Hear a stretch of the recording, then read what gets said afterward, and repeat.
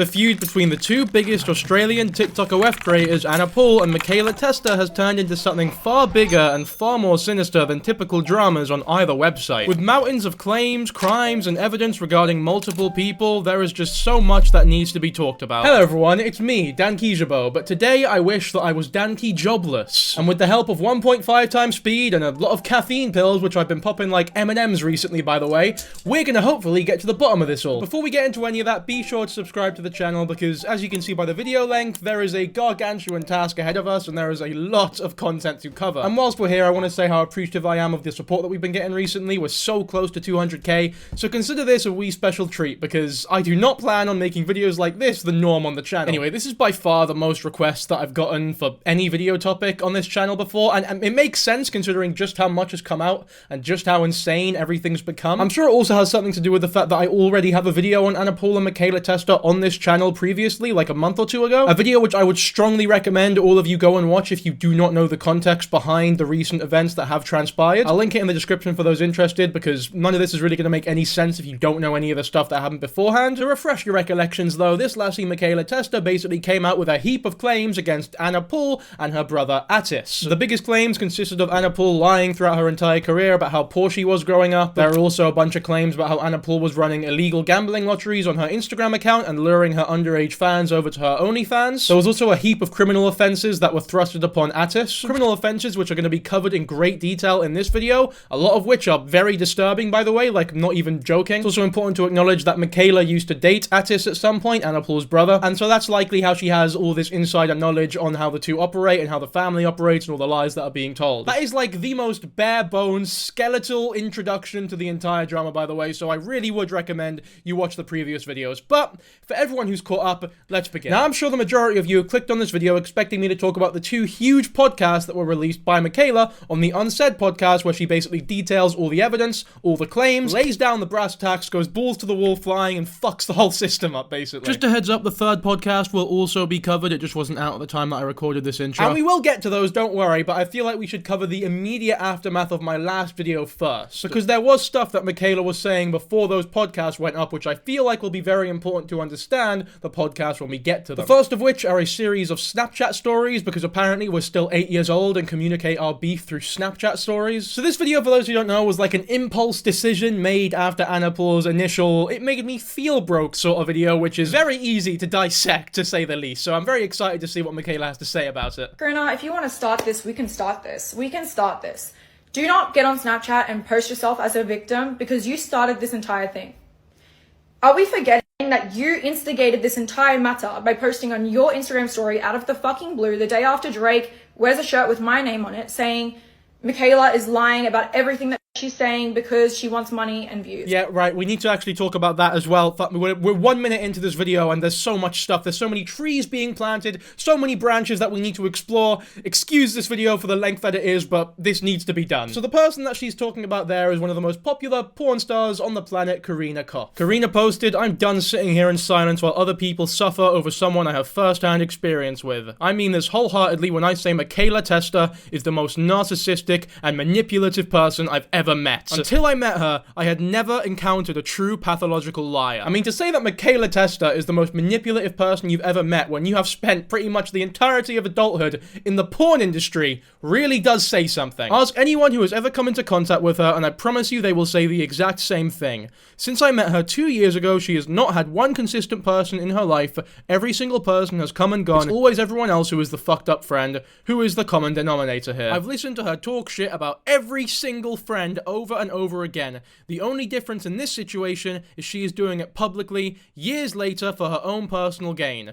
This person craves attention. This is for attention. This is for views. This is for personal gain. This is for money. So that I could take, I feel like, you know what, I've smashed that. That's probably exactly how she was writing it, intending for it to be read. So Karina Koff, if you're an avid viewer of the Dankyjabo YouTube channel, you're welcome for doing your Instagram stories justice. Now look, do I believe that Mikaela Testa is the narcissist that Karina is painting her out to be purely because she said that she was on Instagram stories? No, that would be really, really dumb of me to do. I'm not going to read this Instagram story and go, oh, well, fuck it. I guess Mikaela Testa must be the biggest narcissist on the planet. I will say, though, I don't doubt that there is some truth to these words that Karina is saying in these stories, because if we recount back to Mikaela's first video against Anna Paul, she even admits herself that she made some fucking horrible decisions for views, money, personal gain, and fame. The most obvious of which is when the relationship between her and Atis was over. I'm not sure who ended it. They say that they broke up with the other one, so who knows which one's telling the truth. I'm sure we'll get to that later on in this video. But either which way, Mikaela says that after the breakup, she was fully aware of how horrible a person Atis was. Like, he was convicted for all these horrible crimes and shit, and Mikaela was fully aware of how terrible a person he was. But despite that, Mikaela was posting TikToks after the breakup about how much she missed Atis, how much she wanted to get back with him, and how great of a person he was. Another attack that Anna fans will use on me to defend her bad behavior is that I'm obsessed with her family and that I'm not over Atis. They spread all sorts of rumors about what they think happened. This rumor really bothers me and is not true in the slightest. Constantly being tied to such a horrible person and have lies told constantly about how you feel about them is horrible. You have only seen what I've allowed you to see. Anything after my first initial few videos I made, the rest were jokes for views and engagement. I broke up with him. It was my choice to never reconnect again. There was no contact from me to him during that entire time, despite his countless attempts to reach out to me. As I just said, it was exaggerated on my end for views because I know the content performed well. And it did. Which is very strange when you consider what Atis is being accused of in the very podcast that we're about to talk about that Mikaela is making allegations in against Atis. It's like, if all those things against Atis are true and you knew them to be true this whole time, why were you making TikToks pretending like he was a great person and that you really missed him? And then later on complaining that people thought he was a good person. I just got tagged in a comment of my ex-boyfriend calling another girl a cutie on TikTok. He's in other girls' comments. I know I've been in other guys' comments. I know I've had crushes. I know I've been meeting up with other guys, but it was fake. Like, I literally don't care. Like, I literally don't care about them. He's moving on. He's moving. How dare he? How fucking dare he? Like, honestly, I'm done. Maybe part of the reason people still think that he's a good person is because you were acting as though he was one and that you wanted to get back with him after you had broken up with him. But anyway, in that initial video that Mikaela made against Anna Paul, the best explanation that we get for why she decided to make those decisions was for views and money. She even admits as such, but not in like a shameful way. She almost says it proud of the decision that she made. As I just said, it was exaggerated on my end for views because I know the content performed well. And this is the sort of thing that I talk about when you watch my last video on the whole Anna Paul situation, is that, yeah, based on everything that we've seen, Anna Paul is without a doubt the worst of the two here, but Mikaela is no saint. I think it would be very foolish to immediately trust anybody involved in this situation, because they have all proven that they do have the capacity, the willingness to act purely for their own self-interests. And they've all definitely shown the capabilities to lie as well. So, unless there is hard evidence shown for claims that are being made from this point forward, I am going to take everything with a huge grain of salt. Mikaela is lying about everything that she's saying because she wants money and views.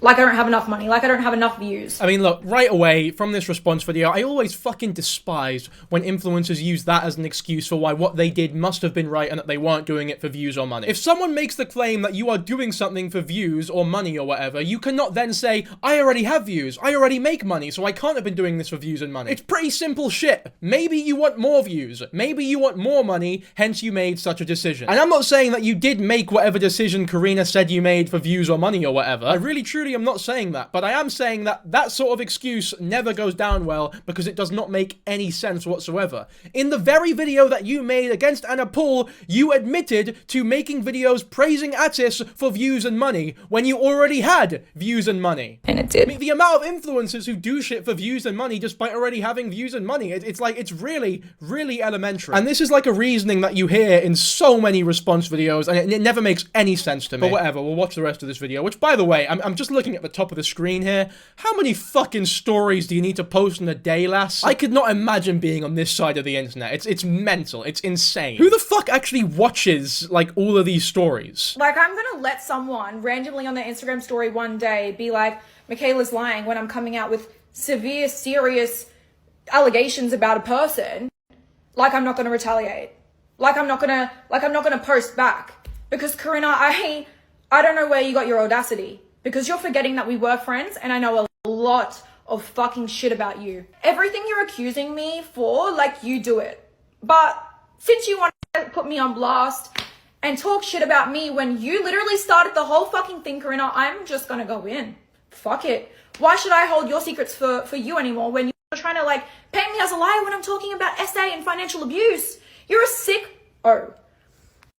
This woman is one of those people that lives and breathes off male validation to the point where she'll just fly to various countries. I mean, I'll be honest, considering what we're about to cover in this video, this here is petty as fuck, and I have no idea why there's so much attention being given to it. I guess the fact that Karina posted on her Instagram story so viciously, I understand why Mikaela would feel as though she needs to bite back. Like, that much truly, I genuinely do really get it, so I don't blame her for it, but it's just not something that I'm willing to cover in great detail for this video. As much as I can say it's really weird to get on camera and threaten somebody to be like, you talk shit about me, don't forget how much dirt I have on you, Karina Koff. As much as that might seem messy to us laymen, us miscreants, us fucking Neanderthals, this is TikTok OF drama. And it's so messy, and there are such genuine crimes and real, like, serious shit being dealt with here, that if Mikaela is really telling the truth for a lot of the things that are being said, and you've got Karina Koff over there saying that everything Mikaela says is a lie, she's manipulative, she's narcissistic, basically behooving people to immediately disbelieve Mikaela and everything that she comes out with, I totally get why she would be this angry on camera, because she's pissed that her true stories are being miscredited and unvalidated by Karina Koff,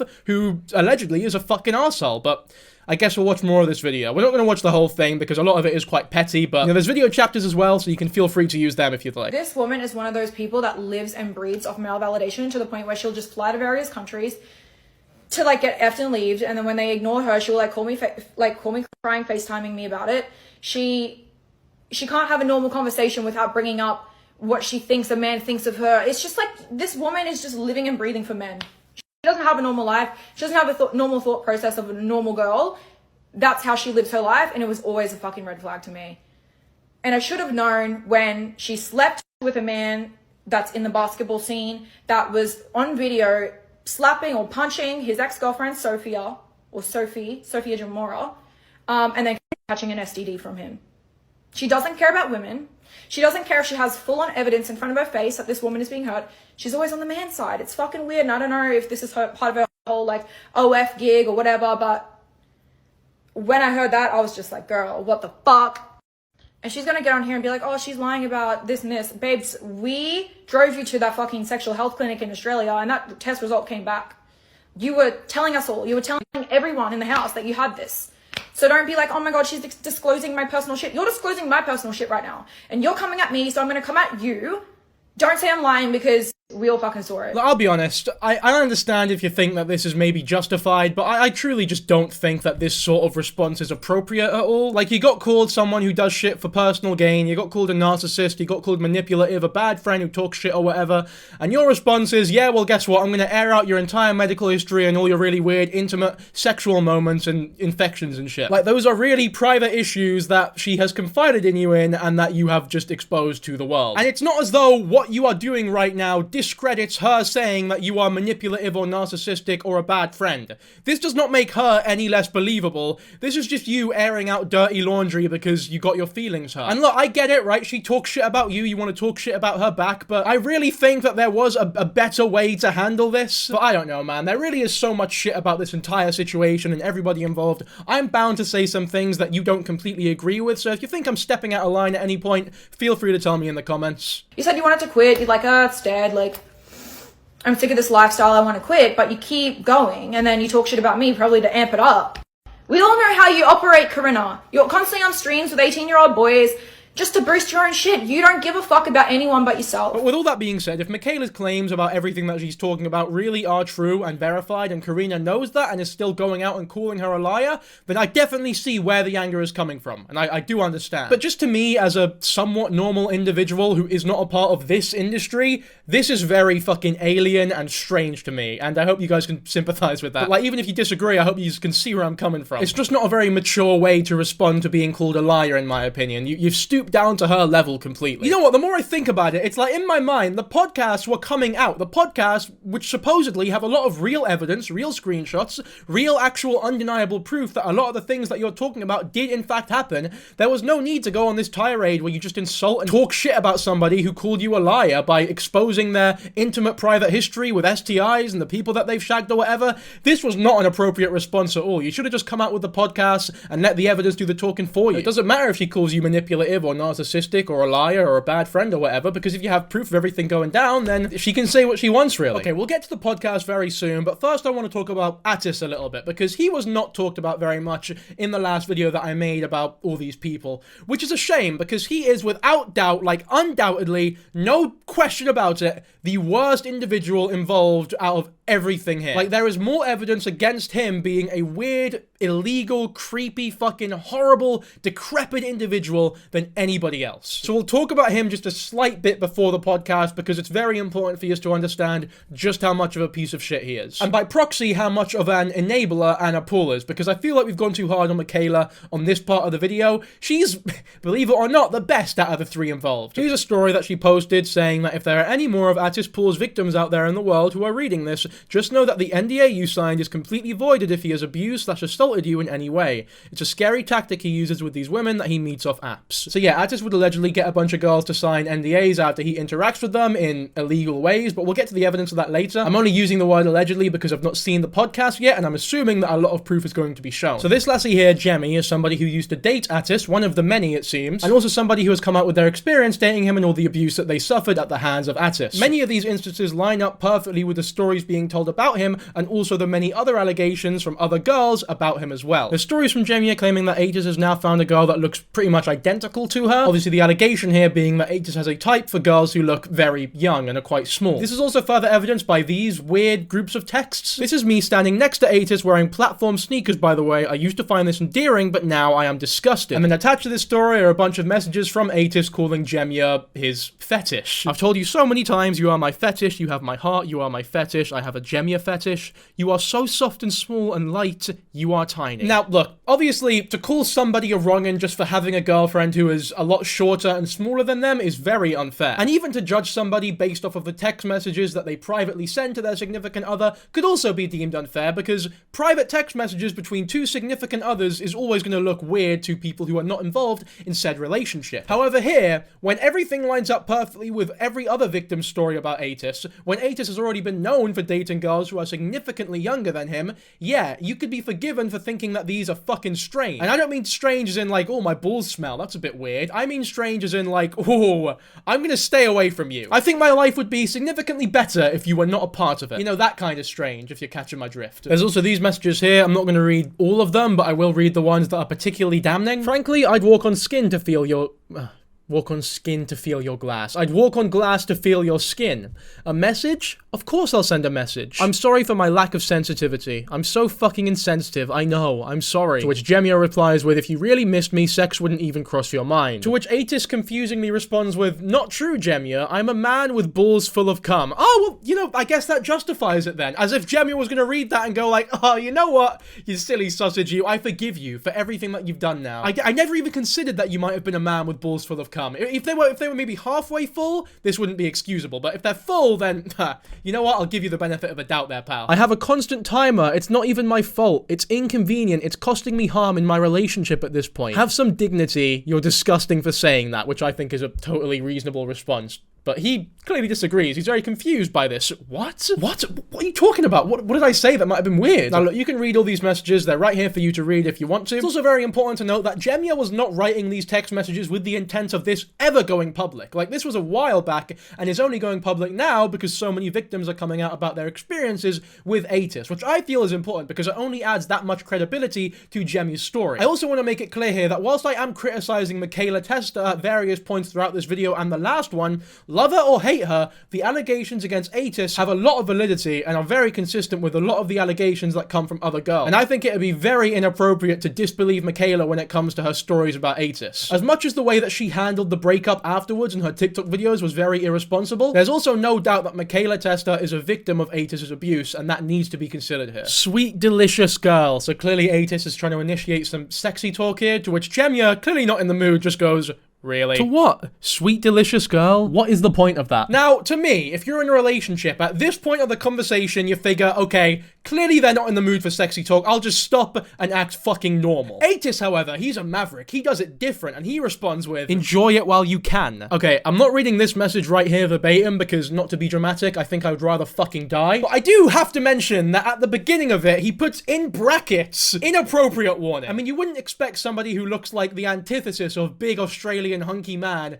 to act like the fat, standard neckbeard Redditor. Like, that's just as bad as if you were to put, like, a star and then nuzzles you. I want to smell you and feel your soft skin, stupidly soft. I'll be with you again soon. Yes, you will. Good night, little angel. Wish I could kiss you good night. Wow, what a nice, wholesome interaction. I sure hope he doesn't say anything that ruins and come in your throat. Okay, alright. Yeah, you really have to? Like, it was alright, it was okay until that point. You know what's really insulting? After I pleaded you not to message me because it's so unbelievably painful, you messaged me in the middle of the night, a week later about some stupid you have a birthday gift for me. Not that you missed me or wanted my company for your birthday, that you just wanted to get your dick sucked. That's insulting. Yeah, I mean, it's pretty obvious that Atis is a weird, pervy, fucking creepy dude based on these alone, but then when you combine it with every other story from every other victim who was texting him shit like this without any knowledge that it would ever go public, it becomes pretty undeniable, in my opinion. Like, this is fucking very, very, very damning evidence. Like, that's just fucking, imagine going to somebody who wants nothing to do with you and saying, like, you know what, pal,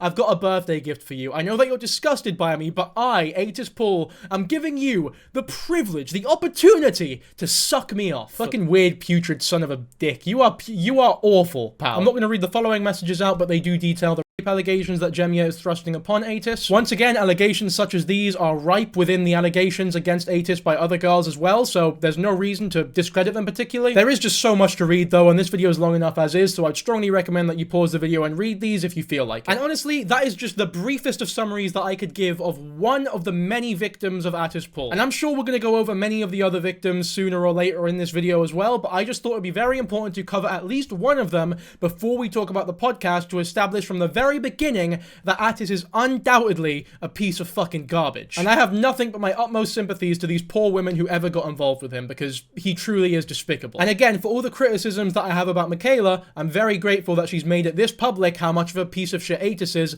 and has also allowed all these victims to come out about their own stories, like giving them the confidence to do so. I don't think anybody can criticize her for doing that. Now, with all that being said, I hope that was introduction enough, but we'll now talk about the podcast that Mikaela Testa posted about Anna Paul. In 1.5 times speed, obviously, because there is no way we're going through all of this in 1 time speed. If you wish to watch them like normal podcasts without my commentary, they're on YouTube for you to watch, so you can do so if you'd like. Just want to go with saying that in this video, I do want to put a trigger warning for domestic abuse, rape, blood, just, you know, anything that could possibly trigger anyone. I want you to proceed to watch this video with caution, and I want you guys to understand that every piece of material in this video is completely authentic, and I have not been reached out to in regards with any legal trouble. I have not heard from Anna Paul, Anna Paul's lawyer, Anna Paul's team, any members of her family.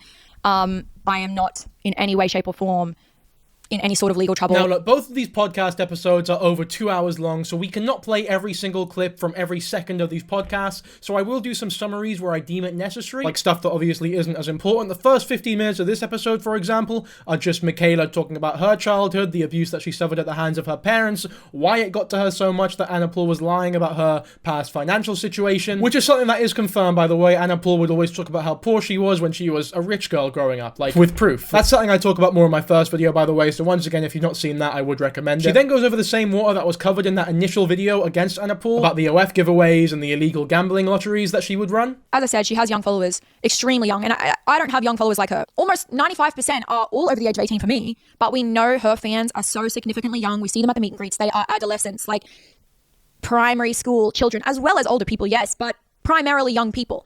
And, you know, this is the type of content she posts on her social media. Yes, my parents know that I'm an S-worker, and so does my boyfriend, and no, nobody cares. Yes. And I have to close the windows before I start. Grab something from the secret drawer. Let's see if I can feel for it. I can't feel it. Is that it? No, that's a carrot. Okay, I found it. And as for hair and makeup, I'm about to get my hair messy anyway. And makeup, guys seem to not care if you wear makeup, and the girls who watch especially don't care, so it's perfect. You don't even need to wear makeup. Now look, this is something that I covered in my last video as well, and it's a talking point that I really am not a fan of, because there is no way of actually proving the ages of the audience that watches you. I mean, it's been a known fact for pretty much the entirety of social media websites like YouTube, Instagram, Twitter. All of these websites have people that lie about their ages and say that they're over 18 so that they can get past like age block content and such, which with creators like Mikaela Testa and Anna Paul is going to be pretty much everybody who interacts with said content. There is just no way of proving that Mikaela's audience is that much older than Anna Paul's audience, because they both probably have members of their audience who lie about their ages to view their content. So to sit there and say so definitively, my audience is way older than Anna Paul's, maybe slightly, but you can't say with the utmost confidence with no evidence that your audience is that much older. It's just not possible. Like, I'm sure if you look at Anna Paul's stats, it will say that the majority of people watching are over the age of 18, despite the fact that that very well might not be true. But it's the same case with you, Mikaela Testa. Like, it just is. I'm sorry. And what has always made me so angry was the fact that Atis is a convicted rapist. And when I say convicted, here are the court records for Johannes Paul. It says right here, I paid $50 for this. Australian justice system is quite horrendous in my opinion. Now, I'll be honest, I'm looking at these court documents that Mikaela has posted here, and I cannot see a charge for rape anywhere on them. I don't know if I'm fucking blind, but I really can't see it. I can tell that he went to court, and I can tell that he was charged or sentenced for something, but I can't see the word for or any reason for the charge anywhere. Now, the reason for this might be that Atis was 17 at the time and the victim was 14 at the time, and so for minors, maybe they're a little bit more vague in Australia. I also hear that Australia is surprisingly lenient for first-time offenders, because I would assume that for somebody who has been convicted of such a thing, the sentence would be something, like he wouldn't just be out and about doing the exact same shit as Anna Paul. I feel like at the very least he would have been punished in a way that we are aware of, but I'm not too clued up on the Australian justice system, so I can't say for sure. All I'm going to say is I don't see the words anywhere, or anything alluding to it anywhere on these documents either. I have found some comments on Reddit that explain the whole thing. Obviously take these with a grain of salt because they are Reddit comments. But as someone who can't piece it together, as someone who's not an expert on the whole thing, I feel like I'm gonna read some other shit just so I can at least have a little bit of a clue about what's going on. Atis was between 16 and 17 at the time of offending, and the charge was carnal knowledge with a child under the age of 16. There was likely a delay between the offending and the victim survivor making a report. This time between the two usually means the police case will take longer to come together. This is what the committal call-overs are for, to check on the brief of evidence, witnesses, administrative matters relating to progressing the case. Given Atis was under 18 when he perpetrated the offense, this would have been taken into consideration with his sentence. However, he was sentenced as an adult. His sentence was 12 months good behavior with a 1,500 Australian dollar reconnaissance, if you breach you pay, and $1,500 compensation to the victim survivor. The case also takes time to move up to the district court, again what committal call-overs are for, and it must go to the district court as an indictable offense. There is also the possibility that he pled not guilty and elected for a jury trial, hence the call-overs, to set date, and may have changed his mind to be sentenced by a judge only. Again, this is all just my thoughts as someone with recent experience in the QLD criminal courts and should not be taken as fact. So yeah, it definitely seems as though he was sentenced and charged for sexual crimes involving a minor, but to say that he is a convicted is probably not true. And to make such an exaggeration, I don't think is the correct move here, because all it does is cheapen the actual hard evidence that you have against Atis. Like, all this does is make it easier for people to not believe you now. If you were just upfront and honest about what these crimes actually were and what these, like, charges were actually for, because it is public knowledge that Atis was dating a 13-year-old at the age of 16, everyone knows this. It's actually something that you were defending him for when you were still with him. I just feel like a bit of honesty and less exaggeration would have been better for everybody involved here. Again, if I've missed something drastic that does in fact confirm that he is a convicted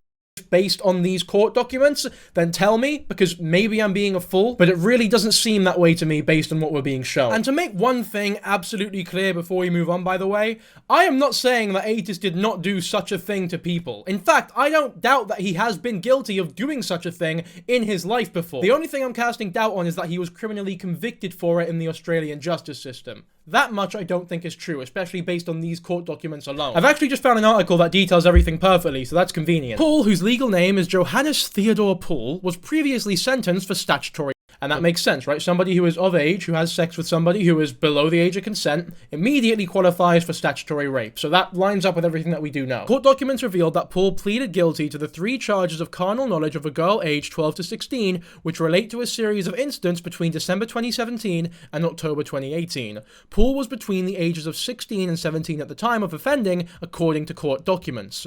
Paul was sentenced at Southport District Court in 2023 and was issued a $1,500 recognizance, given a 12-month good behavior bond, and ordered to pay $1,000 compensation. No convictions were recorded, and Miss Testa was not the complainant in that case. So he did plead guilty, but there was no conviction. All he had to do was serve out the good behavior terms, pay out the money, and be on his merry way. Which explains why he's still allowed to visit countries like the USA and he can get his ESTA and all that shit, because he has not been convicted of rape, despite Mikaela saying that he has been. Which, once again, now that we know for a fact he hasn't been convicted, there's no, like, foolishness from me. Yeah, Mikaela, you should not be over-exaggerating to this extent. Just say what actually happened. When you start the podcast saying that everything you're about to say is purely authentic, 100% the truth, and then immediately get caught out in quite a significant lie like this one, it just doesn't look good. Like, at all. Especially because a lot of the shit that you do have to say is genuinely so valuable and so important. Don't risk cheapening your arguments by exaggerating to this extent, lass. See, this is what I meant when I said that you cannot trust anybody involved in this situation. Moving on. When I say I grew up broke, that is my experience. That is how I felt.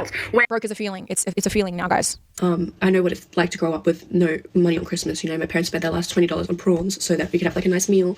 My brother and I, we used to wrap plastic bottles, like orange juice bottles, and put them under the tree, so it looks like we have a lot of presents like other families. So I know what it's like. So I want to. I just, like, literally, I thought I was going to end up on the street. I'm not even joking. It's weird too because I grew up extremely broke, and when I say extremely broke, I mean my parents were like, "Bro, we're gonna be homeless." So we're like, "What do you mean? What are you talking about?" We got food from like the homeless shelters. It was a whole thing. Anyway.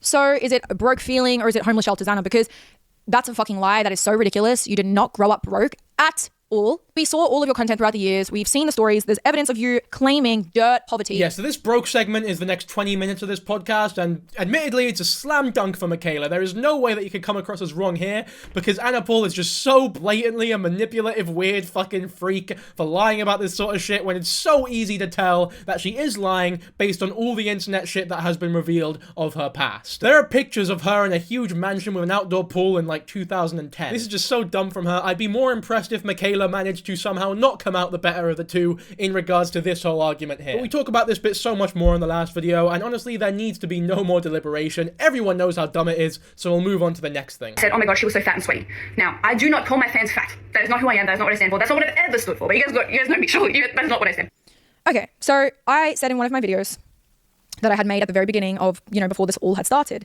that she had called a fan fat on the bridge, South Bank, 2021. I heard her call that fan fat. And as I said, at no point in this video am I lying. She called that fan fat. And fat was a word that she used very often, okay? Glenn, and I apologize for saying this, but Anna, behind Glenn's back to me and my entire friend group that we had, you know, Anna, me, Lilith, Chloe, Bailey, she would call Glenn fat on the daily. She'd call him fat every single day. She'd fat shame him. She'd fat shame him with her mom. It was mostly like Atis, Anna, mama. Okay, now look, with this whole Anna called a fan fat on the bridge thing, I honestly don't, I don't care. I just don't care. I'm not saying I don't care as in like this is a perfectly neutral thing to do about your fan behind their back.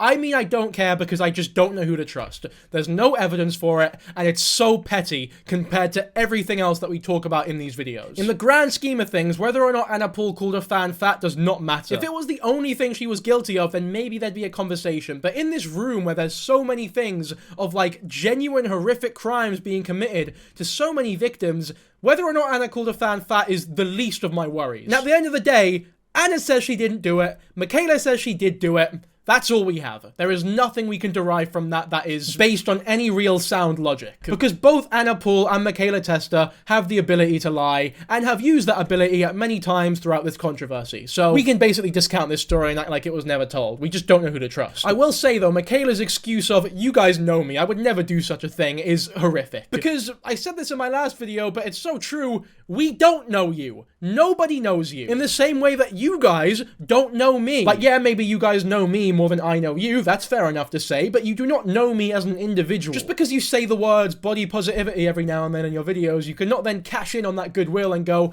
guys, I know there's rumors that I call my fans fat or whatever, but remember that video where I said body positivity? So there's no way I could have done such a thing. You're an idiot. Shut up, Wally. Started this whole intermittent fasting. The whole house is doing it. The whole house is participating. Oh, also, they used to call Hans fat. It makes me fucking sick. They'd always pick on him. You'll hear later in the video, but this whole intermittent fasting thing in the house, and it was kind of like something like don't eat after 6 p.m. and then you can't have your first meal until like lunchtime or 12 or 11:30 or something like that. It's called intermittent fasting, and it's like a fasting period where you only drink water in that time and you don't eat any food, and it's supposed to help you like lose weight or something like that.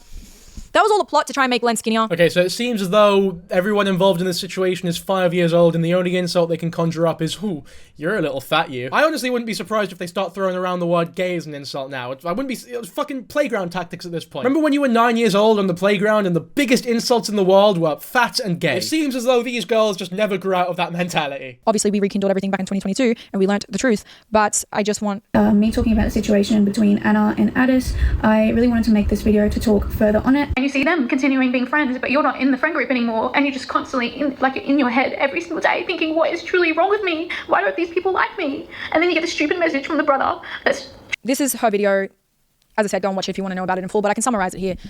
Pretty much, Atis would take OnlyFans photos of Anna and Lilith. They would do collabs, they would go on drives, they would go to the beach, they would hang out, and Anna was actively trying to get Lilith to date Atis.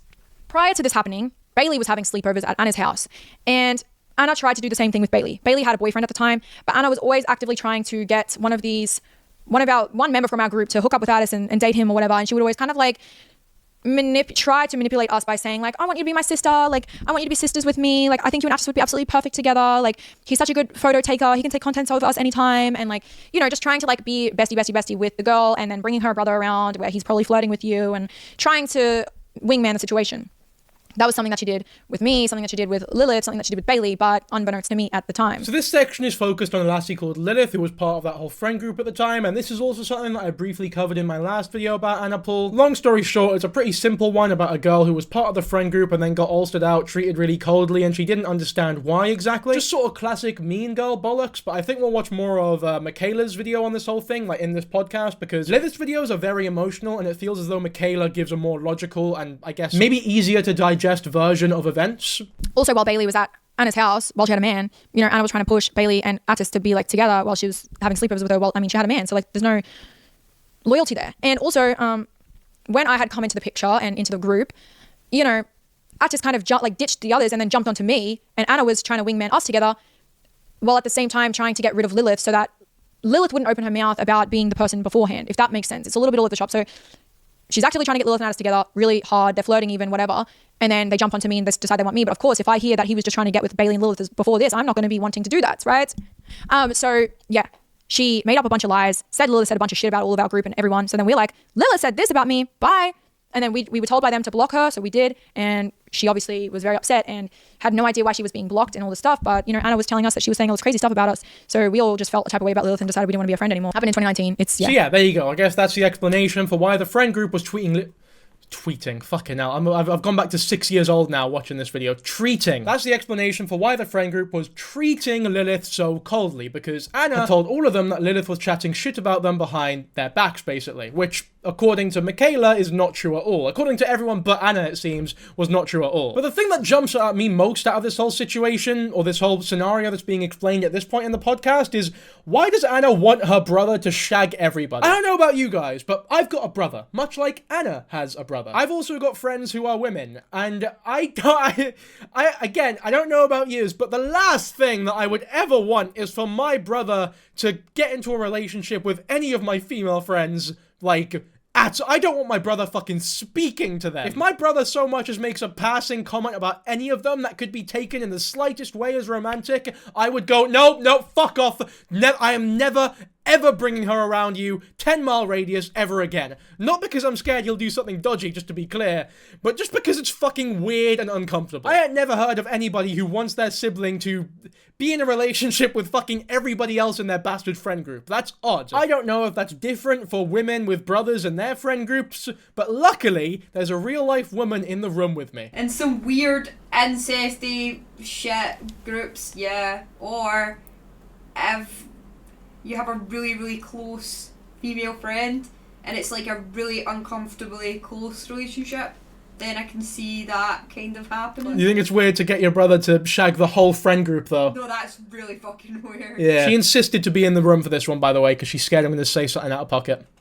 Also, by the way, just a side note, she appreciates all the love that you gave her in the last video. I'm a little pissed off about it, though, because evidently, it seems as though you guys like her more than you fucking like me. She's not doing any of the bastard work, and she's taking all of the compliments meant for me, goddammit! I'm gonna start with my story from, like, the very beginning. So, like, how I spoke to them, how I even found them, and then how I moved in, and how I got to these points.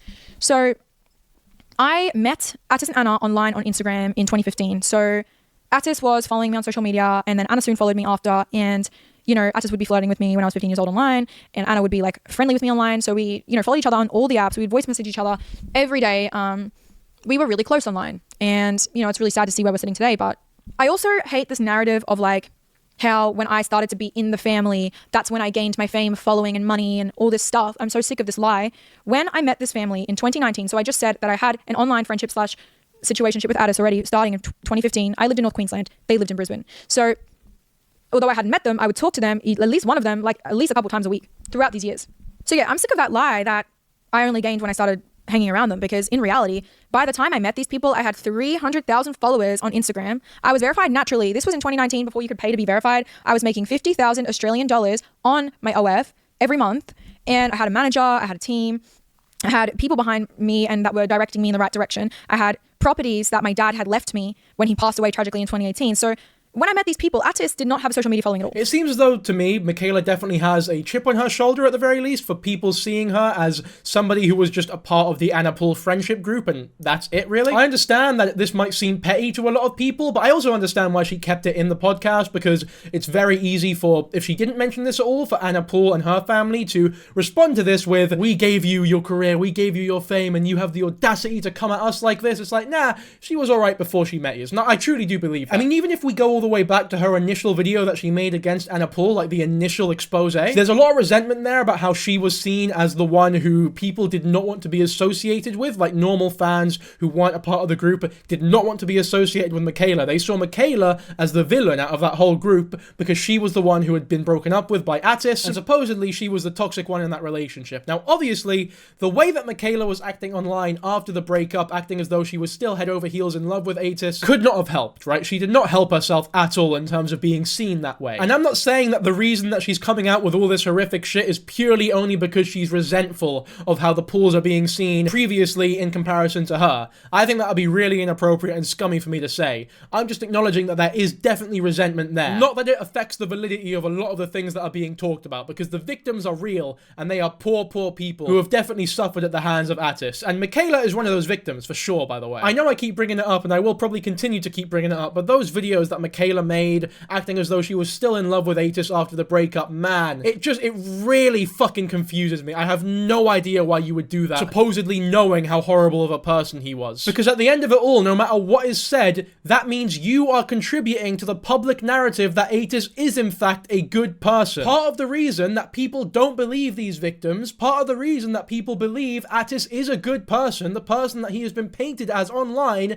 is because of you. It's because of how you portrayed him after your breakup. I really do hope we get some accountability, some sort of acknowledgement of how shitty of a decision that was in these podcasts, but either which way, it doesn't discount how horrible of a person he is. So Mikaela goes on to detail the story about how she initially got with Atis, them moving in together, all the above, the house that was made, the friendship between her and Anna, the beginnings of everything, basically. And that's all something that you can go and watch for yourself if you actually listen to the podcast, but it's not something that I'm going to show fully in detail here, because it's just not, you know, this is my video, it's not the Mikaela Unsaid podcast. The bit we'll jump back into, though, is when Atis brings up the idea of starting an OF management company. Mention something. So obviously Atis, unbeknownst to me at the time, he wanted to start an OnlyFans management prior to, like, Anna, like, trying to get all of her OnlyFans friends to join her little family at her house. Atis was plotting to start his own management. So it was just, yeah, I mean, we didn't know, but the timing is fucked, and it was all a plot for, let's see what woman we can get to date my brother so he can take a percentage and we can start a little OnlyFans management here on the coast. Like, and Lilith and Bailey were almost victims of that. So It's just wild and insane. The fact that she just breezed past that as though it was just like a normal thing, as though she was just saying, oh, by the way, 1 + 1 is 2, but anyway, moving on. It's like, no, let's just stick on that for a minute. The reason that Anna Paul was getting her brother to flirt with all these women and try to like shag all these girls is so that he could coerce them into starting OF so that he could take a cut out of the money that they earned from it. I mean, to be honest, as fucked as it is, it makes more sense on a logical level than Anna Paul just really wants her brother to get some. So honestly, as much as there isn't really a mountain of evidence to support that that is what was actually going on there, I don't doubt it. Because the alternative is that Anna Paul just really wants her brother to shag all her friends. And I genuinely just have such trouble believing that. These people thought they were some like manipulative masterminds, when in reality they were just C-tier pimps. Or not even pimps, like if they failed for a lot of them, they were like wannabe pimps. I'm just gonna play a video that Bailey had posted on social media when this all came to be. I feel like the only people that can take down Anna Paul for the evil, lying, narcissistic, manipulative bitch that she is are people that actually knew her, which are me, Chloe, Chantel, Mikaela, and Lilith. I'm gonna post some screenshots for you guys. So she does. She posts a lot of screenshots, a lot of receipts. As I said, I've been friends with this girl since I was about 13 years old, 12 I think, 12 years old, and I'm 25 now. I don't know how long that is, you guys do the math.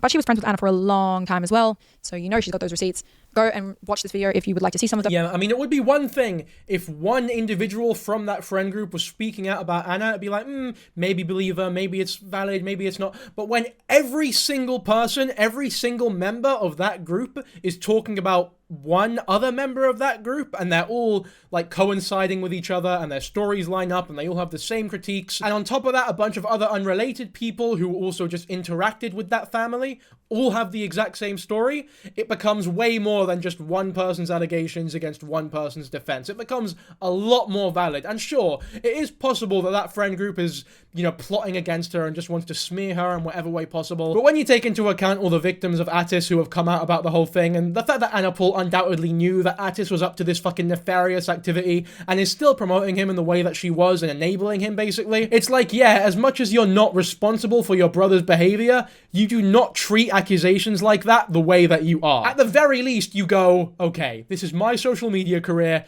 Atis, you're my brother, that's fine, but stay the fuck away from my career. In fact, stay the fuck away from the internet. Get a normal job, become a brickie or some shit. Like, realistically, Atis should be laying as low as possible with allegations like these about. And the fact that he hasn't the arrogance to think he can just trance about having this online career when he's done this much horrible shit in the past, yeah, I understand why these people are fucking raging. I agreed to go. And, you know, when I did say that I had doubts, obviously, because of Atis's very coercive, love-bombing type behavior, when I had told him that I was having doubts, this is what he sent me. Bring all your stuff. Even if you hate it and you start hating me and you don't want me, stay for 2 days and then just leave. You're not tied down here. I'm not holding you hostage. Just come see me a little bit. And if you hate it, you can leave. If you love it, you can stay. You're welcome either way. That rhymed. Fucking Dr. Seuss Cat in the Hat over here is coming up with a real enticing offer for Mikaela. Just come round. If you don't like it, then you can fuck off. You can leave. Surely that's a given, right? I mean, I don't think that the original option was you can come, but if you don't like it, you have to stay. You have no choice in the matter. I'm pretty sure leaving if she didn't want to be there was always on the table, and the fact that you didn't think it was says more about you than it does the opportunity. Needs. So to me, Anna and Atis were just like too close. A little too close for me.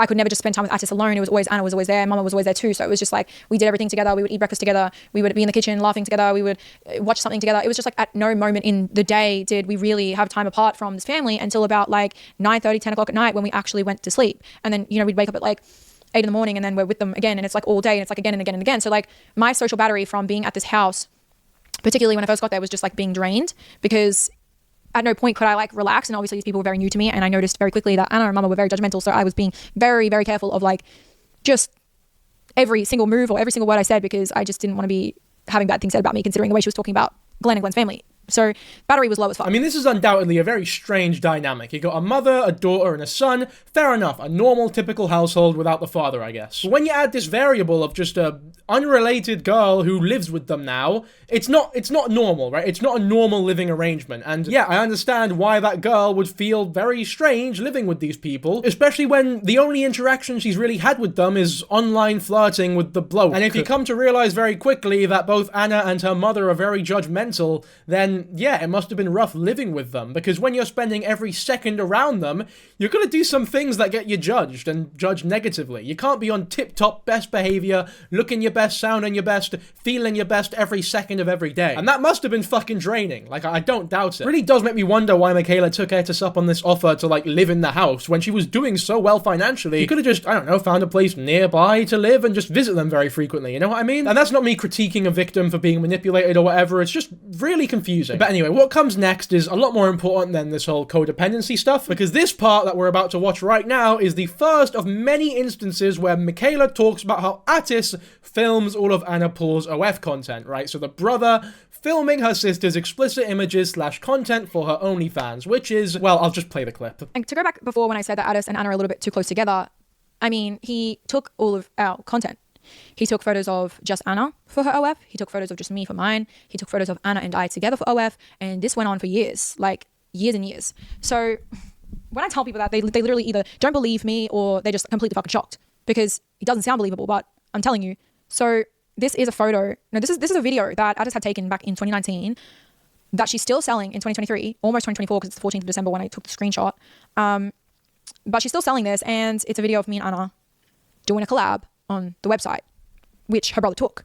So you can see right here, I'm telling you, Atis Paul took this content. He took this of me, and he took this of her. He took this photo of Anna and I in 2021, and we're obviously in lingerie, see-through lingerie, white. Yeah, as I said, Atis took this photo, and when Glenn found out about this photo, was not happy about it. Now, I'll be honest with you, this whole thing here about Atis filming or taking pictures of the OF content for his sister has become a way bigger part of this drama than it should. For people outside of this whole thing who don't know much about the situation or whatever, it seems as though this is the main takeaway that they have taken from the whole situation. Oh my god, I cannot believe that the brother was taping or filming the girl's OF content when she's his literal sister, which, I mean, don't get me wrong, it's fucking odd, it's strange, it's not something that my family would ever do, I'm sure it's not something that your family would ever do, but it is not the worst part of this whole situation at all. Like, it's very low on the list of bad things going on here. Like, if this was the only drama, it would not be cancel worthy, it would be a little bit weird, it's a strange family dynamic, but you know what? I honestly don't really give a fuck. Okay, it's not a little bit weird, it's really fucking weird, but it's none of my business, right? Brother and sister should not be taping each other's OF content, but you know what? They're not sucking each other off, it's uncomfortably close, it's potentially incestuous, but it's not straight up incest. And to call it that would be very disingenuous in my opinion. But either way, look,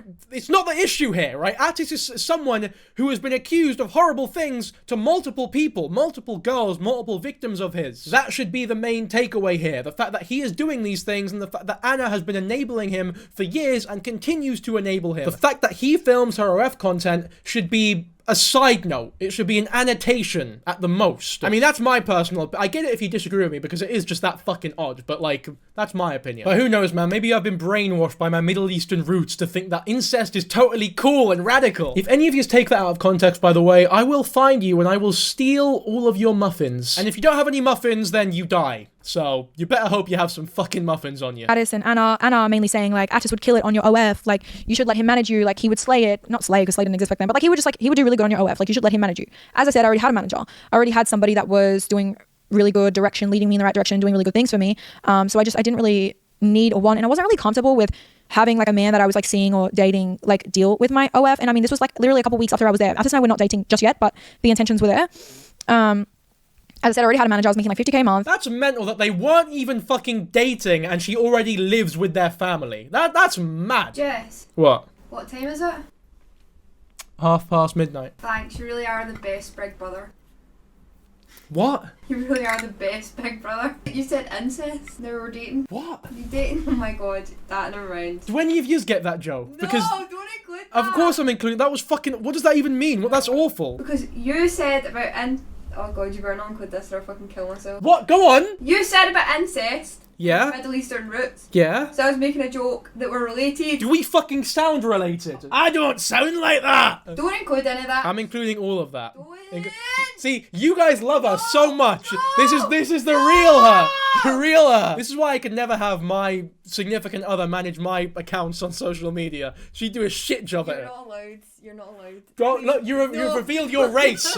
She's revealed her skin color, As you can see, not related. Not related. Not related at all. There you go. That's definitive proof. I was on a good path. I had a good system going. I didn't really feel like Atis was equipped to deal with my stuff that I had going. And when I had first like showed up to their house, like my manager did warn me. He said like, look, I just have like an off feeling about the whole situation. Like, make sure that you're not going to be leaving me anytime soon. Like, I'd really be sad to see you go. And I just feel like these people could potentially be manipulative or something like that. And I don't know, maybe that just came across in the content, but I was warned. And again, went in my ear and out the other.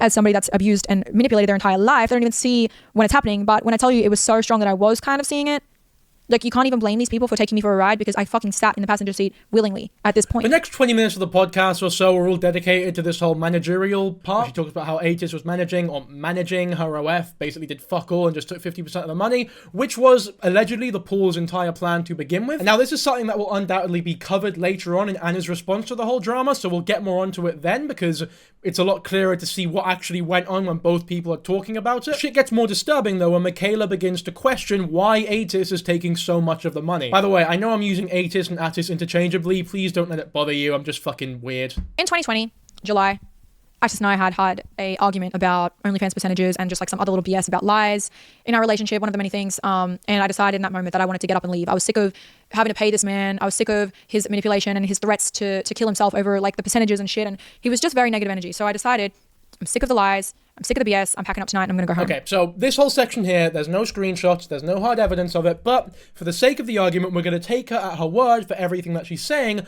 until we are told otherwise by Anna Poole, who will respond to these eventually in her own video. And so far, I think, is there a fairer reason to break up with somebody? I don't think I could think of a more appropriate reason to break up with someone than you are taking 50% of everything I earn despite doing none of the work and you keep threatening to kill yourself. That's like number one on the reasons why you should break up with someone behind maybe them murdering your entire family. But like, even if they did that, at least you still have your money. And when I tell you, I've never seen a human being so manically scared of me to leave. It was almost like something in his brain just switched. He was just he had a lot of urgency. He had a lot of anger, a lot of, like, just looking into his eyes, it was so scary.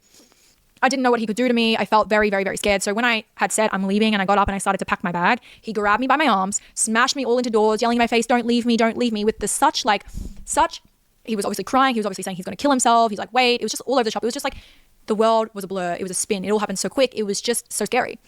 And I kept saying like, no, I'm leaving right now. I'm going to leave. But he's got my arms and he's got my arms so tight and he's shaking and he's again smashing me into rolling doors and freaking bedside tables and bed ends that I'm just like, holy fuck, this man, like he could easily hurt me. It was just insane. Even after all the scuffling around the room where he's trying to restrain me and get me to stop, like to leave, I already had an Uber on the way. And obviously he lived on an island, so the Uber takes like 20 minutes to even get there. There's no Ubers in that area, but there was one coming. And I was very lucky to have that Uber. So I knew, fucking hell, there's 20 minutes difference in between from when the Uber gets here or not. I'm going to have to run down the street and get away from this man because he's just going to try and convince me to stay here.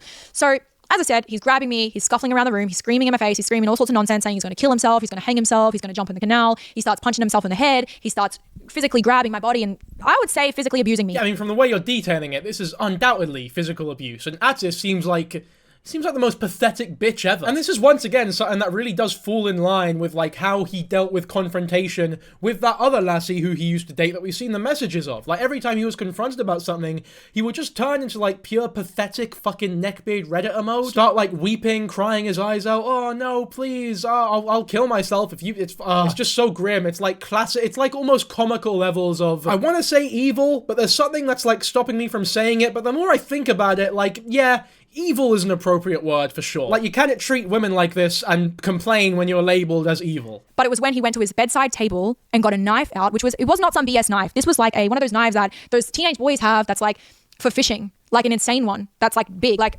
this. Sorry, this fucking mic. Like this big. And I remember the handle. It was just very fucking like scary to fucking see this man with his eyes looking so weird and manic and like this urgency. Like when he picked that knife up, I thought he's going to hurt me with it. So he's like, no, Mikaela, like I'm sorry to reenact, but like, no, Mikaela, like please, no, don't leave me. I'm going to kill myself. I'm going to stab myself in the neck, saying all sorts of crazy shit. You know, there's Glenn and Anna starting to wake up. Mama's starting to wake up. The whole house is, and I'm obviously screaming too, because when he's like pushing me down and like pushing me into walls and shit, I'm like, this man's hurting me. He's literally putting his hands on me. Somebody help, like someone help me. So when he grabbed that freaking knife and he started like walking towards me with it in his hand like this, and his eyes looked like that. They just went black. His pupils were big. I was like, this man's going to hurt me. He's going to physically hurt me. And all it takes is who knows what until I'm dead. But he holds it up to his throat and says, please, like, don't leave. Like, you can't leave me. And he started holding it towards his neck. So when I was walking into the other room, that door had already been open, and Anna and Glenn were standing outside the door. And I think Mama was there, standing outside that door, just kind of like, oh my God. Like, Anna was just like blasé. Mama was blasé.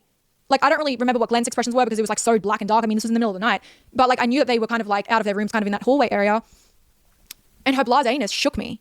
I was like thinking in that moment, is this a side of Atis that I've just never seen before, and this is what he's usually like? I mean, if there was anyone to know that Atis would act like this in situations that arise that are similar to this, it would be his family. And the fact that Anna Poole is so comfortable still parading him around like he's this fucking prize, this hunky Australian man who everybody just loves and just wants to suck his dick all day, yeah, they probably know about this. To them, Atis drinks, he eats, he sleeps, and he threatens to kill himself. But holy shit, man, this story is insane. This is one of the craziest stories I think we've covered on this channel. People who threaten to, you know, kill themselves as like a weird manipulation tactic, in my experience at least, always happen to be the biggest social rejects, lowest of the low, scummiest of the fucking earth. I've only experienced this type of like manipulation once in my life, and it was with some bloke who had no fucking, he was like some friendless loner, and he started talking, and this was back during a time in my life where I had a lot more patience for trauma dumpers. I do not have that patience for people who trauma dump anymore. I will immediately discount you as a potential friend and probably never talk to you again. If one of the first couple of sentences you come at me with is like something horrific that's happened in your life,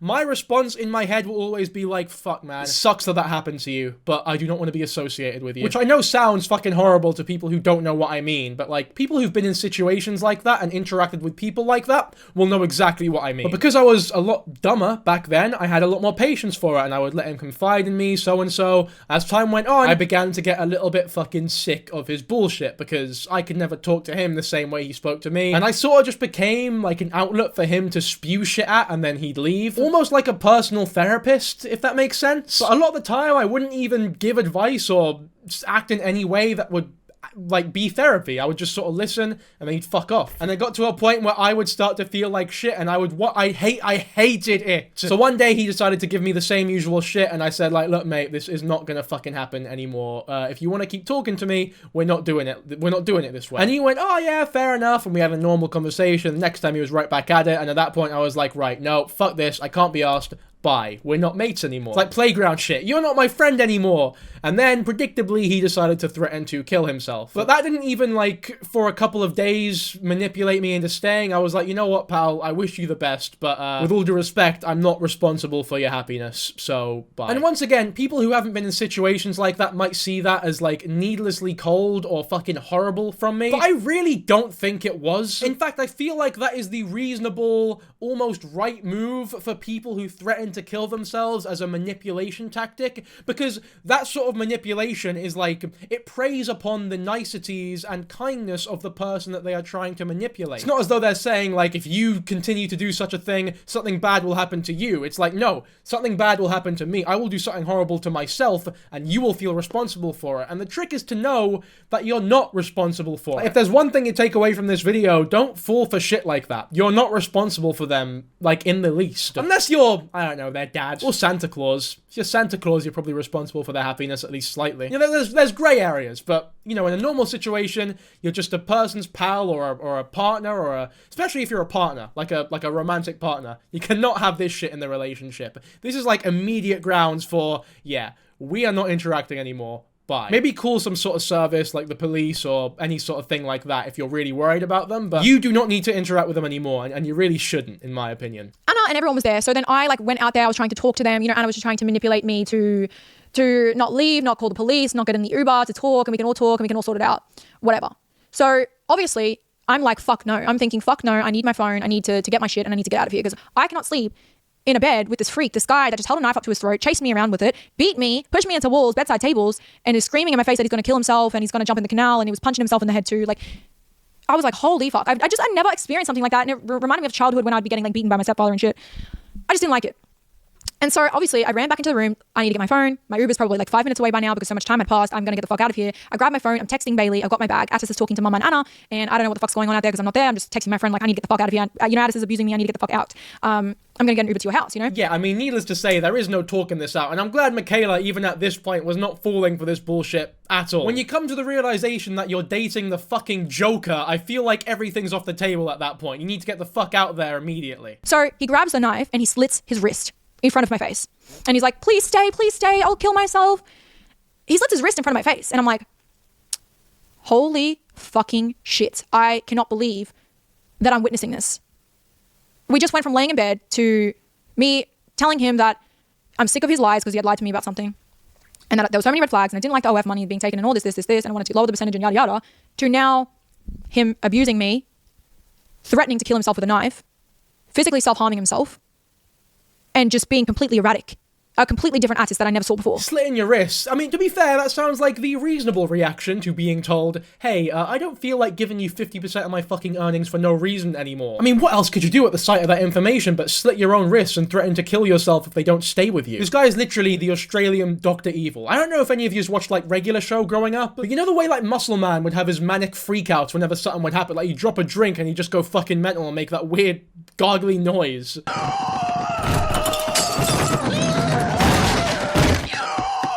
That is how I imagine Atis reacts when he's told, oh, sorry mate, I can't give you $6,000 a month anymore for no fucking reason. And it seems as though, once again, from the story being told, Anna Paul has a history of enabling this type of behavior. It seems as though he was just coddled from a very young age. Don't worry, son, we love you and your strange, self-harming tendencies and manipulative tactics and really creepy criminal behavior towards the opposite gender. It's great. Keep doing it. In fact, we're gonna help you do it so that we can take a cut of the money that you make financially abusing these women. Just a nice, wholesome family the Pauls look like. But I mean, these text messages that we're about to watch right now, once again, like everything that we've talked about earlier, were not sent with the knowledge that they would be used publicly later on. Like, these messages are years old. There's no way that she was writing this, like, premeditating that she was going to attack the Paul family as time went on. Like, for her to do this however long ago it was and think, like, ooh, in 2025 I'm going to make a big podcast episode and expose this all, I just don't think that that's within the realm of possibility. That being said, once again, the fact that this shit is going on and there's proof of this shit going on, and then you decided to, after the breakup, act as though Atis was still this great bloke,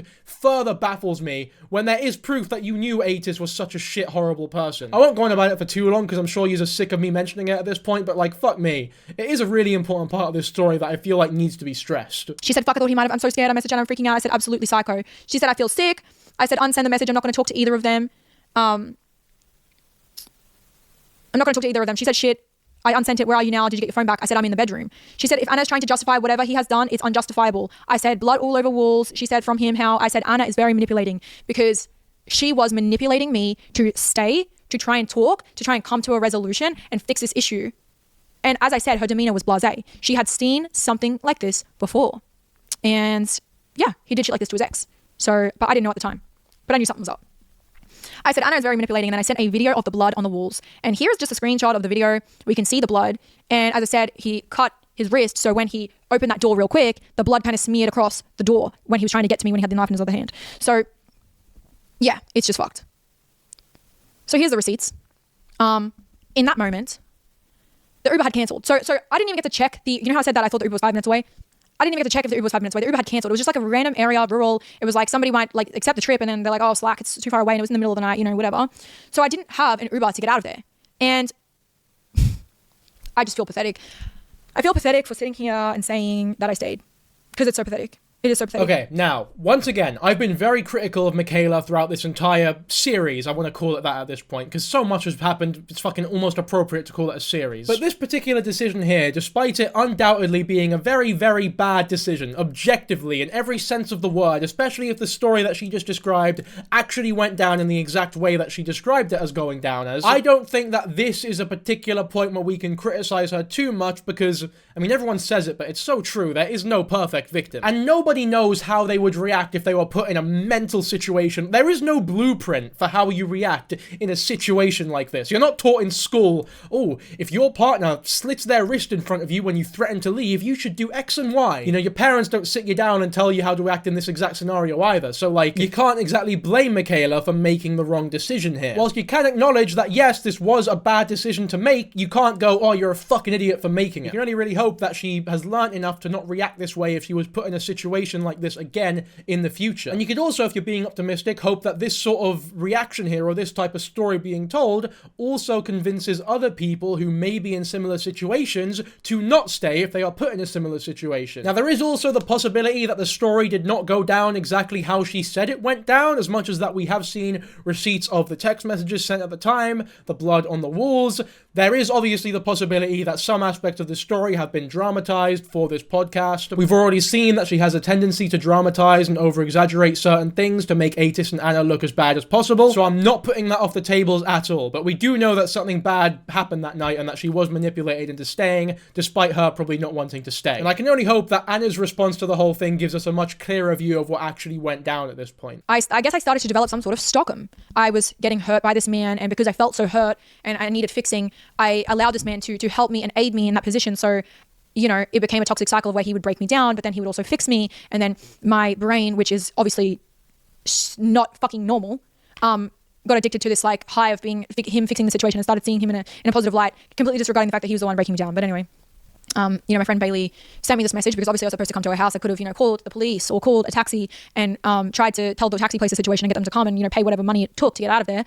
But I didn't. And then my friend Bailey sent me this Snapchat and she says, you know, from 2020, I love you, baby, please stay safe. I think you might have Stockholm. I am genuinely scared I'm never going to see you again and that family's taking you over. And Atis clearly has problems with me and letting you see me. I get scared every day. I don't hear from you anymore. I'm scared the next time I see you will be on TV for not good reasons because of that monster. Yeah, I mean, it's pretty safe to say, obviously, we do not know exactly what happened here. But we do know that it wasn't fucking good, and we do know that Mikaela is a victim of the Poole family. We know that the Pooles are fucking deranged freaks and that they were treating this poor girl horribly. Financial abuse, physical abuse, threats of violence upon themselves, manipulation, all the above, for sure. And there are some text messages detailing the events of Atis slitting his own wrist, so we'll get to those now as well. And because I loved this person and I cared about this person, even just him hitting himself hard in the head with his own fist would make me snap into this protection mother mode where I would need to comfort him in that moment. So although he was breaking me down and hurting me and I had every right to want to get up and leave, he would bring harm, physical threats to jump off the balcony, like even opening up the sliding door and trying to launch his body off the fucking balcony ledge to get me in that moment to succumb and be like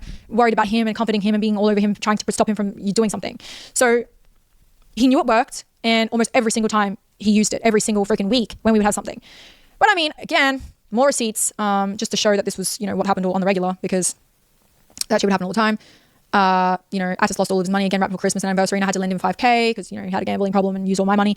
He would use my 50% income that he would get and gamble it all, and then when he lost it all, he would take my other money. I mean, if it couldn't get any worse, obviously he's spending all the money that Mikaela would make on gambling shit and then would just take more when he runs out. This is mental. Like, does he have any, is there anything good about Atis Poole?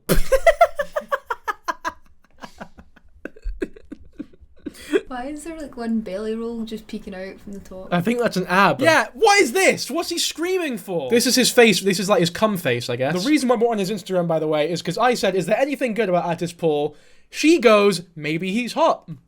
I did not say that. So now we're on. I did not say now we're that. on his Instagram. No. If this ever happened by chance in a car, so we would ever be driving in a car and a little fight or a little argument would pop up, he would slam on the fucking brakes while going who knows how fast. He would drive over roundabouts. He'd go up on the side. If it didn't have a gutter, he'd like be all scary to try and scare me in that moment to like, I don't know, like agree to what he's saying or not leave or give him more money on the percentage. It was just fucking crazy. Like, Mikaela actually has posted further evidence on her stories of Atis's reckless driving in the past during these situations. So we'll give that a watch now. Hurry up.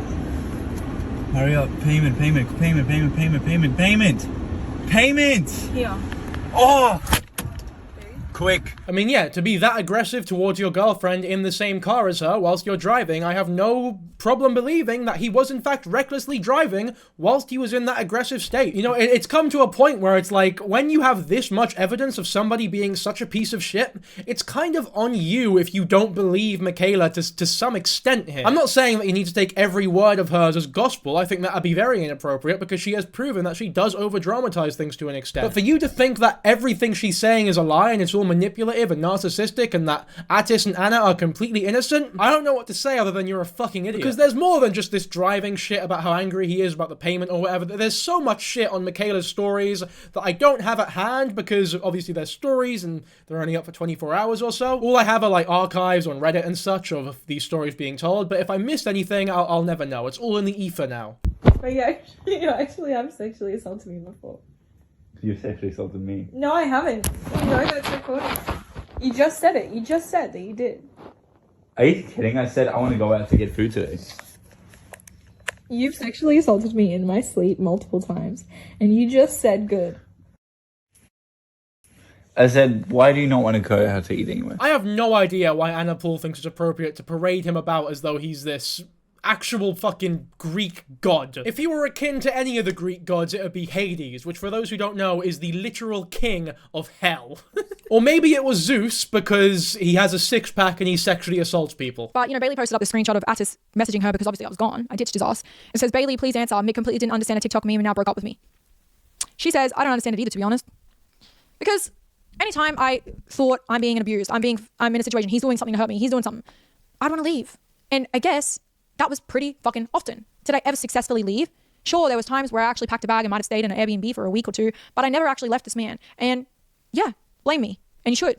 You should blame me because whether it's Stockholm, whether it's childhood abuse, BPD, whatever it is, at the end of the day, like, I don't know, I don't want to victim blame. I don't want to victim blame anyone else, but like, it's okay if you victim blame me. I don't care if you victim blame me because I get what you're saying, but as a healed person watching this now, I'm just like, oh my god, I don't care if you guys are commenting like you're an idiot for saying like, yes I am an idiot. I've come to terms with that, I've accepted it, so I don't mind. I actually really appreciate that from Mikaela because there is a difference between victim blaming and acknowledging the mistakes that you have made that have allowed you to remain in such a dangerous situation. And the fact that she's clearly so aware of her wrongdoings and the mistakes that she has made is actually very genuine and real from her, because she honestly doesn't need to give Atis this much grace. As much as this is horrible and she is detailing like the horrific events that went down and potentially ruining their careers, their livelihoods, she's honestly being nicer to them than a lot of people are giving her credit for, by at least taking some of the onus, some of the responsibility for why she stayed in the relationship when she is showing screenshots of Atis blatantly gaslighting her. Or gaslighting the people around her and lying to them about why Mikaela wanted to leave such a relationship. Like when there's text messages like, oh, Mikaela wants to leave because she misunderstood the joke in a TikTok or whatever, there's no way in hell that that is the reason Mikaela threatened to break up or whatever. Based on everything we know about this situation, based on everything we know about this family, how much of a prick Atis is, it likely went down a lot. I don't know exactly how it went down, but the likelihood is it was a situation like this. They're sat down, they're having a serious conversation about some other shit. Mikaela is explaining genuinely why she wants to break up with Atis, and like there's, you know, it's real, not a jokey topic or whatever, and Atis out of fucking nowhere goes, hey, look at this funny TikTok, to which Mikaela responds with, this is not an appropriate time to show me the TikTok, and the fact that you think it is, I just can't bear to be with you anymore, which he has now spun and gaslit people into thinking that like, oh, the reason that she wants to break up is because she found the TikTok not to be funny. Obviously the situation was likely not like that at all, but the scope of what it was actually like compared to how he is portraying it was likely similar to that, if that makes any sense. If you've not had any experience with gaslighters in your life, like this sort of horrific type of gaslighting, it's very difficult to explain exactly what I'm talking about, but if you know what I mean, then fuck me, you really know what I mean. I don't want anyone to come after Glenn. Glenn's had enough bullying from Anna's fans. He was always somebody that advocated against the violence and would, when he saw it, would come into the room and help. I would also get Anna to go to him to tell Atis certain things because, you know, a man to a man is going to be different. So here's just some screenshots. I was having a conversation with Glenn about another woman that Atis dated after me that has told me some stuff about, you know, shit she endured. And I was talking to him. I said, yeah, Atis just pulled the same shit on her, would punch walls and scream in her face, saying he's going to kill himself, XYZ, you know the vibes. Probably heard domestics from the other room. And he said, yes, of course I remember. Everything we ever did was for Atis, not for anyone else. Facts, dude. When I tell you everyone was just kissing the floor this man walked on and he got away with everything. Honestly, I think you've all got the idea by now. If you really want to hear the rest of like this whole Atis being a domestic abuser, Atis being this deranged fucking psychopath who would threaten to harm himself and actually go through with some of those threats a lot of the time, The podcast is here for you to watch, so you can watch the rest of this section if you so please, but for this video, I personally think it's appropriate to move on to the next section, which is Atis' scamming. And this is something that personally annoys me more than I feel most people, because if there's one thing I fucking hate in this world, it's scammers. Just started saying he's going to jump in the canal because I was upset that he lost money, because again, he would drain his entire bank account. Like, this man had no savings. He would take 50% from me, but he would never save any of it because it was always getting put into investments or crypto or like freaking trades that he would lose. And I would tell him, like, to save money. It's Christmas time. You want to do something nice. Like, we want to go on a holiday. And he would never have money in the bank. With more convincing, he might dial it down, like, even Glenn. So, like, I was trying to, like, confide in Anna, try to get Anna to ask Glenn, because I wasn't just going to go to Glenn. I mean, this was early days. Like, I just didn't feel like I could go to Glenn. Glenn had a day job. He was doing stuff with his family. I wasn't just going to come and tell Glenn all the shit. I felt more comfortable with Anna, but then again, like, she would get Glenn to do it, and then Glenn would have to do it. It was just like, oh my fucking God, someone tell this kid to shut the fuck up and stop being so crazy. So Atis would basically treat the money that Mikaela was making for him like it was fucking sweet corn. He'd just eat it, and it would come out the other end, he'd shit it out later on, and that's just how the cookie crumbles. And this is not like an empty accusation that just Mikaela is making. There are whole articles, there are entire controversies centered around how much of a scammer Atis is and how inappropriate his usage of crypto was, how fucking irresponsible he was when it came to money. In fact, very ironically and fucking hilariously, he ran a Hushcoin scam where he said all the proceeds would be donated to a domestic violence charity. That's like if Jack the Ripper attended a feminist march. Atis Paul, his sister Anna Paul, and girlfriend Mikaela Testa, who boast millions of fans across TikTok, Instagram, and OnlyFans, late last month used each of their Instagram stories to promote a new cryptocurrency called Hushcoin. Atis, who has no background in finance but says in his online bio that I like my girlfriend and crypto, also runs a private OnlyFans account called Crypto Bull Runs, where subscribers can pay $49.99 per month to access every must-have coin to add to your portfolio. Daily updates on the coins I have recommended and regular new coin suggestions. This was the engendered violence, fucking Hushcoin domestic violence thing that he claimed all the proceeds would go to. Keyword there, by the way, claimed. And as you can see, this whole cause was in support of White Ribbon Australia. They keep the best interests of both token holders and the adult creator community at the forefront of the project, whilst also donating a percentage of project proceeds to domestic violence charities. Now, that all sounds fine and dandy until you realize that the founder of White Ribbon Australia is an actual convicted rapist. A former White Ribbon ambassador found guilty of years of serious sexual violence against his wife has been named. John Seacole, 43, can only be identified after his former wife agreed to give the aide permission to publish his name, even though it would identify her as well. I've got no other word for this entire situation other than shit show. I mean, the rabbit hole it really does go deep. Now, I'll link a great TikTok in the description that explains the entire scam and outlines everything that was wrong with it, and confirmation that it was, in fact, undoubtedly a scam by all three of these individuals. And I'll also address the elephant in the room that, yes, Mikaela Testa was a part of this scam, but as I've already mentioned in this video, nobody is completely innocent in this situation. Like, Mikaela Testa has done bad things, lied about certain things, dramatized certain things, and does not have a clean record where she has done no wrongdoings, right? She was a part of this scam, and she was scamming people. And you're going to threaten to end it all over a breakup. That puts pressure on you too. Like, it's fucked. This was something real bad that has happened, where she's talking. If he ever threatens that in the house, I'm going to call the mental hospital on him so they can chill him out. I'm not dealing with that toxic shit in the house I live in. Anyways, haha. Yeah, I reckon Glenn should talk to him when we're back, because this was a really bad event. Did she ever call the mental hospital on her brother? No. Did she witness many more times and domestics screaming from that fucking bedroom? Yes, she did. Like, the whole, like, restraining me again and pushing me into, like, sinks and shit when, like, I hit my back on the freaking tap and it was like a big fucking black bruise. Like, she heard shit and, like, whatever. Like, she never helped. She never did anything. Is she the person that should help? No. Like, am I going to hold that against her head? Like, no. But also, she saw this with the ex. She's an enabler. I'm somebody that's mentally unstable. I've got something wrong with me. I've sexually abused throughout childhood. This is all I know. So Anna would constantly make empty promises about, oh, I'm going to call the mental hospital if he acts like this again. And as much as Mikaela is giving her credit almost for acting sympathetic in these text messages, it's once again just so obviously a manipulation tactic. You're not going to be subtle and be like, oh yeah, maybe it's okay that he's threatening to kill himself in front of you every time something goes wrong. But obviously, if you're going to pull this type of scam on Mikaela, you're going to have to go all out with it and go like, this is fucking horrible, I'm gonna do X and Y if something happens, but then go on to not do X and Y when said thing happens because you don't actually want him to go to a mental hospital. I mean, who knows if this whole Atis freakout thing is actually genuine and he's genuinely this mental, or if it really is just all acting from him. Like, you never really know. I mean, either which way, it doesn't make it any more justifiable, but it's just weird. And it really is impossible to discern what is genuine, who's being truthful, at what point are they being truthful. It's all just so messy. Yeah, like Anna was just bullying me, she was being fake to me, she was calling me ugly to her brother over text, talking so much shit about me to the point where it was in German, in person. This sounds so outlandish, but when I tell you it's no word of a lie. And of course, like when she was speaking German and talking shit about me, like to like between Mama and Anna, this was way before I could speak any German. So like when I tell you I had no idea what they were saying, I didn't know. I could tell the tone was like maybe something was going on, but it was shit talk. And I knew that because Atis would tell me the things that they would say. So Atis, and I feel like this was some sort of like manipulation and gaslighting from his end to try and get me to stay and maybe think he's a little bit more genuine than he really is. He would kind of like come to me and say like, oh, Anna and Mama are the problem. They're the reason why I'm like this. Like they talk so much shit about you. I just love you so much. Like we need to, if we ever want to be happy and have a happy life together, we need to run away from them. I'll never be happy with them. They did this to my ex. Just run his mouth about that type of shit. So that's what another thing was that was in my brain making me think, okay, so it's them as well. It's not just kind of you being fucked and maybe you're like this because of them. Pathetic, I know, but like, you know, whatever. Yeah, so while all this bullying was happening, I would just like cry in my bed. I was like alone, I was sad. I would go through Atis' phone while he's asleep and read all the group chats and translate them from German to English. And it was just like the most nasty, disgusting shit about me. And obviously I knew that Anna and Mama were like that because they, you know, were messaging me back in the day, calling Atis' girlfriend that he had, you know, before me, so Alice, Anna would message me being like, oh my god, Alice is so ugly, da da da da. I mean, when you're in that situation around all these people and you regularly speak English, the only reason why they would speak German is if they're trying to hide something from you.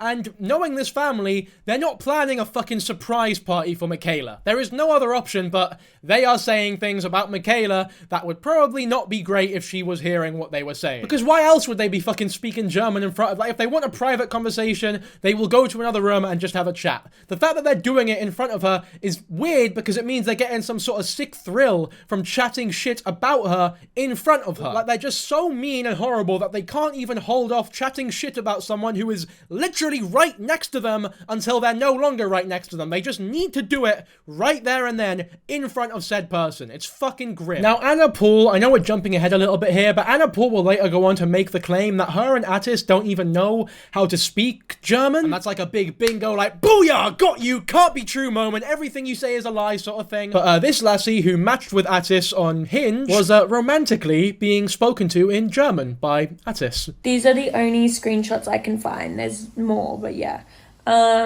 Teach me German, of course, then you belong to me. I don't know if it's the phone number, if that's why it keeps getting taken down, but you can like see that it's the same one. Now look, apparently his grammar in German is way off, but at the end of the day, we'll get to this point when we look at Anna's response video. I don't think this is proof that they could speak German. Like, just because you can write in a certain language, it doesn't mean you can speak said language. Anyone who knows more than one language will understand that. And there's also the chance that he doesn't even know how to fucking write in the language. He just did it on Google Translate to try and impress this lassie who he wanted to shag. But again, we'll get to that later. We've not covered Anna's response video yet. We are jumping ahead slightly, so we'll continue with the podcast. Of course, this is in 2023, 27th of March. Just like fucking my room up. This was one of the videos I had where I actually had a video.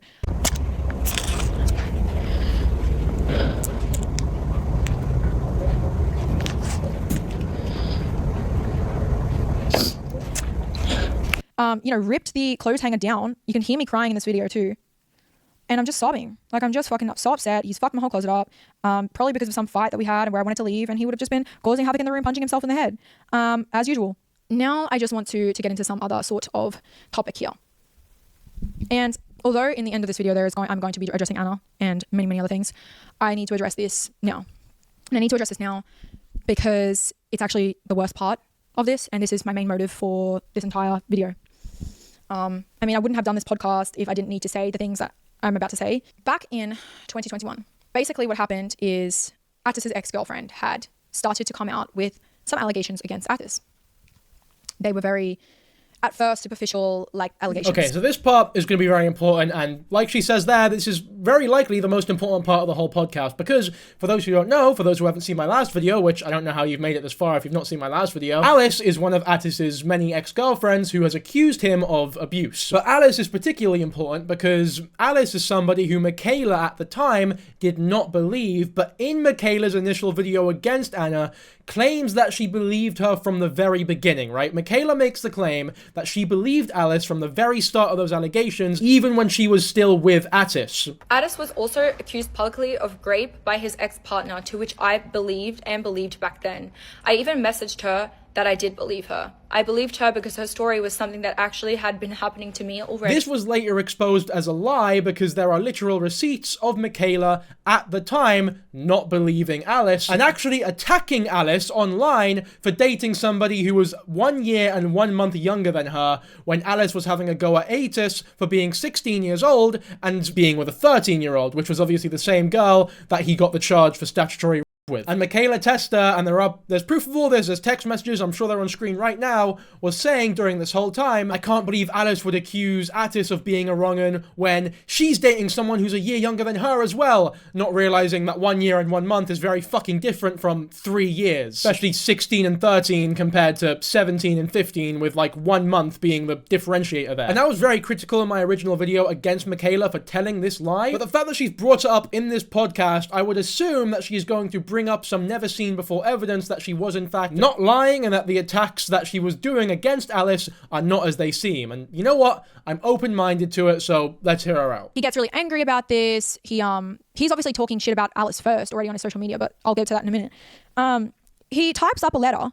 He creates a fake brand email to pretend he's looking for brand ambassadors and sends her this spammy ass email to get access to her address so that he can send her this fake cease and desist that he typed up and printed himself. And I'm going to read it. It says, "Dear Alice Patterson, Johannes Paul," which is his legal name, "is a respectable and admired individual in the social media community and has spent his life building a positive reputation. It has been brought to our attention that you are dispersing both malicious and inaccurate information that is or will be damaging to their professional character. Under the laws of blah, blah, blah, blah, blah," let me get to the good part. The rules that he wrote in here. This is so poorly written. As Alice said, you can see here, "You are not to mention anything relating to or about Johannes Paul as if you knew him personally." It says, "You are not to disclose any information or any relations you may or may not have had with him by word of mouth or on any social media, websites, online, etc. You must cease all current videos on TikTok made about or directed at Johannes Paul, including those lying about the age gap." One of them linked below with a pathetic link. "You must cease all comments, posts, videos, you must this, you must do that. All public and private messages, comments, posts regarding Johannes Paul and yourself are to be ignored." And then it says, if you must not mention the cease and desist to anyone or you will be held accountable. What does she do? She opens this letter up, and as the slay bae she is, she posts it straight on her story. "You must not make false accusations of being a victim and accusing Johannes Paul of /grooming as if it were not consensual." I mean, that's greatly ironic considering there are actual court documents of you being charged with statutory against this girl. I don't know about you, but those don't exactly scream false accusation to me personally, but that might just be me. So she posts photos, right? She posts that and it blows up. The whole internet is pissed. They are coming for my throat. They're coming for Atis' throat. They are coming for Anna's throat. It's crazy. The whole house was fucked. None of us were eating. We were just sitting there. Atis was just crying. We didn't know what to do. This time he had actually called some real lawyers, not creating a fake fucking cease and desist, right? We had all sorts of people, talking shit about us. We had all sorts of influencers defending our names. And one of the influencers that was actually defending Anna and I was Veruca. She also defended Atis at the time too, because as I said, the allegations that were out was a potential age gap relationship that was apparently a lie. So apparently the age gap that she was displaying to everyone wasn't real and wasn't true, which it was. But at the time, he was denying it. He was so convincing to me. He was convincing me in person. I believed that it was a lie. And the internet was believing it too. This is where I have my slight problem with Mikaela's story. It's not even a slight problem. It's a direct contradiction from the first video that she made against Anna Poole, where she says this. Atis was also accused publicly of rape by his ex-partner, to which I believed back then. Now, when you put these two clips together, it's very obvious that she was lying at some point, because you can't simultaneously have believed Alice from the very start of the first allegation that she put out and believe that it was a lie because Atis had told you that she was lying. It's either one or the other. You can't have believed her but also not believed her regarding the age gap. It just doesn't make any sense. Like, unless you acknowledge in this video that you lied in that first video for whatever reason, then, oh man, it just sucks, because I really do believe her for a lot of the shit she's talking about. There's a lot of receipts, there's a lot of evidence that being shown, and there's no doubt that Mikaela is a real, genuine victim of domestic abuse, and that Atis is a piece of shit. But I just hate the fact that Mikaela is undoubtedly being caught in so many significant lies as well, that it really does cheapen her story to an extent, right? Like, I do not blame people for not believing everything that Mikaela says, because you can't believe everything that Mikaela says, which sucks. If Mikaela says a story that does not have any hard evidence attached to it, I think it would be safer to not immediately believe it. I don't think you should immediately disbelieve it, and I think sympathy should be given, but it should not be treated as though it was fact. I just hate the fact that she's lying so much, and about things that are so easily exposed as lies as well. Did you really think you were going to get away with this? Here's a group chat where we are talking in the group chat and she's saying like, we need to delete the chat. So she had already told me to delete the chat and that's what I had done. But the remaining messages that I'm about to show you are remaining messages that I didn't delete after I had already deleted the chat. So prior to these voice messages, there was a lot more disturbing, disgusting, despicable, coercion, victim blaming, bullying going on. But unfortunately, I don't have those receipts. But I think the receipts that I do have still are pretty fucking bad. So how I'm going to start this is a video of Atis on social media and the way he would talk about Alice prior to Alice ever opening her mouth about this man. Probably when I was hustling back when I was like 16 and I was being held back by my dumbass bitch ex and I broke up with her and I got rich the week after because that was the only thing holding me back.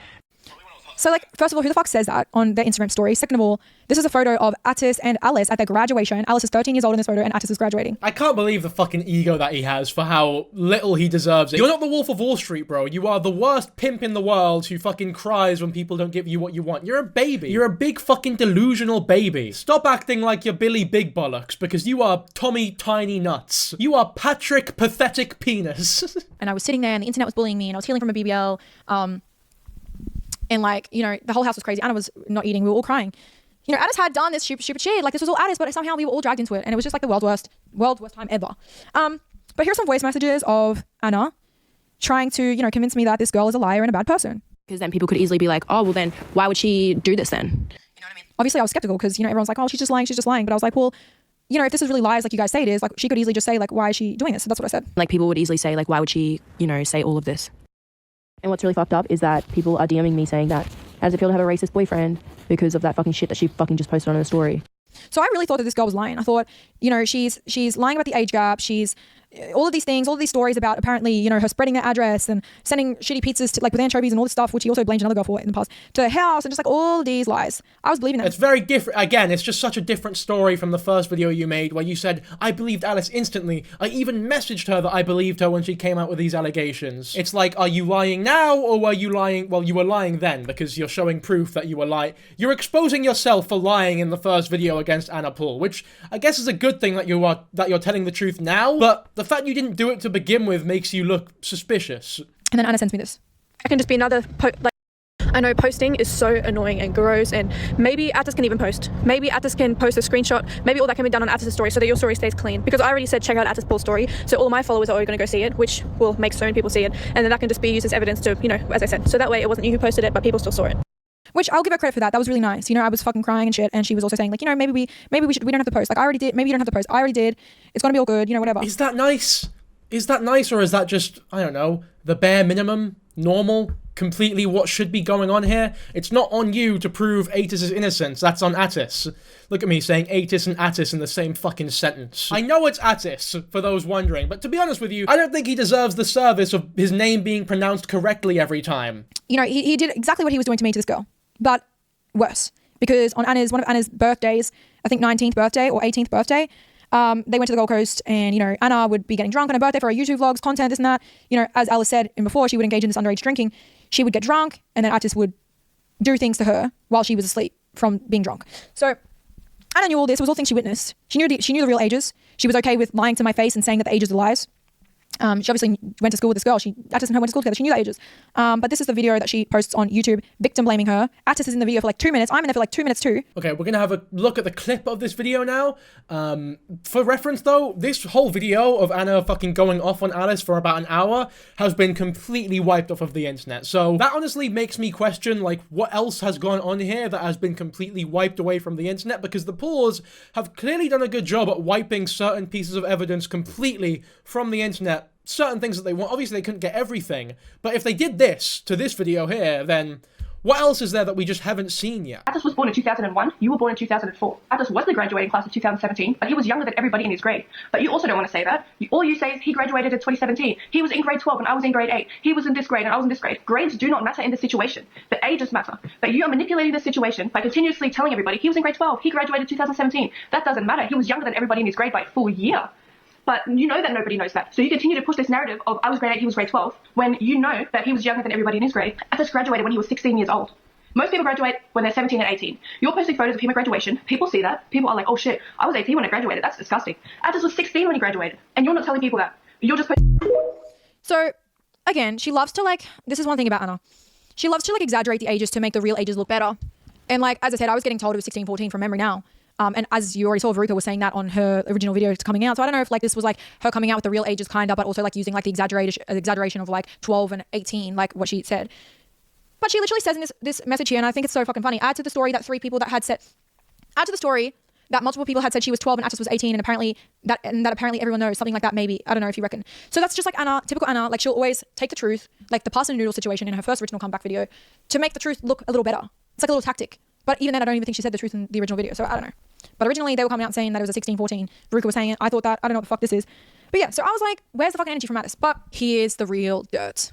I have the unedited version. That's still pretty bad. Even without what's about to be shown, which is the unedited version of that original YouTube video, which is fucking mental that Mikaela still has that, by the way. And yeah, I mean, needless to say, it's pretty damning, but what we've seen so far is already bad enough. Because me personally, as much as Anna says in that video the grades don't matter, it's the ages that matter. I kind of almost disagree. I think it's a mix of both the ages and the grades that matter. We call them years here in the UK. For me, a year, I don't know, let's say someone who's in year 11 dating someone who's in year 9, I think is fucked, even if it's the oldest year 9 and the youngest year 11, because the year that you're in school kind of connotes how mature you are as a person. Like, the youngest year 10 and the oldest year 10 are not going to be too different in terms of maturity, because they have gone through the same schooling system, they've experienced the same sort of experiences throughout their life simultaneously, if that makes any sense at all. I don't know if you guys catch my drift here. So whilst I do believe the ages are important as well, I think to say that the grades are completely irrelevant is almost a smokescreen in a way, or at the very least something that I just disagree with, because it's not like physically you're very different at the end of a certain grade to the beginning of that certain grade when it's, 15 years old. Obviously, yeah, it's a bigger difference than when you're at the start of 24 to the end of 24, but, it's still not huge. I think it's the maturity that's the main difference there. And even all that aside, the ages weren't even as close as these people are claiming. Apparently, I mean,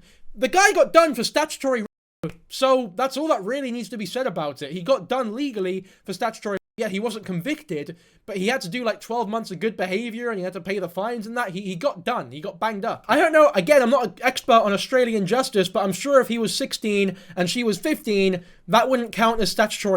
And if it is, then I guess that's a fucking problem with the Australian justice system, because that would be mental. Also, this video is very disturbing. I was just going through my laptop because I knew that there was some really fucked up, disgusting things behind the scenes of this unedited YouTube video, and this was the first thing that was ever recorded. And I just click on it, and this is what it is. I haven't even gone through the rest. You gotta use 2 SD cards. Anyway, for the most part of the relationship, I barely thought she was hot. So that's just his personality. That's just how he talks. It was like a funny joke because it was like, haha, I'm going to say something that's going to get me cancelled. It's on. Like, whatever. Like, it's disturbing. It's disgusting. Whatever. Like, I'm still putting it in here to show you guys that this was like his energy when he's addressing sexual assault and like serious claims. Like, he wasn't fucking taking it seriously. And as I said, he was looking around like when he was talking about the ages. Like, should have been more clear. Some stupid psycho this shit, but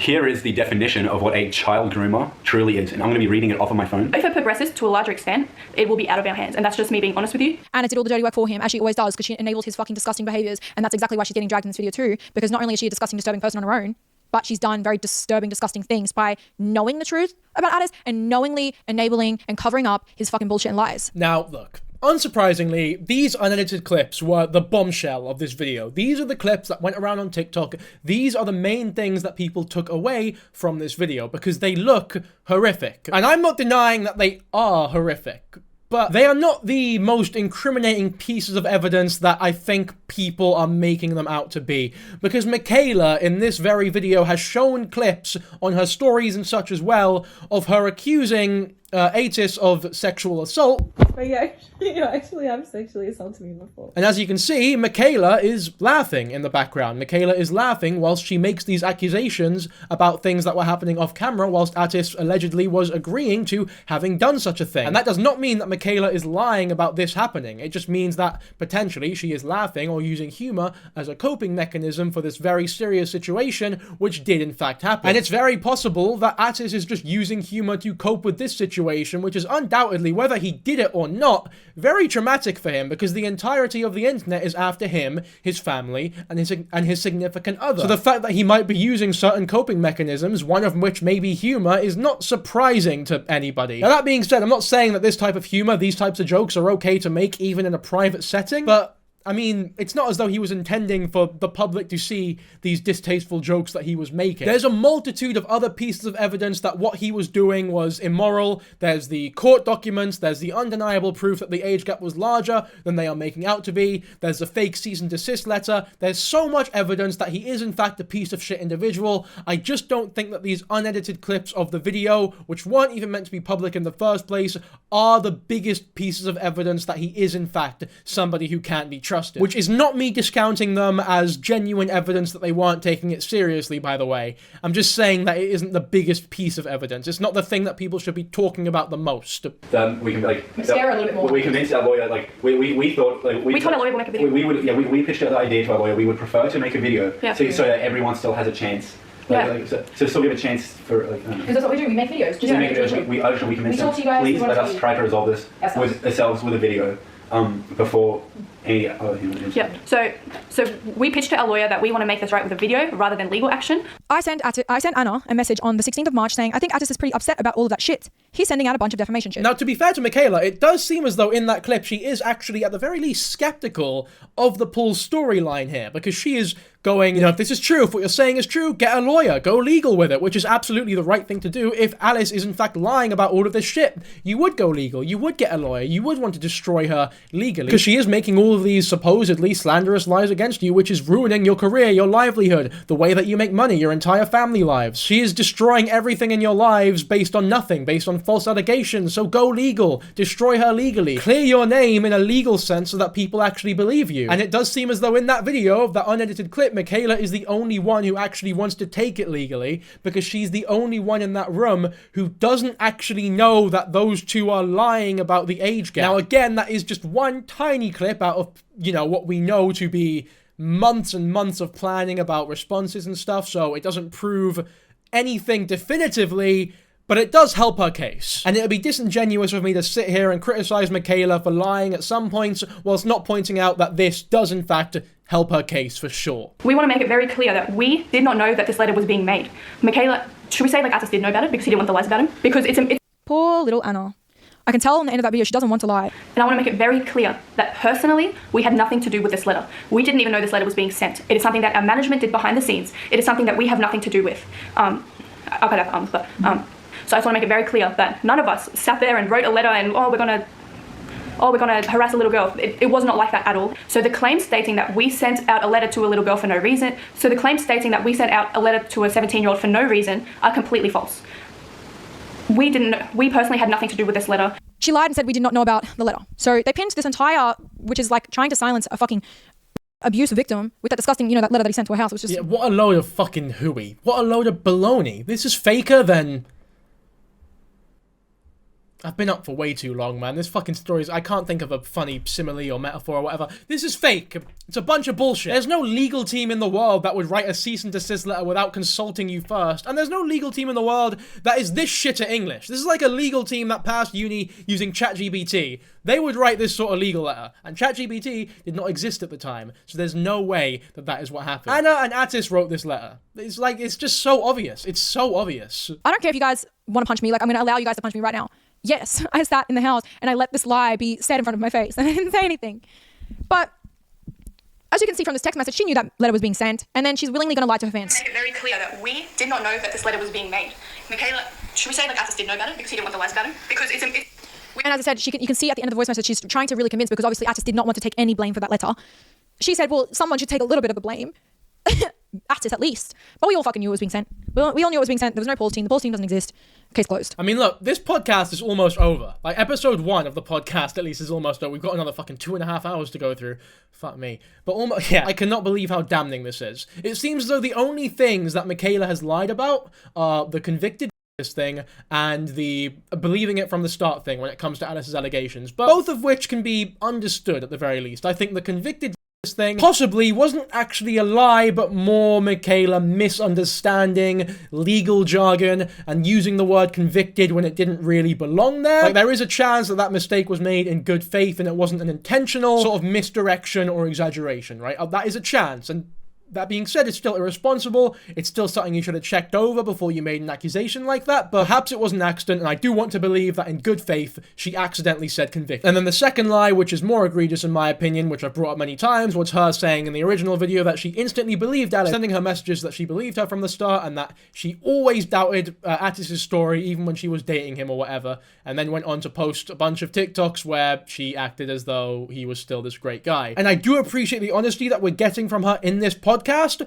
and it just sucks that she wasn't this honest in the original call-out video. However, I am not going to use that against her in terms of like, oh, you lied that one time, so everything else you say is a definite lie. I understand that you do want to paint yourself out to be the best person possible in like a weird, fucked up PR way. It doesn't make it right, though. It really doesn't make it right. Because now you're guilty of lying about how you treated said victim of this genuine horrible abuser. Atis, Anna, and I, instead of Alice, was that, you know, so her Instagram had bots on it. So someone sent bots to her account. It was Atis.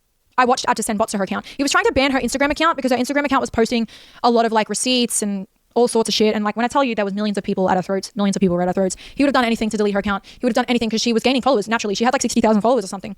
So as I said, yes, I watched Atis literally buy bots to her account. He did this, and Anna knew about this. Atis did this so that it looks like she's after fame, or she's fame hungry, or she's money hungry and she's fame hungry, and now she's doing this. Which back in 2021, like these young fans, they're gonna hear that and they're gonna be like, yeah, she's buying followers on her Instagram, she's clout hungry, she's money hungry, and it works so perfect.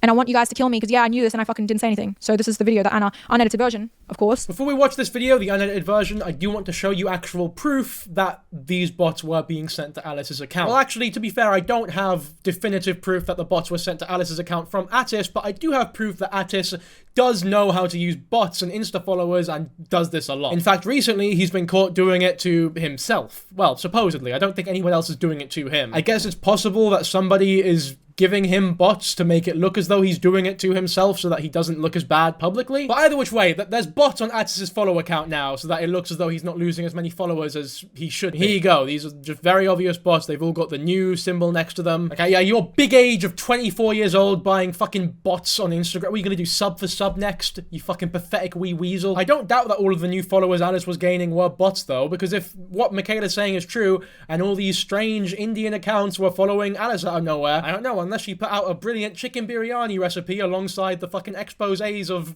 Atis, I don't think that many Indians would be that interested in the weird TikTok drama going on. This part is fucked because Atis bought likes and followers to Alice's account so that she could say this. Whoops.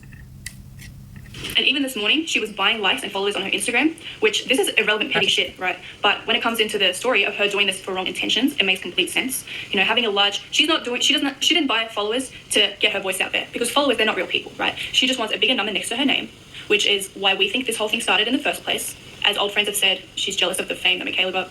A lot of petty stuff. And it's just unfortunate that this very petty person and very petty situation has blown up to such a large extent that our lives are in danger. It's just completely fucked. The manipulation is insane. You know, she's buying followers now. She has now wanted to come out with her own business endeavor, literally one day after this whole happened. She's now saying that she wants to come out with her own business endeavor, literally just after this. So like, I'm not gonna lie, like I was sitting there and I was like, oh my God, this is like real deception in the real flesh, real fake, real fucked up stuff. And like, obviously I knew Atis bought bots to her account, whatever. Next is a clip where Anna describes the events of driving over to Alice's house, which, by the way, let's not forget, was a victim of statutory rape from Atis, confirmed by the courts. They drove over to this victim's house and basically begged her to stop posting shit about Atis. And that's not speculation. This is something that Anna admits. They drove, like the gang, the fucking Scooby-Doo Mystery Incorporated gang, drove over to Alice's house and told her to shut up, basically. So we decided to drive to her house to tell her to please stop spreading our address. And when I say me, and when I say we, I mean myself, Atis, Glenn's older sister, Glenn's sister, and their family friend. So it was 5 of us. It was 5 adults going to confront a 14-year-old. And I fully understand how that is just inappropriate. Being older now, that is something that we shouldn't have done. Like, I realized that we did it to intimidate her, but come on, she's 14. But, okay. Because we have to take accountability. I'm going to say we didn't talk. We were just there to support. It's disgusting and foul. And not once have you ever taken accountability, and that's why I'm putting you on show today. By any means. By any means, am I an innocent person in this? I'm not. I'm not an innocent person. I fucking sat in the YouTube video for a couple minutes. Even just me showing my face in that damn YouTube video.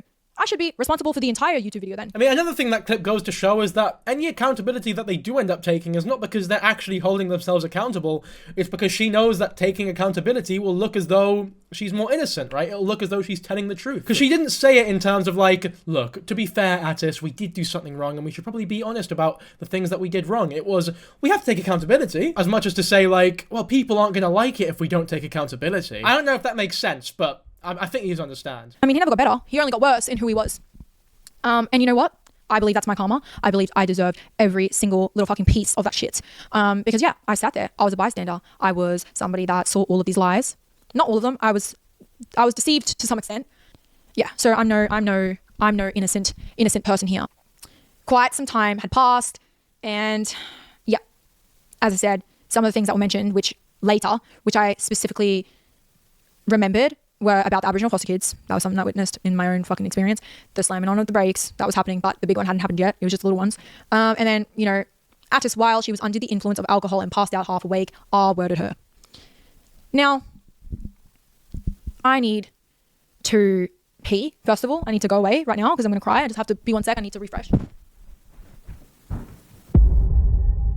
Very strange and almost distasteful way to end the podcast episode, in my opinion, to like almost do a cliffhanger on a accusation. Like, you've ended it like it's a Netflix true crime documentary. It's like, no, a human being was allegedly, and you've used it as a cliffhanger for your podcast. And I suppose there is a way to justify it. You want as many people to watch this second episode as possible, but I don't know. I'm a little bit uncomfortable with the thought of people going, like, rubbing their hands to go like, ooh, I can't wait to listen to the case in the next episode. That shit's weird. But yeah, I mean, this far into the video, and we have only covered one episode of Mikaela Testa's unsaid podcast regarding Anna Paul. We still have episode 2, which is another 2.5 hours long, and then we have Anna Paul's response, and then a whole host of other shit to cover, so stay tuned, folks. And on that note, let's begin with episode 2. We'll waste no time. Episode 2, unsaid podcast. Let's go. When I remember reading that thing, I remember I had sent her a message on Instagram, and I had said something about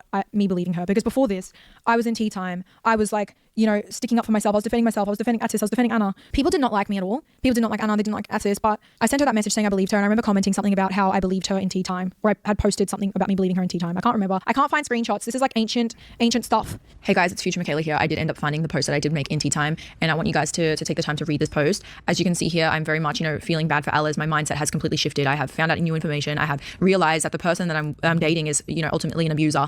And in this post here, I was posting to kind of let Alice know and this group know that I was kind of becoming aware of this, while simultaneously allowing Atis to go and write certain parts about himself being an amazing boyfriend in this post. Anything I ever said about Atis in this post did not come from me. You know, about him not being abusive or being an amazing boyfriend, that does not come from me. That comes from him, and that comes from him. And that was the only way I was able to post anything about Alice at all. And I was absolutely begging to be able to say something at all. Okay, let's actually give this a read so that we know exactly what we're dealing with here. I know I'm no one's favorite person right now, but regardless, I just want to make a few things clear. I'm going to speak on the Alice situation first. I 100% do not agree with their relationship at all, and the entire thing was wrong.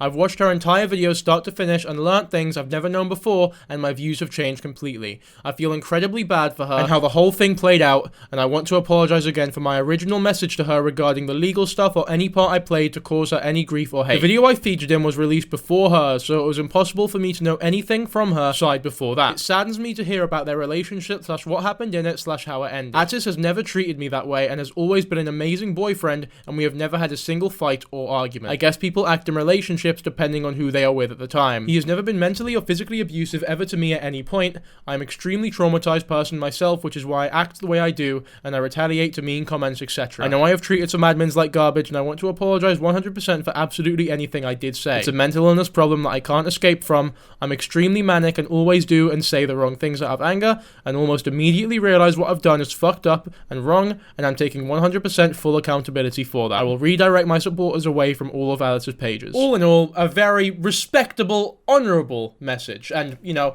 obviously we know that things she was saying about Atis at this posts were completely false, which she addressed in that wee voiceover. So I'm not going to scrutinize her too much for that. Once again, there is no perfect victim, and obviously she was sticking up for the person who had been abusing her for so long. You know, the undoubtable Stockholm syndrome that she had at this point. She still didn't want to believe that she was being treated so badly and that she had allowed it to happen, so to speak. That's using her words, by the way, not mine. This is the thing, though. If you watch my original video, once again, on Anna Pool, I said something along the lines of this. As much as there are genuine allegations here that should be taken seriously with regards to the whole situation, and Anna Pool is definitely a piece of shit, no one here is innocent. Those are the facts. And it's such a shame as well, because if you were just a little bit more honest, it really would have been okay, in my opinion. Like, I don't know about you. You can tell me if you disagree with me in the comments, but I genuinely would have respected her so much more if she said something along the lines of just a bit more honest, right? If she went, Alice made these allegations at the time, and I didn't believe her at the time, which is something I greatly regret now, because I was blinded by my love for Atis. Like, obviously, I was in a long-term relationship with the guy. I so didn't want to believe that someone I was dating would do something so horrible, and I trusted him, because he was my boyfriend, and I loved him. But obviously now, I've changed my mind. I see him for the person that he is, and I do believe this victim. I don't think anybody could hear you say that and go, no, fuck off, that's unreasonable, you're a piece of shit, I thought that explanation made the most sense and would rationalize the behaviors being shown here in the most realistic way, and I thought that Mikaela didn't genuinely feel that way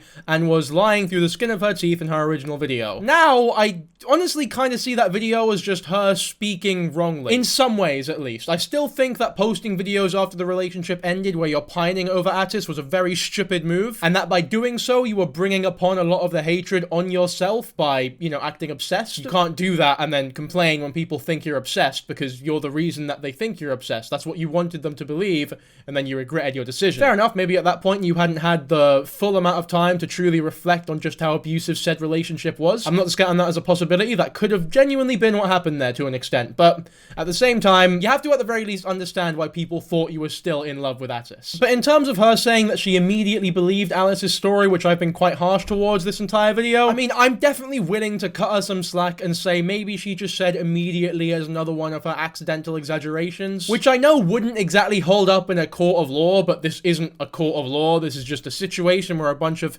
human beings are throwing digs at each other, and human beings fuck up a lot. I think it was a very silly mistake to make, especially if the video was scripted, which it appears to have been, but when I look at all the evidence that I'm being given right now in these podcast episodes, I am definitely more willing to let it slide. So yeah, make of that what you will. I believe Alice. I said I believe her story because you do what you did to her to me. You've done it to me before, and I mentioned about the car, the brakes. And then get really upset, he would just start like attacking his steering wheel. And then like speed, and I would literally be worried for my life because we would go through really tight corners and I thought he was going to crash the car. I mentioned about, you know, obviously the sleep thing. I mentioned just a few other little things. The foster kids, I was having a go at him and he was, you know, skitzing out, calling me crazy. Like the script at this point, he never really used to call me crazy or anything or like treat me the way that he treated Alice. So in that moment when I had told him like I believe Alice, he started to switch on me. He started to be like, you're crazy, you just want fame, you want to ruin my life. Like he was just saying all this insane shit to me. You fucked up, Mikaela. You can never tell a man like Atis that you believe the victim of his abuse. That's like calling Marty McFly a chicken. You triggered his code word. You pressed the button that makes him go fucking insano style. You're not allowed to hold the man who's made your life hell for the past couple of years accountable, because if you do, he'll yell at you quite loudly and threaten to hurt himself. Anyway, quite fittingly, we go from this harrowing story of abuse for many victims. It's gone on for a while now, and, you know, things only get worse, because the next topic of this podcast is Anna copying Mikaela's BBL and hair color and stuff. You know, I understand that it's quite the tonal shift. It's like a Martin Scorsese fucking film over here. But apparently this is a very important part of this drama, so let's hear what she has to say. You know, if she's being given the opportunity to destroy this family at every single angle, every single conceivable way, even if that includes the pettiest stuff, then fair enough. Have at it. I'm not going to sit here and be like, oh, like Anna was copying me. She was copying me though. Like I would like dissolve my lips. I'd post a TikTok about it. She'd go and dissolve hers the next week. And then people would comment on my video because they saw her video before mine, but they're not even caring to look at the dates. You know, like, oh, like, you're copying Anna. Like, I would dye my hair brown. Anna would dye her hair brown. Oh, you're copying Anna. Like, I would go blonde, and then Anna went blonde, and then I would go back to black, and then Anna would go back to black. I'm not trying to say that she was intentional, but it almost seems like it. Like, for real. Like, it was like every single thing. It was tit for tat. It was like every time I tried to do something and change something to look different to her, she would have it done too. So it was just like I was never escaping from this rumor that I looked like her sister.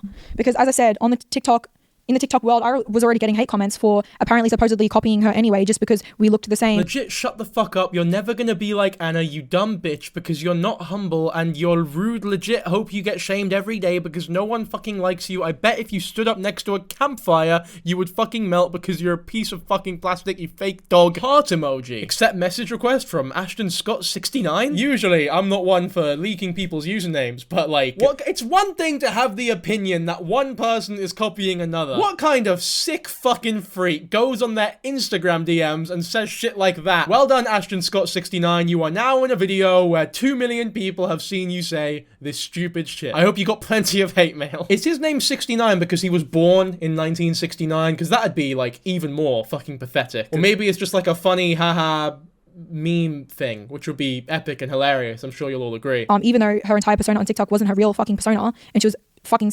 stealing all the empathy and shit with Anna. Like, she's not an empath. Like, she's... No one's an empath, by the way. I'm sorry to say that, because the last time I said this in the Shannon Blake video, a lot of the people in the comments went fucking mental. Empaths don't exist.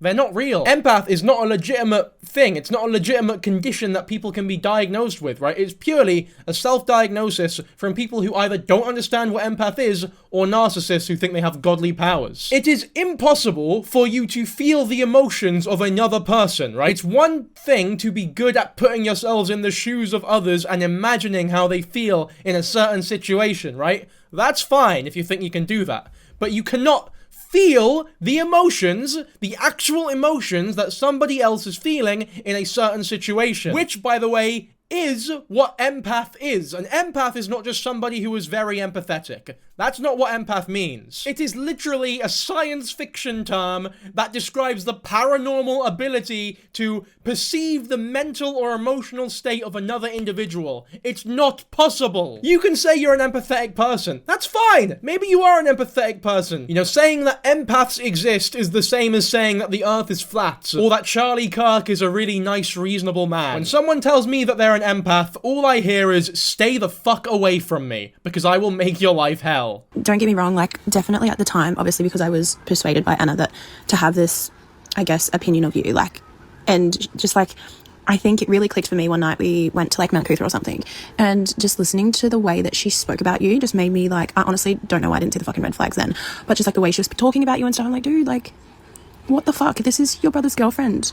And not only that, like, you are so fake to her face. Like, what is going on? Like, honestly, that should have been the point where the penny fucking dropped for me. But I think also I saw like the real side of you when I saw you when you went with Atis and you came and got your hair done and whatever, and like I was like, dude, she's a completely different person. And like even some of the shit Mama would say about you, like, I hope this does not say you, but she would be like, I don't even want to play the rest of it because it's quite mean about the shit Mama would say about me. Yeah, see, like, I knew it though. Like, what? Like, oh my God, I'm so shocked. Like, I'm not shocked.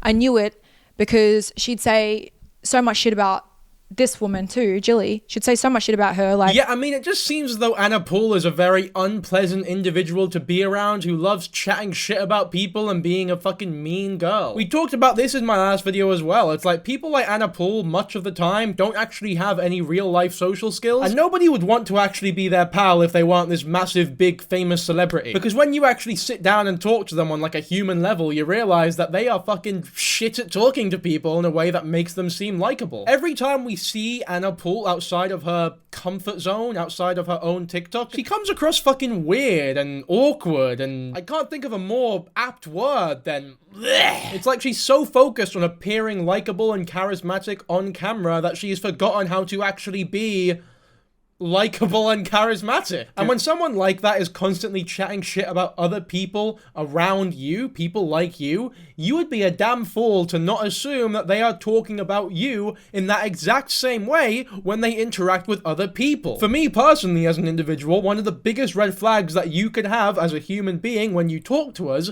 is when you chat shit about people behind their back, especially when they're very close friends. And it becomes even worse if you've just met me and we don't actually know each other that well, because then I know for a fact you have no reservations about talking about me that exact same way when you're interacting with other people. I'm sure all of you have experienced this at some point. If you have some sort of self-awareness, you'll sit there talking to someone and there's like this bingo moment where you realize like, ooh, you're chatting a lot of shit about me behind my back. It was very, very weird to witness. It would be like, she would book the whole trip, of course, to go on. She'd book the whole entire trip, but she'd like, she'd book my seat sitting somewhere else on the plane. Like, I don't want to go into too much detail because, as I said before, like, at what point am I just rambling and talking shit about things that, like, don't really matter? Like, of course they matter. And of course it goes to show her character of what she was willing to do to put me down and make me feel sad and make me not perform and make me not film vlogs and make me be sad on the trips and have me have hate comments.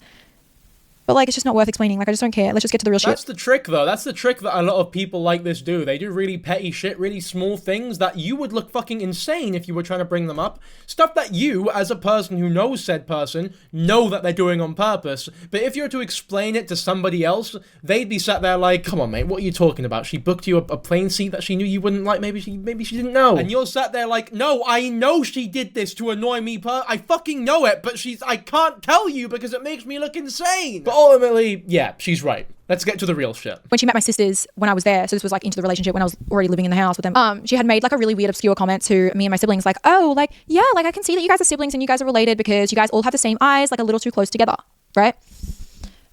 And when she said that comment, I laughed it off. I was like, yeah, like it's cute, whatever. Like it's cute, like, right? It's like doll eyes.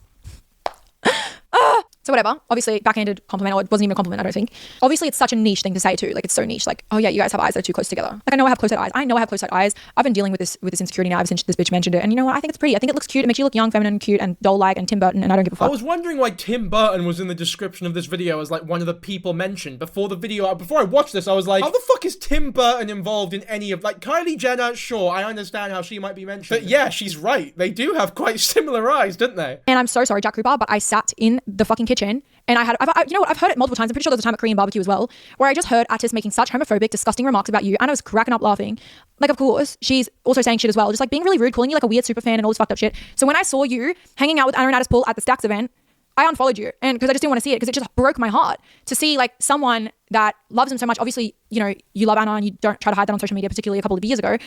To see these people like hanging out with you then just like really fucking pissed me off, and I just had to unfollow you, and that's why I did that. And I'm pretty sure you unfollowed me too, I forget, or maybe you unfollowed me first, I don't know what happened. But another person that they would talk so much shit about was Sofa Dofa, all right? Sofa Dofa and I were mutuals, and I had been really watching her content on her story. You know, she was kind of sick with lupus at the time, on and off back in these days, and she was posting about it, being really active and talking about like her illness, and she was posting her mum a lot and just like really cute stuff, and I low-key was a fan. I was following her content, and we, as I said, we were mutuals, and I kind of felt really empathetic towards her, more like I wanted to protect her, and I had hopes that we would meet and hang out one day and become friends. I was mutuals with a lot of influencers on TikTok, and back in this era, Anna didn't fuck with anybody. She didn't want to follow anyone back. She started to do that more around like 2022, but she was just so closed off to like another influencer doing vlogs, especially the Clarks. Like she'd always say remarks about how they're copying her and all this fucked up shit. I don't know if she follows them now, but she'd always be talking shit about Kat Clark and the Clarks too. But oh, I just hate being the one that just says the shit. But you know what, Anna, you have to own up for it now. You have to own up for it. See, all of this stuff I don't really vibe with as much because there is just so little evidence being shown. There's no screenshots, no videos, no nothing. Which I understand, if it's true, if these conversations were being had, pretty fucking difficult to have evidence for it unless you were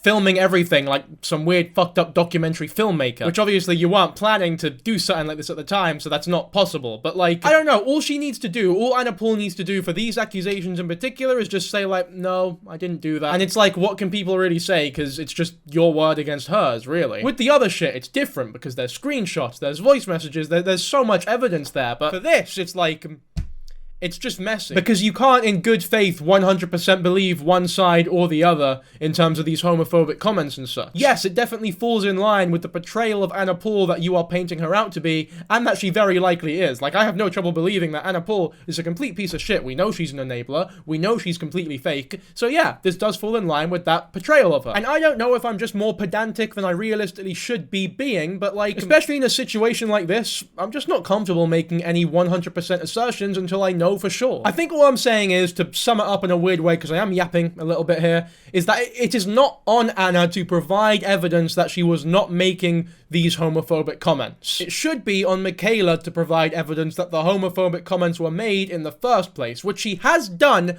for pretty much every other allegation she has made throughout this podcast and the last one. Those allegations with evidence, the onus is on Anna to provide further evidence that those did not in fact happen, which, I mean, we've not seen Anna's response yet, but I assume she does a pretty fucking bad job at it. But who knows, man, maybe she'll fucking toss my socks off and prove everyone wrong. Storm in like the gladiator she is and fucking rip apart every argument that Mikaela's making here. Never, like, I would never really engage in these conversations. I was always a bystander, and that's even worse. Being a bystander is even worse. If you want to comment something like, Mikaela, you're a little rat, you should have done something, do it, like, please.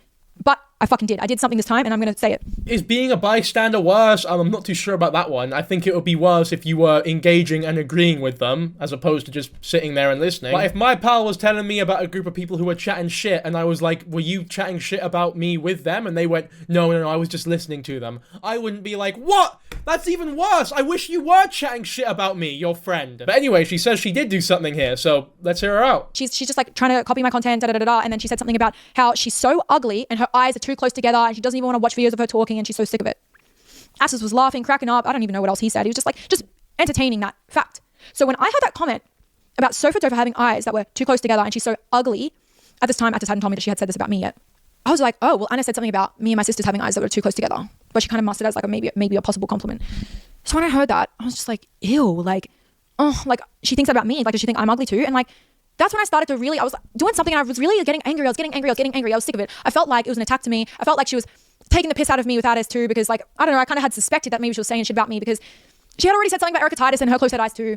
But anyway, I just started to feel really fucking annoyed because of it. Like I was just annoyed. Like, is this an attack on me? Like she already said I had close-set eyes. It's fucked. So I called her out. I said, she has lupus. She's a nice girl. She's my friend. Like, I'm sick of this shit. And I know Glenn remembers it too because he was in the kitchen kind of doing his own thing too with the pantry. And I kind of like lashed out, if you will.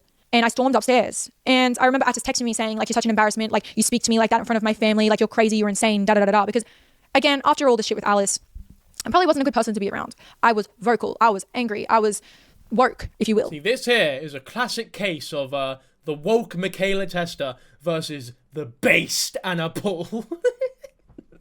No, definitely not. I will say, though, this whole thing, this weird fucking goober's focus on people's eyes being too close together and, like, them being ugly because of it. Look, let's be real here. We'll address the elephant in the room.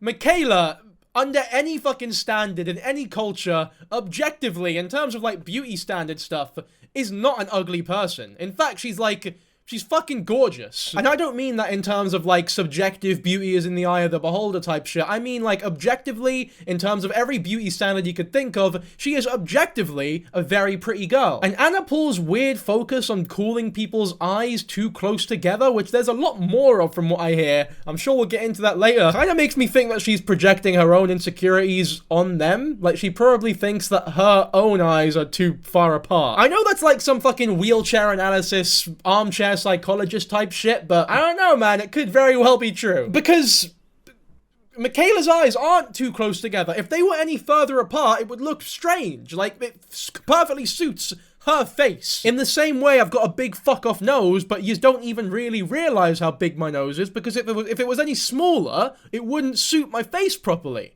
This nose is perfect for this face. You get me? I'm sure some of you will disagree, so call me an ugly bastard in the comments if you so please. Yeah, all right. Sorry, I had to take a break. I had to switch the card over. We were talking about how, you know, Anna would play these little games. Well, what it seemed like a game with mentioning a so-called flaw that she claims or thinks that I have, which obviously I do have close eyes, to try and make me feel like shit by mentioning the flaw about other women, such as Sofa Dofa and Titus. No word of a lie. I'm putting my hand on the fucking Bible when I say that. Oh my god, like she'll just like say like nasty shit and it catches me off guard. I'm like, it's a fun game, that one. Epic. It's like Snakes and Ladders, isn't it? Recently I've been really hyper-fixated on the Plants vs. Zombies series. I quite like those games. Those are really fun. But I'll be honest, this one here is a close second. I do this on my girlfriend all the time. I can make that joke because she's asleep now, right? I've been recording for 6 fucking hours. Just for full clarity, by the way, I do not play that game with my girlfriend, on anybody, in fact, apart from my nephew. But they deserve it, the wee shit. Yeah, that one fucked up because I was coughing, but what I meant to say was, like, once you put eyeliner on and some concealer, it's all good. And yeah, I just felt like shit for so long because I just felt like she was doing it on purpose. And, like, she would just randomly be like show a random photo of, like, someone random, be like, her eyes are so fucking close together, it's so ugly, like, in front of Atis and I. And I just feel like, such a weird thing to bring up and such a picky thing because it's not even that bad. And are you saying it to try and make Atis, like, not think I'm, you know, calling those girls ugly and stuff to try and make me feel ugly, to try and make me feel bad about myself. It was so strange. Okay, next is a story with Sofa, Atis, and Mikaela after they had already broken up, when Mikaela had been seeing Atis trying to flirt with Sofa and had sent Sofa some messages warning Atis about it, to which Sofa allegedly thanked her for. I say allegedly. We have the messages right here, so I'll shut the fuck up and let her talk. I said to Atis, stay the fuck away from my friends or I will seriously tell them everything that you've ever said. I'm not playing. This is the last warning. Stay the fuck away from Sofa before I tell her everything and anything everybody said, sorry. I had like 40 people from that event tell me everything I need to know because that phone was getting passed around to multiple people. Then I had the TikTok gossip pages coming to DM me. You're a weirdo and I will not let people I care about and are friends with allow a fake fucking family like you into her life. I said that to Atis straight. I had no issue. I wanted to I was so angry. I was like, ill, you know, like after everything I had gone with Atis, by the end of the video, you'll know, with Anna, her fake shit, her horrible shit, I just knew like this family's so fucking fake. They're going to jump onto Sofa now. They're going to eat it up. You know, Anna's going to gain from her, like who knows, maybe she's going to be the next victim, right? Because, you know, as I said, I felt like I was trafficked by this family. He doesn't reply for an entire day. As you can see here, it says yesterday at 8:51 p.m. So then I messaged Sofa and I said, hey babe, can you let me know what's going on? And she responds, what do you mean, Mick? I'm confused. Is this for the wrong person? Which, by the way, Bob, there's so much shit all over TikTok with the Luna Park. Like, you know what I'm coming for. But I love you. It doesn't matter. I said, babe, I've had a few girls message me and call me telling me all different things about things that they've seen and heard about you and Atis at the event. I know girls love drama and exaggerate, so I just wanted to message you directly and ask, babe. Because as I said, she had been messaging me and reaching out to me to make sure I'm okay with the Atis breakup stuff. She says, you know what I mean? Atis legit just have a convo. Pretty much sums up like me, Glenn, Atis' mum, and my manager were pretty much together all night because we're all pretty introverted, da-da-da-da-da-da. So when I saw that, I was just like, all right, well, I don't care because I know Atis' intentions. I know Sofa Dover's a pure person. I know that she has no foul play involved, but I know Atis and I know Anna and I know Mama and I know they're fake fucking games. So I just said her straight out. And this was the point where I was going against the loyalty that I had always had for that family. So as I said, I defended this family thick and thin. I defended this family when they were dragging Alice, when they were doing all this fuck shit. I stayed and I was a bystander and all this, but I was kind of, you know, I had been broken up with Atis for a month and a half. But as I said, I was already mentally checked out from when I heard that thing about Alice. So it was like, it took me a while to get to the point of being able to speak and go against them, but it took time. And even now, this is the first time where I'm publicly coming out against them. Like before, it was just like, oh, I just stole my crypto. Didn't tell you any other details, but now I'm just going all out. I don't give a fuck. Anyway, I said, babe, I've sat through conversations you weren't there for and I've had your back in those moments. I just want you to know that I know to look out for yourself. It was almost shocking to see you even hanging out with them because of the things I've heard. Just watch out, babe. Didn't tell her details, of course. I'm not going to tell her like what was said, but I did say, you know, girl, she asked me like, oh, what was it? I said, girl, it's a whole lot of nasty, nasty things and I've had your back this entire time. I messaged Atis in shock and he didn't respond. You need to protect your energy, babe. Be very wary because people are not who they portray themselves online. But I'm sure you know that. If you think you have a friend in any of the polls, I'm telling you that you don't because I have defended your name more than I can count on both hands in that house. Nasty, horrible things have been said and it even brought insecurities upon myself, which I have struggled with from just hearing these things. I followed you and supported you for so long. You're killing it and it saddened me so much seeing that because I was extremely worried for you. Of course, these messages were in 2022, so my story has always fucking stayed the same. Anna Paul said those things about Sofa Dover. Atis engaged in all of that and participated in all of that, particularly about Atis, Erica Titus too. So it was really disgusting to, you know, see that. Sofa responds, you know, she says like, I'll be careful. So I assume like, you know what, she's a big girl. I'm going to let her do it, whatever. Of course, you know, Atis starts calling her, FaceTiming her, trying to start a friendship, trying to start rumors on TikTok. So Sofa Dofa, the kosher gopher with a chauffeur, which by the way, should definitely be your new username. I like the two rhyming words at the beginning, but fuck it, why not go all out at this point? Sofa Dofa, the kosher gopher with a chauffeur. That is way more entertaining to me than it realistically should be. I'm a fully grown man, what the fuck am I doing? But this is, I guess, the closest thing we get to proof that these things were being said by the Paul family about Sophie. And you know what? As much as the proof is just the same story being told a couple of years earlier, it is something, and it is better than nothing. And the fact that Sophie goes on to thank Mikaela for warning her later based on her interactions with Atis that she goes on to have also adds credibility to the story that they were not exactly treating Sofa the best behind her back. I honestly don't really have any reason to disbelieve Sophie at this point because as much as I've said that Mikaela has shown she is capable of lying, I think she has been so open and honest throughout these podcasts from as far as we can tell. Obviously, we need to see Anna's response first. That I'm a lot more willing to believe her now than I was at the start of this video. I wouldn't be surprised if people who are very clued up on this situation started this video off very angry at me for how suspicious I was of Mikaela's behavior. But if you've made it to this point in the video, as a person who was thinking that way, I hope that now you can sort of respect why I was thinking that way and how my opinion's sort of slightly changing a little bit. Because whilst, yes, obviously, Mikaela is not a perfect victim, nobody is, and she's made a lot of mistakes, right? She's very flawed, and she's fucked up a lot. Love her or hate her, she is exposing Atis and Anna Paul for the pieces of shit that they are, and that is nothing but a good thing. I say that, but I do think that the majority of this story maybe should have focused a little bit more on the really horrific stuff that Atis did and Anna Paul sort of enabling it. The heavy emphasis on more petty sort of drama in between friendship groups and such, I think does detract from the seriousness of the allegations of that come up later on and have already come up in this video. It just sort of gives people more to talk about and makes those really serious accusations a lot easier to forget, which is disappointing because those are the most serious and damning ones out of everything shown here. Sophie texts me and she says, hey BB, don't know if you've seen the TikToks, but I just wanted to thank you for warning me about Atis because we had a FaceTime where he was showing me his furniture. Then today I've woken up to so much unnecessary drama after a video he made with me on FaceTime in the corner. Even though you warned me, I give everyone the benefit of the doubt and it feels shit when you do that and still get brought into drama. The whole thing is stupid anyway because we just met and barely knew each other. Anyway, just wanted to thank you for warning me and I hope you're okay. Next time we are in the same state, let's hang out. And I saw it. Like, Atis had staged this entire, like, FaceTime call, which, you know, as I said, he barely knew this girl. I mean, as she said, they barely knew each other. They just met. He's trying to, like, paint this thing, like, look, I'm secretly on FaceTime with Sophie to, like, get the comments talking, to, like, get some shit going, to, like, I don't know, make people talk. So, yeah, anyway, so I just told her, like, in the voice messages, like, of course, like, he's a little fuck. Like, don't trust him. Like, don't trust that family. I don't remember what else I said. I would have said something.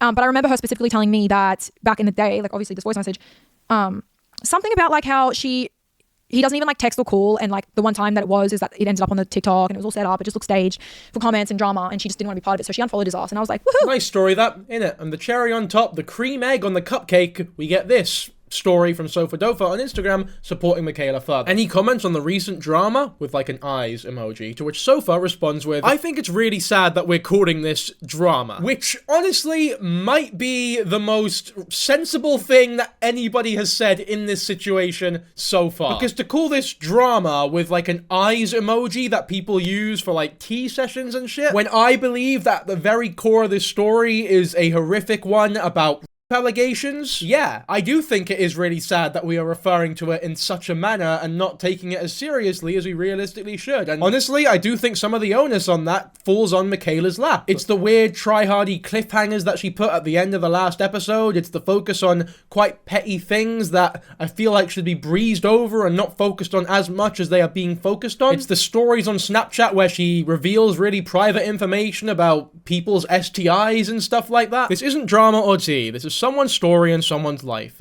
Mick has been beyond brave to speak about what she went through. People using this situation for content and TikToks for views is disgusting. We need to be looking out for Mick and supporting her through this. What she has been through is extremely serious and horrific and saddening, not drama or tea or entertainment. While owes Mick an apology for what she has been through, I just want to give her a big hug and tell her that none of this was her fault. I'm extremely grateful to Mick for sticking her neck out to me years ago and warning me, because if she didn't, my life could have been very different. I'm forever grateful to her. Again, a very honorable message from somebody who, as far as we can tell, has no reason to lie or be dishonest in any way. And this is very true as well. If she was never warned by Mikaela about Atis, then it's very possible that she could have pursued something with him and ended up being one of his victims. So thank fuck that didn't happen. Like, whatever.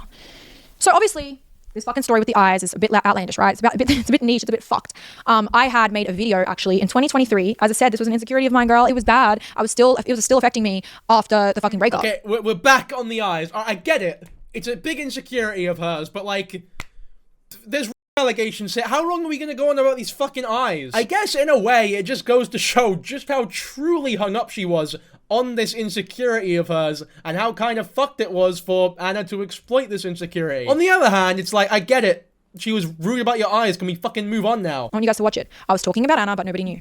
My eyes are literally my biggest insecurity, and there's a lot of these comments right now in my last video, and I can't help but just feel like everybody's playing like this big practical joke on me. You know when like a friend says something about something of your features and you just think about it forever and it eats you up alive and you do everything in your power to just like obsess over that thing and like change it? Like, I'm literally brought to tears right now because I used to live with a girl that would say things about the way I looked, and I've carried it with me now for a year, and it's been eating me up inside ever since. So I make sure I never be seen without eyeliner. So I really love these comments. It's making me feel... I'm not being funny, but her eyes are literally perfectly placed on her face. If they were any further apart, she'd look like a fucking rabbit. Now, the next 10 minutes of this video are about the BBL and her disordered eating, and how Atis was always talking about big bums and big arseholes and shit. Not arsehole, not the hole itself, but the bum. Obviously not the hole. You know what I mean. Fucking, you know what I mean. But apparently he was very excited, jumping for joy, fiending for pancakes when the BBL was booked. I guess, to be fair, that'd be the opposite of a pancake. He was fiending for peaches, I guess. I'm not skipping this bit because it's insignificant or anything. I'm just skipping it because I don't want to play a 10-minute clip of her explaining all of that. Once again, these podcasts are on YouTube for you to watch at your own volition, so I'd recommend doing so. We're going to skip to when she was in recovery for her BBL. We're going to skip to the part where she describes the recovery that she was in for her BBL and how Atis would exploit her during this time for, without doubt, the most damning allegations and serious allegations of the lot. I don't know if I already mentioned it, but in the past, Atis had been having sex with me while I was asleep, but obviously I wasn't on medication, so I would wake up and I would tell him, hey, like, I just don't feel like it. Hey, stop. Like, I don't like that. Like, whatever. But he would just keep doing it until one night when, obviously before all this BBL shit, I had a decent crack at him and said, like, please don't do that. Like, I really don't like that. That's called rape, by the way. He wasn't having sex with you whilst you were asleep. He was attempting to rape you. I'm sorry, you can call me a big dumb wokey if you want, but that's exactly what rape is. Like, that you can't consent when you're fucking asleep. In fact, when you explicitly say, I'm not cool with that, do not try and have sex with me when I'm asleep, and then they do such a thing, they are trying to rape you. There is no two ways about it. Obviously, we've not seen any evidence that this is true yet, but if the story is exactly how she's describing, that is what's happening here. One thing in particular that happened to me towards the end of my BBL healing surgery, so obviously after like 4 weeks, you don't have to wear the goddamn garment anymore. So I wasn't wearing the garment after a few weeks, probably even if, sorry, Dr. Mitchell's going to kill me if he ever hears this, I stopped wearing the garment a little too early because I was so sick of it, wearing that garment and being in bed. It was just so miserable, and I was obviously going through so much mental stress from that fucking man and abuse that just like being in bed alone for like 12 weeks straight, because obviously you can't sit on your butt, you can't go outside. It was just horrible. I just didn't want to wear the garment. It was the last thing I wanted to do. So I started to wake up with discharge that looked and smelled like. I started to get insane UTIs and muscle issues with my pee. So I would literally wake up from being in this like completely blackout, pill, medication, BBL, knockout, fucking sleeps. And I'd wake up, and the second I'd stand up and stand next to my bed, you know, to get up and go pee, whatever, there'd be shit dripping down my leg from inside my vagina. Like, it looked like, it smelled like, it's disgusting. It's so foul. And it happened, the first time it happened, I didn't even think it. Like, I didn't think it. I just thought, oh my God, my body's weird. Like, it must be just doing something weird. I mean, we're girls, you know? I just thought, I've never experienced this before, but maybe it happens to everyone, you know?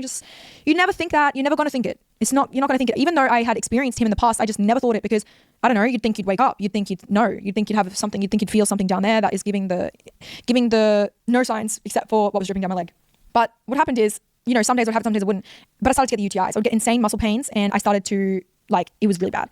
I'd be in and out of the doctors all the time. I was always in my room. Glenn, Jilly, Anna, Atis thought I was literally faking these recurrent UTIs to get out of hanging out, because Anna would gang up on me, I guess, and try and like spread lies and convince and brainwash Glenn into thinking that I was just lying about these UTIs or exaggerating because I just didn't want to hang out with them or something. So did Jilly. It's all Anna fucking instigating it. I genuinely couldn't leave the bedside in the room because if I didn't have access to a toilet, I would have anxiety because I just have the constant urge to pee. Like, it was so debilitating. Like, I can't even explain. The feeling of these UTIs wasn't just like a normal little UTI. It was an insane one where it was like an infection, like, in my fucking body. And if I couldn't see a toilet with my eyes, I would have anxiety because I'd constantly have to go and pee these little dribbles of piss, and they'd just be like, TMI, yeah, well, Anna's talking shit with Jilly, which is our hairdresser, about how fake I am and how I don't want to come out clubbing, and my UTIs are just an excuse. I was getting literally raped by her brother this whole time.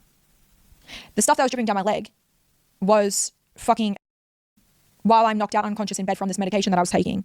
As I said, wasn't wearing a garment. I was in bed enjoying my life, laying on my fucking hip when I shouldn't have been because the fat's going to die. Yeah, I mean, I'm glad she's using the correct, appropriate terminology now, because I was afraid for a second there that she would continue to say things like, have sex with me when I'm asleep, which is very much underplaying what this actually is. And it's difficult to listen to this, man. There's no justification for it. It doesn't matter how much of a dick you are, and hearing her almost blame herself for being in this situation, it's harrowing, man. It really is fucking harrowing. And look, I understand I'm a commentary YouTuber. I'm meant to give commentary on situations like this, but for something like this, right? For something like a story like this that is just so graphic and personal and disgusting, it's like, what am I even to say? I have to put this in the video because it's without doubt the most serious of all the allegations that are being told in this video. Like, this needs to be a part of this recap video here where everything is explained, because to not put it in would be a real disservice to Mikaela, for all the victims of Atis, for everybody involved. It's something that needs to be mentioned, but like, there's nothing I can say. There's nothing I can say, but we need to listen to this story, and we need to hear Anna's response to it, because this is not something that can be ignored. He hadn't initiated, and it had been like really long.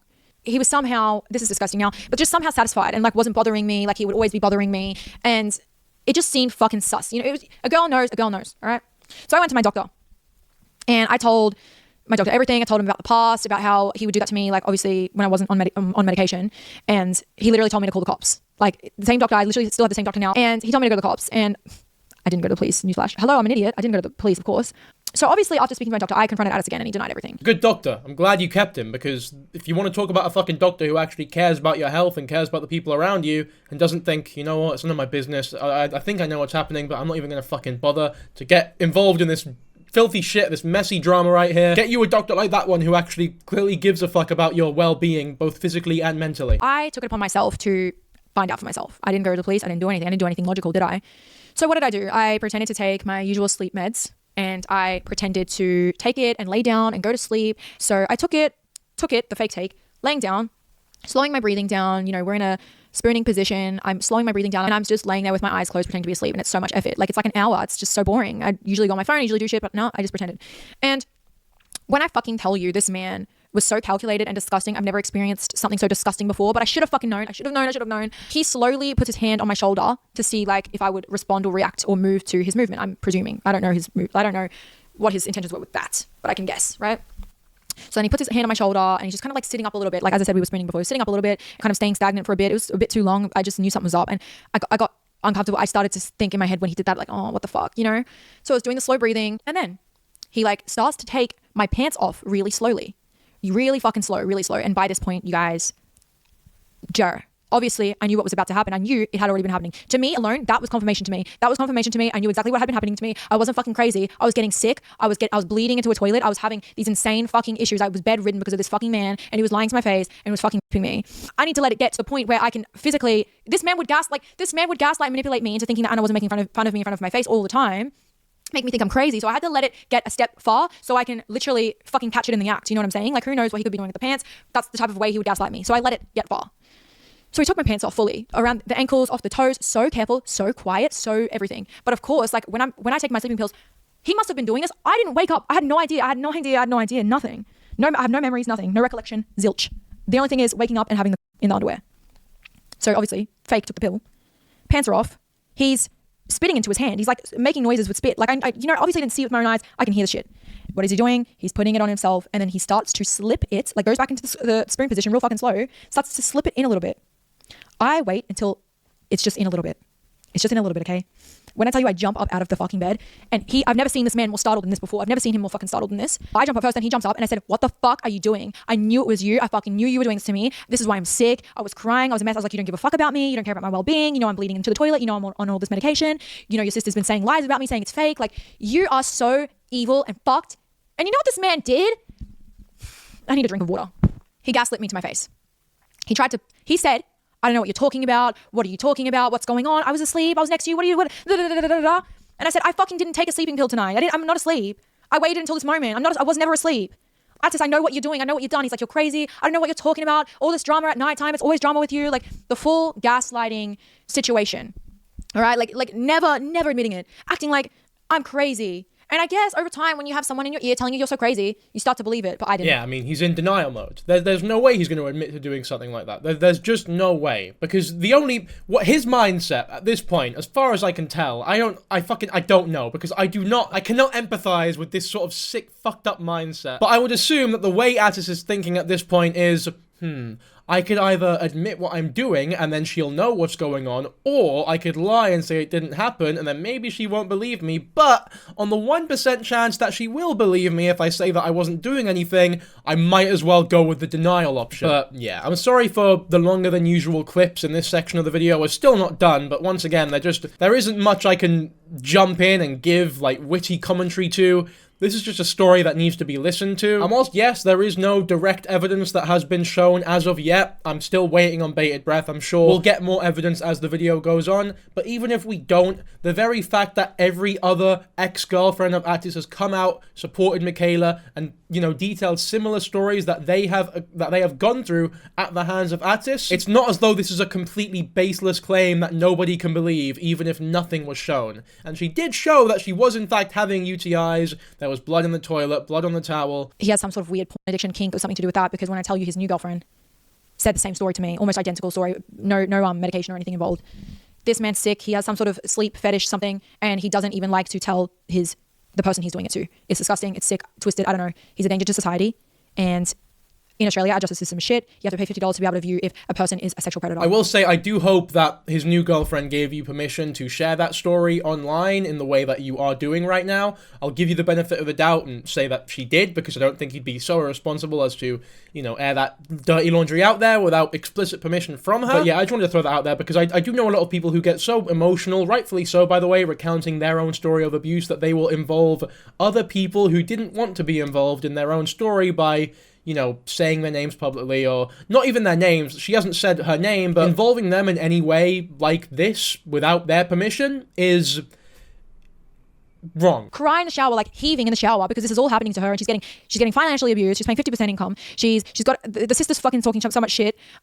She's got this man, fucking hitting her, abusing her, trying to kill himself every time she wants to do something. He's slamming on the brakes in the car. He's raping her. She's got UTIs. She's in the worst position in the world, yet she's doing nothing to get out of it. That's just how I see it. Like she knew it all. She knew it all, and she did nothing. Yeah. And I'm ashamed. I'm so ashamed. I'm so ashamed. And that's one thing about this whole story. That's one thing about this whole podcast is, am I a victim? Clearly, yes, I'm a victim, but am I also, at what point am I also a perpetrator as well? Because I've not only allowed this to happen to myself, I've defended this disgusting person in the past, and then finding out this information and obviously knowing shit already about him and then it happening to me. At what point am I participating in this disgusting behavior? Yeah, this is that brutal bit of self-reflection that pretty much all victims of abuse have to go through at some point, right? You begin to think, well, I saw the warning signs. They were blatant as fuck. I'm witnessing these flags that are redder than cherries. This bloke has shown me who he is at every opportunity that he's been given, and I didn't listen. I continued to stay with him. He financially abused me, and I stayed with him. He physically abused me. I still stayed with him. He emotionally abused me. I stayed with him. He lied to me constantly. He's gaslighting me. He chat shit about others behind my back. I stayed with him the whole time. He would try to do these things to me when I was asleep, and I still stayed with him. And then you begin to think shit like, of course he was doing it to me whilst I was asleep. Of course I got this UTI. I basically allowed this to happen. I didn't leave when the blatant warning signs were being shown to me. But humanity's just never that black and white. It's never as easy as, oh, well, this person has done something that I'm not a fan of, so bye-bye. I will never talk to you again, especially if you developed a real connection with them, and especially if they're used to developing connections with people who are vulnerable. Because Atis is someone who has done this to so many people. He's a fucking experienced abuser at this point. He knows exactly what to do, and he has a family of people behind him who house these people and help him in every avenue. And when you're that close to a person and you really genuinely believe that you love them more than anybody in the world, yeah, you let some shit go. When I was growing up, I've mentioned this before, but I didn't grow up in the nicest of areas. And I'm not talking like Anna Pool, I was poor bullshit, but I had like 6 Rolexes or whatever. Obviously not going to get too personal, but it wasn't a great area. And there are a lot of very low-income families around me, and a lot of people who found themselves in very unfortunate situations, not too dissimilar to the one that Mikaela is in the stories where she is detailing. And there are a lot of people who would confide in the people around us and the friend groups that I was in. Stuff like, I can't believe I let it get to this point. The red flags were there this whole time. How the fuck did it end up like this? And there was one really poignant thing said by somebody I know where they held a piece of paper up and they wrote something on it and they put it really close to your face and they would say, "What does this piece of paper say?" Obviously, you couldn't read what the piece of paper said because it was too close to you. And in the same way that you're unable to see something that is so visible to everybody else when it's that close to your fucking face, you are unable to see or process directly the red flags that are so obvious to many other people when you're that close to somebody or think that you're that close to somebody. So whilst, yes, it would obviously be completely irresponsible to completely discount the fact that you had some partial part to play in the fact you let it get to this point, because at the end of the day, you do have self-autonomy and you could have left. And guess what? If this situation ever happens again, you will leave. And that's the biggest positive to come from any of this, is that you fucking learn from your mistakes now, ideally. And when you talk about it so publicly like this, I have no doubt that you're gonna prevent that mistake from being made for a lot of people. And that is genuinely something to be admired. But, you know, we're not done with this part of the podcast yet. Let's listen some more. On TikTok, on the 21st of the 10th 5, so like this was back then, this is what she posts. Some Ural in my water because my piss hole and vagina hurts.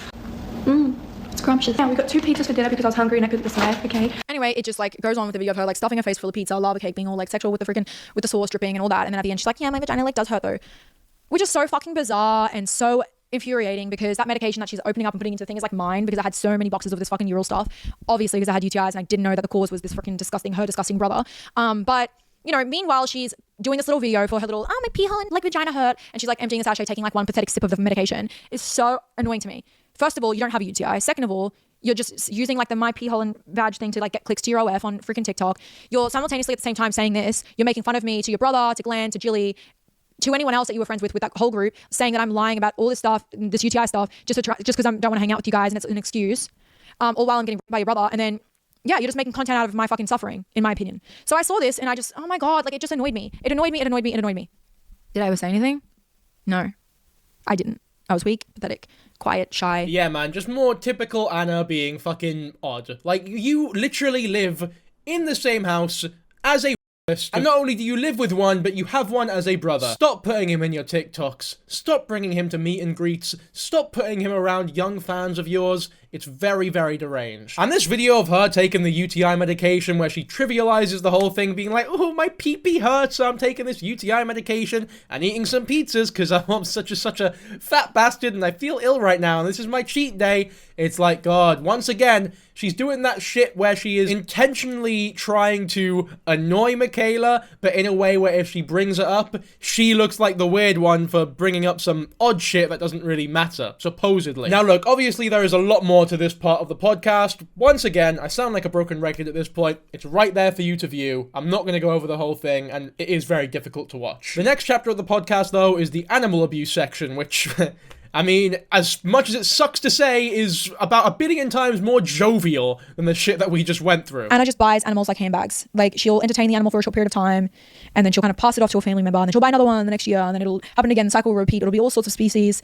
When I first came to the house, she had 3 dogs, and like 4 birds. Because she had Rainbow, which was a bird that she had outside. She had Sunshine, which was this yellow bird. She had Konya, which was a Konya parrot, and she had Quakesy, which was this green parrot. As well as just 3 dogs. So she had BB, Ninja, and Angel. And I'm going to put photos up here. You know, obviously they would be complaining like so much, like the other family members like, oh, Anna just bought these dogs, because, you know, the dogs would be pissing all over the house. They weren't trained and there wasn't a doggy door. And so like obviously we'd come back. This was the first house we were at called the Promontory. We also called the house the Peemontory, and it got demolished, I believe, because of the amount of urine that was in the fucking house that they probably just couldn't get rid of the smell, so they had to like demolish it. Yeah, so like the dogs would just piss like right in front of your face, like up against the wall. It was insane. And that was just like normal to them, and like that was something that I noticed when I first like came to their fucking house to like live with this family. The second she got cats, so Nutsack was the first cat in, I'll get the dates up soon. Those birds that she had in the room were completely neglected. So the second Hans gets back to Australia from Germany, from being there when his family members passed away and he was getting treated horribly and spoken shit about behind his back the whole time. I'm going to get into Papa later. I need to talk about something else first. I'll get to it, all right? Anyways, the second Hans gets home to Australia, Vildan palms off the dogs to him. By the way, I need to mention, he was living in a van because he was no longer allowed to live in the house because Vildan was cheating on him. Bro, there's so much just fucking... This is like the shittest sitcom ever. If you took The Big Bang Theory, but just replaced it with all the worst people imaginable, that is pretty much what the Poole family is. I've skipped a lot of this section because a lot of it is just Mikaela talking about the abuse with no evidence, no proof, nothing of any sort of substance. And I don't feel as though these allegations of animal abuse are something to be taken as seriously as the allegations that came before it in the last section, especially when there is no evidence to back them up. But from the sheer amount of animals that Anna Poole was buying, and I mean the fact here that she's just pawned off the dogs to their dad, who lives in a fucking van. I'm not doubting that you can take care of that many animals, especially if you have carers for them and they have a lot of money. Maybe they did, but according to Mikaela, I guess they didn't. I cut this bit out of the video, but apparently they had to sell one of the old homes and basically get rid of it. I think it got torn down because the dogs were pissing everywhere and the smell couldn't be got rid of. I'm sure that everything being mentioned here, Anna is going to answer for, or at least attempt to answer for. But yeah, man, I really just don't know what to say about this because there's nothing really, there's not much to see. I guess I'll just shut my dumb ass up and actually listen to more of what she's saying and more of the pictures that she shows so we can actually comment on something that we see that's substantial. So yeah, Ninja's on medication. He's living in this tiny van. As you can see, this is his storage. And then this is like how Ninja and BB fit in the car. And then Hans is expected to sleep in this car too. And it's one of those ones like the sun heats it up. Like, it's just not the vibe. He didn't have money. He had to buy this van and like put whatever he could put in it. BB, on the other hand, she was not trained at all. So the reason why they probably palmed BB and Ninja off to Papa, well, I know some of the reason why. They didn't like Ninja because apparently his pantsing annoyed them and his breath stank and they just didn't want a dog in their new mansion house. But also because BB was not trained, and you can see in these photos here, like she would shit in the house. She'd shit just straight on the carpet. She wasn't trained at all. Look at this. So this is when I got back from a vacation from Perth, and I literally landed off the plane and walked into the house to this. And this is how many turds are on the floor. You've got 1, 2, 3. It's like a trail into the room. You've got another one here just randomly on the floor. You've got another one on a pair of pants with some chewed up cat food, which she got into. You've got another turd on the floor over here. Another one in the corner of the room. I don't know how many, if anyone's doing a turd count, but that's a lot of fucking turds. How long was she locked in the house for? Not to mention the little piddles of piss around the carpet. There you go. I was asking for evidence, and there you have it. That is evidence. And for as much as people might say, oh, there's no videos of the animal abuse going down, I'm sorry, right? This is not fabricated. Mikaela was not taking her underwear off, squatting on the floor, and doing wee tiny hamster shits to fabricate evidence that the dogs were shitting on the floor. This is pretty undeniable proof that the dogs weren't being walked enough. They were just sat in the home, let to live, whilst the others fucked off and did their own shit, and the dogs weren't really taking taken care of, so they just pawn them off because they kept shitting everywhere. Instead of actually taking care of them, or maybe not buying them in the first place, because the health and safety of a dog is more important than a bit of content when you're already making enough. You're making more than enough. You don't need a dog. Very instinctual. Like, you cannot remove dog piss from carpet. Like, it's going to be under the floorboards. You're going to be able to like spray it and clean it, but it'll never truly be gone. And a cat's smell is just so strong that, yeah, the cats would fucking every now and then piss and shit on top of the freaking dog shit and piss. It was just like a never ending cycle of like shit and piss and like, oh man. This is I can't believe we're laughing about this. But fuck me, it's just the dog would shit, and then the cat would shit on the dog shit, and then they would piss on it. This is like two 8-year-olds riffing things that they find funny at each other, and shit just gets more out of hand. It's like the world's most animalistic and disgusting version of soggy biscuit ever. Not to mention, by the way, I've seen the cat. It's a Sphinx cat. And if you're not good at cleaning up after your animals, you don't buy a fucking Sphinx cat of all cats. They don't have any fur. It's just pure skin. Pure oily as fuck skin. You know how much fucking labor a Sphinx cat is? To all the Sphinx cat owners watching this video, first of all, big ups to you, and secondly, you've got great taste, because Sphinx cats are my favorite types of cats, and if I had the time or the effort, I would 100% have one. I fucking adore Sphinx cats, but they are just too much hassle. Because for those who don't know, obviously because of the lack of fur that they have, it's just skin everywhere, and whenever they sit on something or roll around in something, the fucking oils in their skin seep through, and it just fucks up everything. It fucks up the chairs, the sofas, the fucking floors, the carpets. They're just annoying wee gremlins that need a lot of love, a lot of attention, but they're so lovely. And they just love you. Like, they jump up on you, they're so affectionate, they're the most caring cats of all. And it's very sad that they lived with a family who didn't give them the same care back. Right before she bought Nutsack, she bought these two birds here, and I'm going to put them up on the screen. This is Cake Face, and I don't remember this bird's name because, as I said, this bird barely like was a vibe. Like, she barely, I don't even, go on her TikTok, she probably fucking has one video of them. It's actually very sad. So in this photo here, you can see that the cage is like in Glenn's second room, and Glenn and Anna's second room, and these birds were kind of in there for the moment because she had just gotten them. She bought 2 new birds. She already had 3, so that's 5 because Rainbow's passed away. So it's 5 birds. And as she said in her own words, it's a 20-year-long commitment, right? The second Nutsack gets bought, those birds were getting neglected. Nobody was going in there. So Anna went from this bird mom girl to this now hairless cat content that's getting so much views on TikTok. It's getting millions and millions of views. Oh my God, look at the oil in my bed. Like, you guys remember the shit. You guys remember being like, thinking like, wait, if you think you haven't seen the birds in a long time because she didn't go in there. She would barely even go in the room. There was times where she wouldn't even probably go in there for months straight. Like, so she had 5 birds. She kept buying cats. They just kept growing. The collection of cats. Like, they had like 3 hairless cats at one point. So there was just too many cats in the house. 3 hairless cats. Fuck me. Fucking 3. For a group of people who don't even clean the dog shit off of the floors, you can't be having 3 hairless fucking cats. Mate, we didn't have much money growing up, but the animals that we had a dog, we loved that dog. We treated it so well. Eventually it got cancer and died, so I guess the cancer was not our fault. It was not our fault. It was genetic. And we gave it a good life for the amount of life that it did have. We also had 2 birds. We had a green budgie and a yellow budgie. The yellow one was called Mango, and the green one was called like Sir Theodore Bartholomew III. My brother named that one. It was fucking weird. But yeah, one day Mango died because he choked on the cage.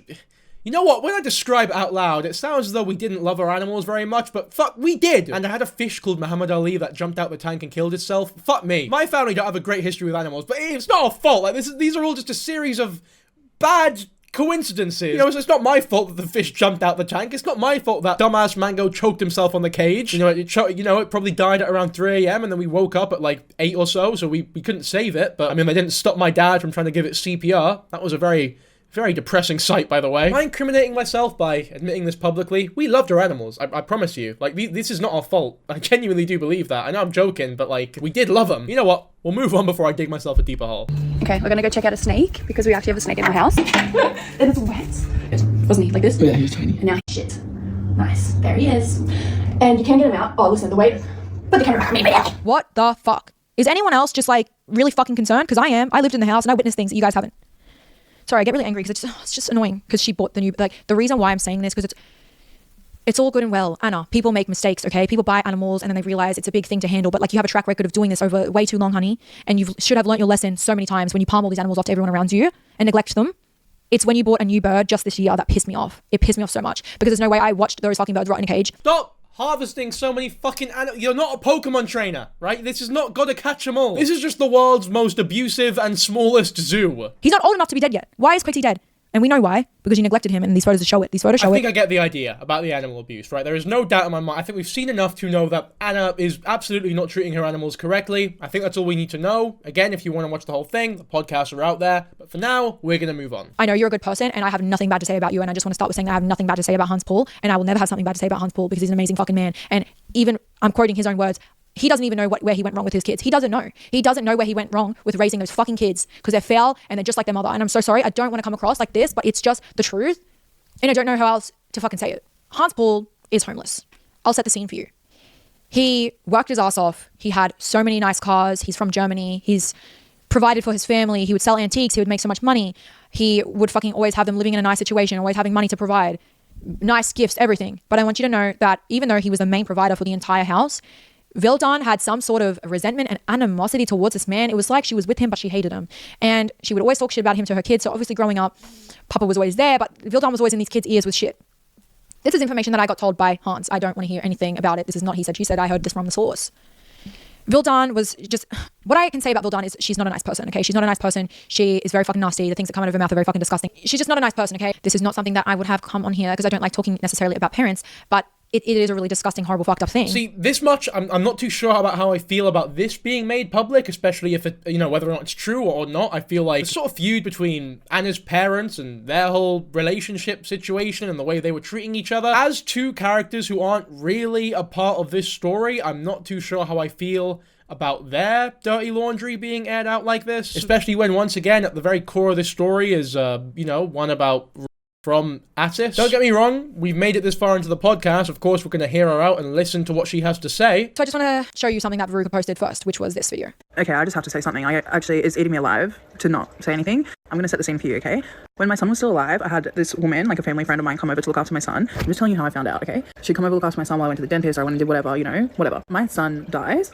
Maybe 2 days later, she comes over, she's talking to me. She's just talking to me about random stuff about her life, you know, not about the death of my baby. And she's like, oh, do you know so-and-so from the internet? And I'm like, yeah, I do. I don't live under a rock. Of course I fucking know who that is. She tells me that she's going on a date with her dad, like, and she has been low-key kind of dating him on and off, like, you know, they eat lunch together or whatever. This woman is literally just a sweet little old lady, okay? So she's not making shit up. And then later on, I went on my own little investigation and it is true. Anyway, she's telling me that, like, he smells bad and he lives in his van and he can't really shower. He doesn't have money for food. And I'm like, what are you fucking talking about? That man's daughter is so fucking wealthy. What do you mean he doesn't have money for food? At first I didn't believe it. I went, no, I'm pretty sure he lives in the house. I've seen them post videos saying that he lives in the house. That is actually not true, and we'll get back to that in a second. So now I'm like side-eyeing everything from this moment. I'm like, what the fuck? This is really weird. The day my son's funeral rolls around, maybe 2 weeks later, obviously my son's babysitter is there, and a couple of my friends are there also. So we start talking about this. One of my friends go, no, it is true, and I'll tell you why. Try to keep up, okay? One of my friends used to be friends with a former associate of the influencer in question. Does that make sense? So she tells me a story of when my friend and former associate of this influencer went to go get some food and they saw this person's dad in the parking lot. So my friend's like, what is this guy doing in the parking lot and what is he doing picking up somebody else's food doing DoorDash? So former associate, who's with my friend, says, yeah, no, he's literally homeless. Like the way that his children treat him is disgusting. And that he did used to live in the house because former associate said, this is fucking disgusting. And this man is living in this house. And now former associate does not live in the house. So now the dad don't live there either. And the whole reason the dad doesn't live in the house is because the mum cheated on him. The mum's really weird and would say stuff like, are you going to buy me this or do you love Papa more than me? And then the children will say to the dad like, oh, if you wanted to live in the house, you should have bought Bitcoin when we were kids. I continue to see my son's babysitter on a weekly basis. We hang out, we get some food, whatever. Everyone around where we go to get food also knows about this situation with this person's dad. Like, he can't really afford to eat. My son's babysitter is like giving him some of her pizza when he's there. He recently only got a bottle of water and ran out on the bill of a bottle of water because he literally cannot afford it. And what eats me alive is the fact that this girl sits on the internet and says, I'm a gift giver, I love giving back, I love my family. When in reality, she's texting her dad, hey, I need you to come over to be in a video. And her dad is apparently such a sweetheart and such a nice man that he will never ever say anything publicly about it, or even to his children about it. He'll just go along with this because he would rather still get to see his children just to be in a video for public appearances because he's just hoping one day that his children will wake up and not be a fucking cunt anymore. This man is doing DoorDash so that he can afford a gym membership so he can afford to shower, or he showers at the showers at the beach.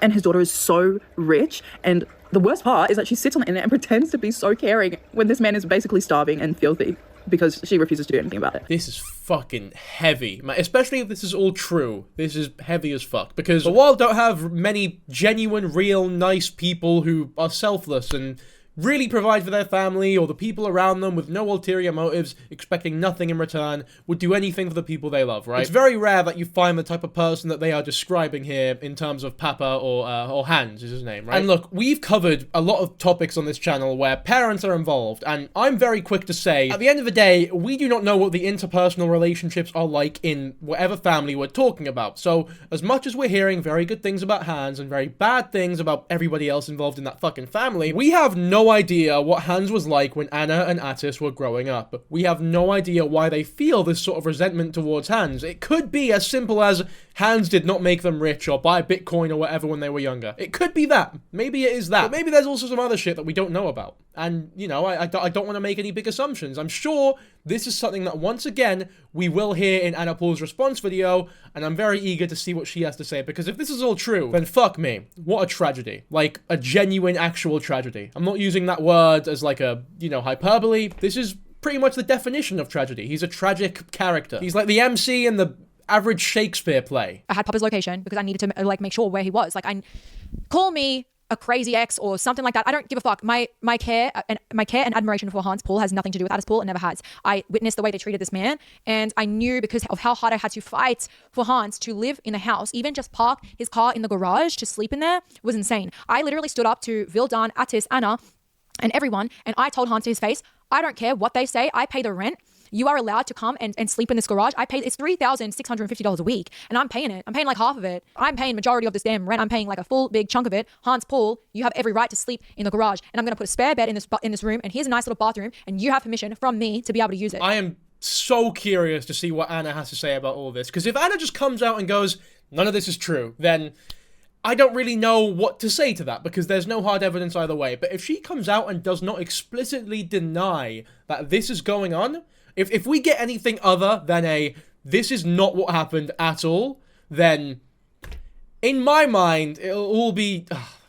I don't want to say that, because silence never truly means that they're guilty of something, but it won't look good. You have a fucking another man. Go and live your life with another man. Who cares what I'm doing for my freaking partner's father that is literally... has like nothing left. His family's passing away. He's going through shit. You've just cheated on him and left him. Oh my God, I'm so sorry, but I need to tone it down, but just the amount of anger I feel, because I'm just so angry for Hans Paul. I've always been angry for Hans Paul. This fucking mother, by the way, sounds like the most evil witch ever. Like, this is honestly like some Disney villain type shit. Cheating on your husband who is grieving the death of one of their parents, and then leaving them right afterwards. Like, maybe call it a bad relationship that ended at a very inconvenient time, purely out of coincidence. Or maybe call it a fucking horrible woman who left their partner because it was inconvenient to be with them at the time, because they were being all sad and shit, and they couldn't be asked to emotionally support them. Which is worse when, according to Mikaela here, he was doing everything in his power his entire life to support his family and stay with them when they needed his help. All it took was a couple days of grieving, and all of a sudden it's justified to cheat on said partner and then leave them for another blow. But how are you actually going to raise two sociopaths and then cheat on your husband whilst you make him homeless? Fucking hell. It's like the synopsis of a really try-hard, two-sentence horror. You know, the type of thing that you read and think, this would never fucking happen in real life. Like, what kind of writer wrote this shit? And then it turns out,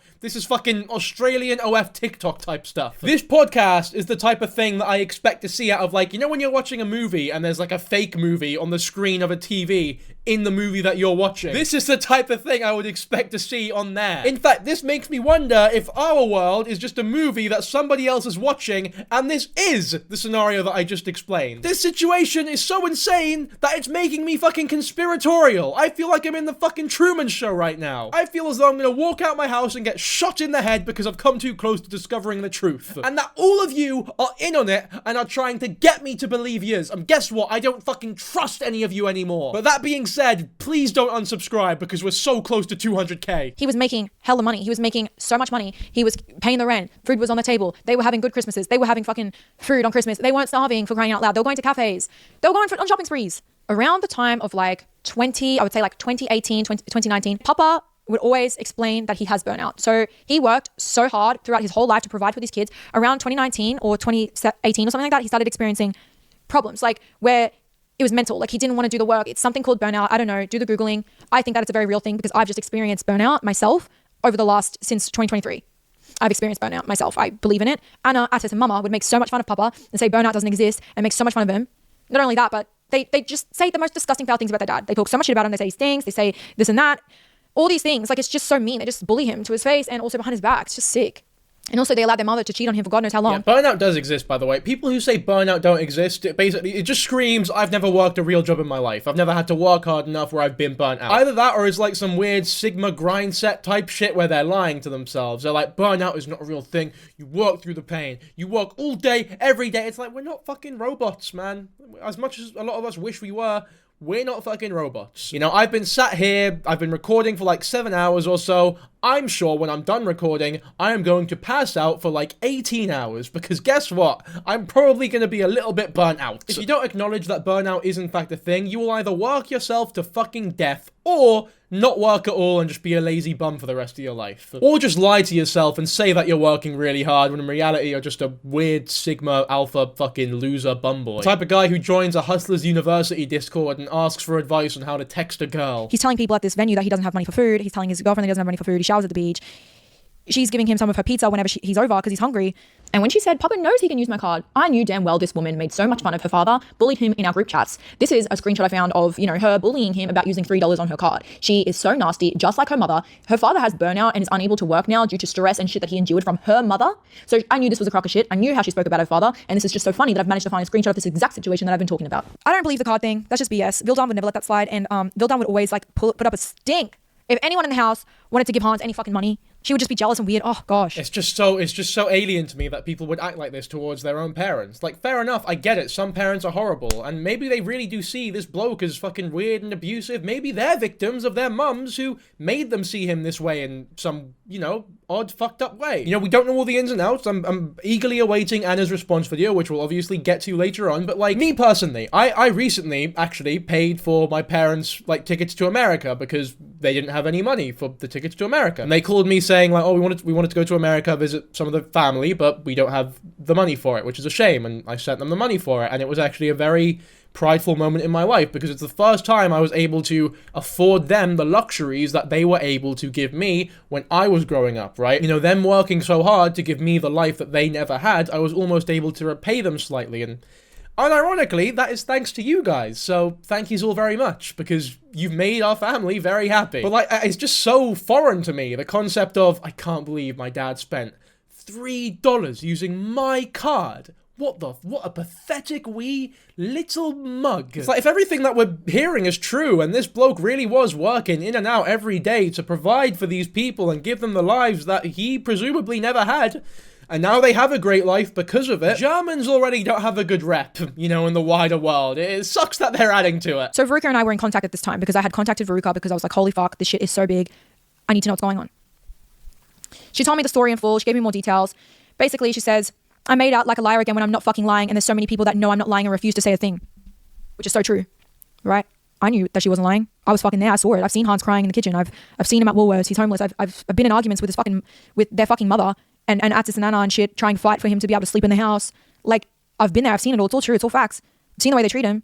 I know he's homeless. I know he's sleeping at the beach. I know he's fucking showering at the beach and showering at the gym. I know it all, and I'm actively, again, what you guys always have fucking known me to be, a fucking bystander, a follower, a zip lip, this fucking person that is not fucking saying anything, not speaking up, not even speaking up for herself in the past. She's the shittiest track record ever. Only very close personal people to me knew these horrors about this fucking family. I really wonder how Papa feels about all of this being exposed and all of this being talked about so publicly, because I'd be willing to bet, based on everything that we know about him, he's quite a traditional bloke from what we hear. The type of person who would do that sort of thing for their family and expect nothing in return and not fight for anything back when their family wishes that he stay away from them, and just to sort of accept that. It connotes to me that he is very traditional in terms of I do what I can for my family, and what I get back, I get back. But he's followed that sort of mantra to an almost tragic extent, and there's something that tells me that if he really thinks that way, if his mindset is linear with that sort of thinking, then I would assume he isn't really a fan of his business being aired out in the way that it is in these videos, in these TikToks,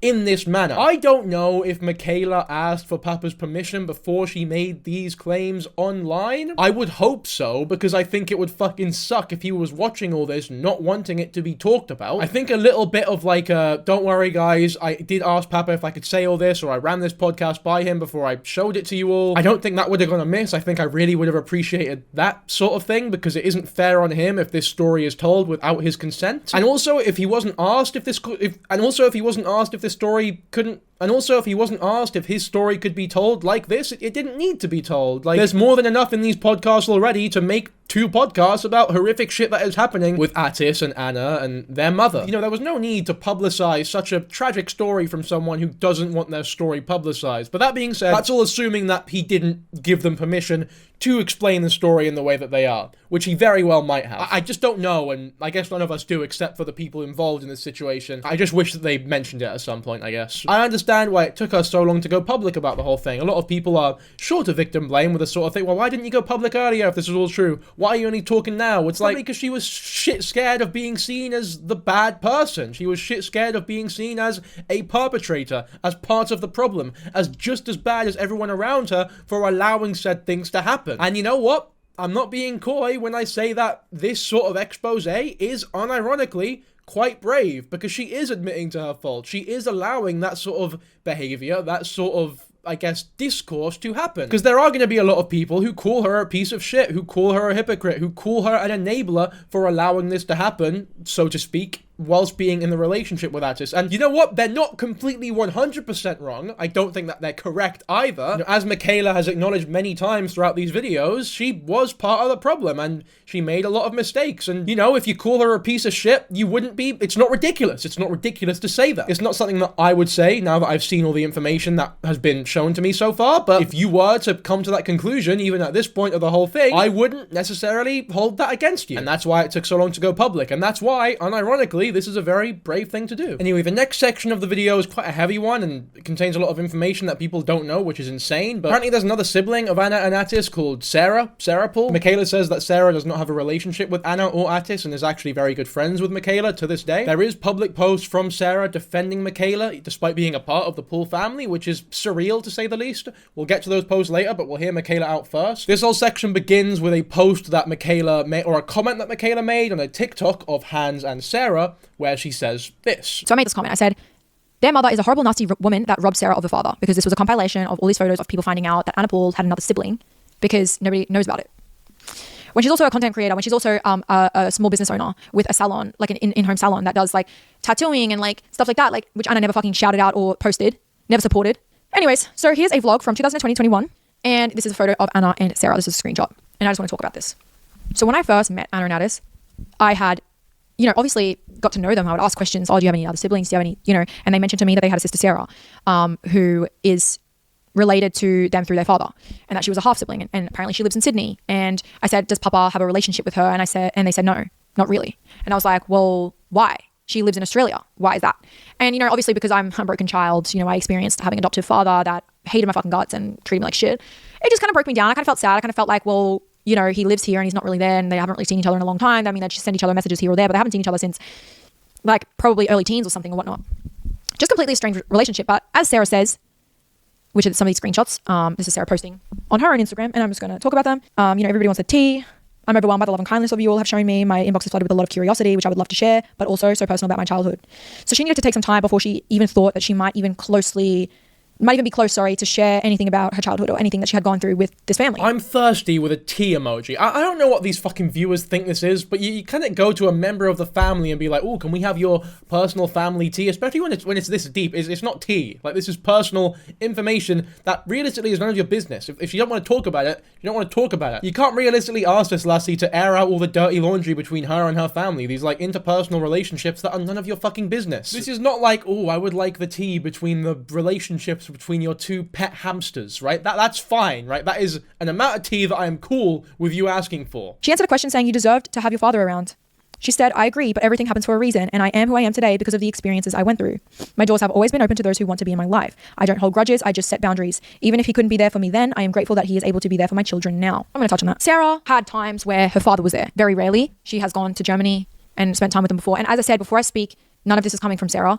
This is coming from stories and stuff that Hans Bull has told me, not saying that Sarah and I haven't had our conversations, but I just do not want Sarah thrown under the bus here for absolutely anything. This is all entirely coming from Hans Bull and information that he has told me and things that I've witnessed with my own two eyes. So I just want to say that, she had gone to Germany and, he was trying to actively be there in her life, especially when she was kind of younger. And, it wasn't like they would see each other all the time, but they would see each other sparingly throughout the years in childhood. Well, why didn't you just ask Sarah if these stories are true, if you have a good relationship with her, to confirm whether or not what you're about to say is fact? Why would you say stories that have only been confirmed by one party when you could so easily just talk to the other one? I don't understand. All that being said, I think I'm being a bit harsh here because Sarah has publicly supported these podcasts, so I would assume that she wouldn't do such a thing if what Mikaela says here is a lie. So I think that is just me being a bit pedantic. I'm quite picky and particular when it comes to exposing really personal things online, because I'm somebody who, I'm sure you can tell if you're a long-time viewer of this channel, in terms of oversharing online, I'm very pernickety with it. I think a lot of people are way too comfortable oversharing online, and it's even worse if it's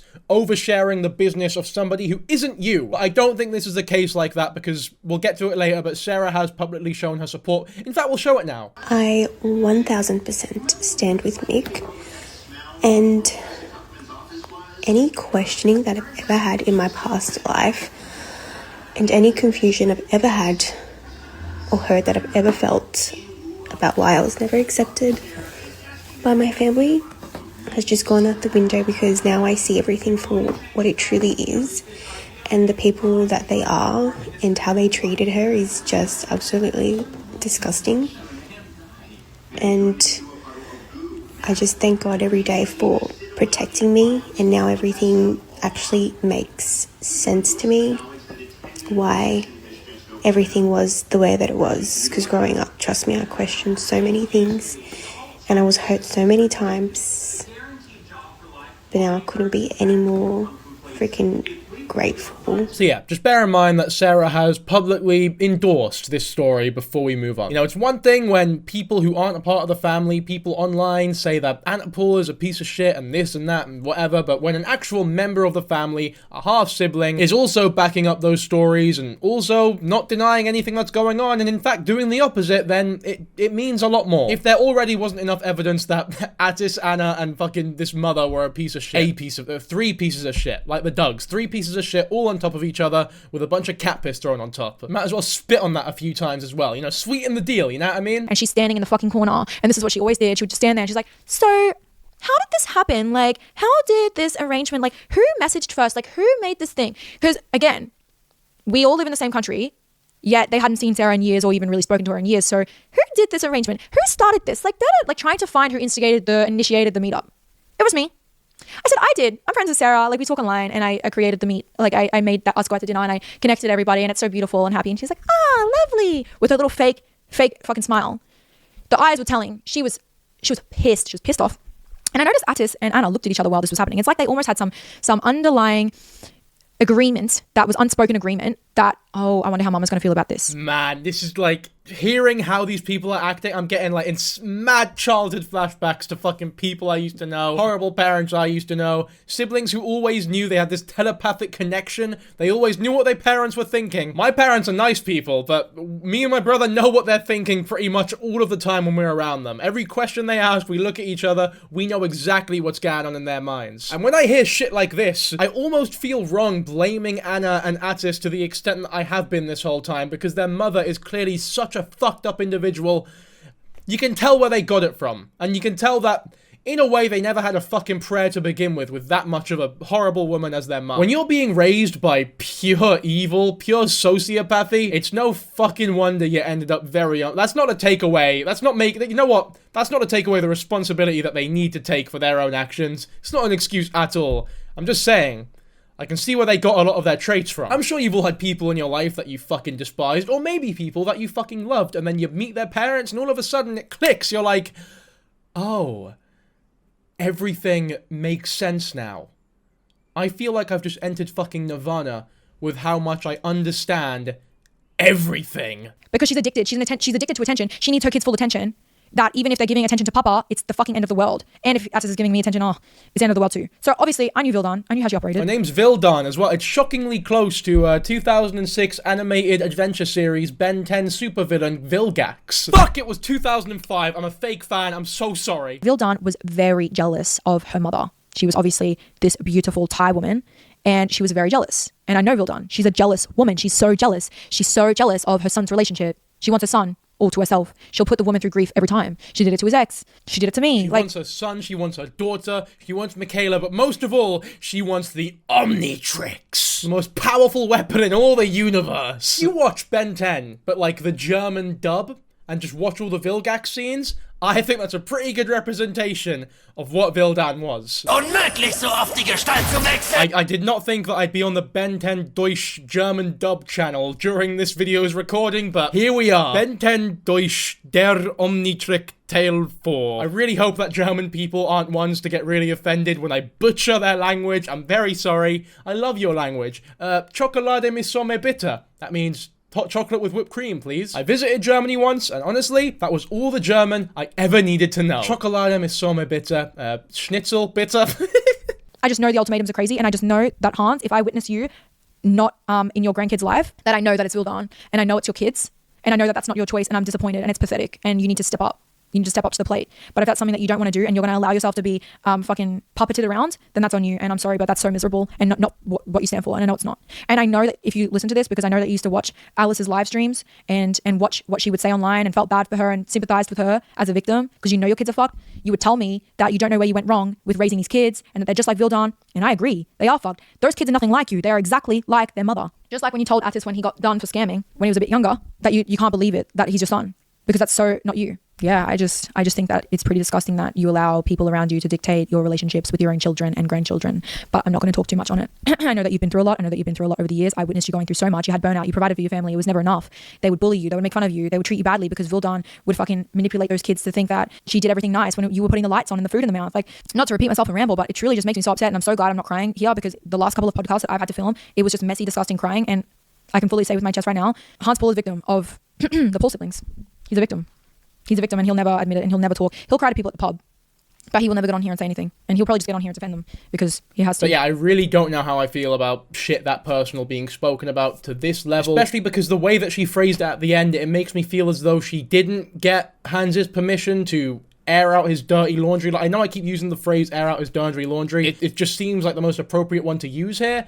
And it feels as though she didn't get his permission to say this sort of thing. And I do think that is inappropriate. Like, I do. But with that, I feel like we've watched both podcasts now, got a pretty good idea of what's gone on Mikaela's side, right? But as with every controversy, we have to hear both sides of the story. As much as it always seems as though the evidence is overwhelming a lot of the time, there is always another side to the coin. And we need to hear out Anna, and we need to go into Anna's response video with the preconception that there is no absolute guilt on either end here. Like, we do not know for a fact that Anna Paul is absolutely the fucking devil incarnate, and there is nothing she can say that will make Mikaela look bad in the slightest. You know what I mean? What I'm saying, basically, in weird jargony language, is just to come into this video with an open mind. Well, you know what? I can't tell you what to do. You don't need to fucking do that at all. But I'm gonna do that. I'm gonna come into Anna's response video with as open a mind as possible. Like, I'm truly willing to hear her out. And if she makes a point that looks bad on Mikaela's end, I'll fucking point it out. And I will say, yeah, that doesn't look great. You know, I'm not here to lie to you or shit on either person without thinking properly. We're already 8 hours deep into this recording. We might as well do it properly. I think the thing that I'm gonna be thinking, because obviously a lot of the shit is gonna be refuted. She's not gonna,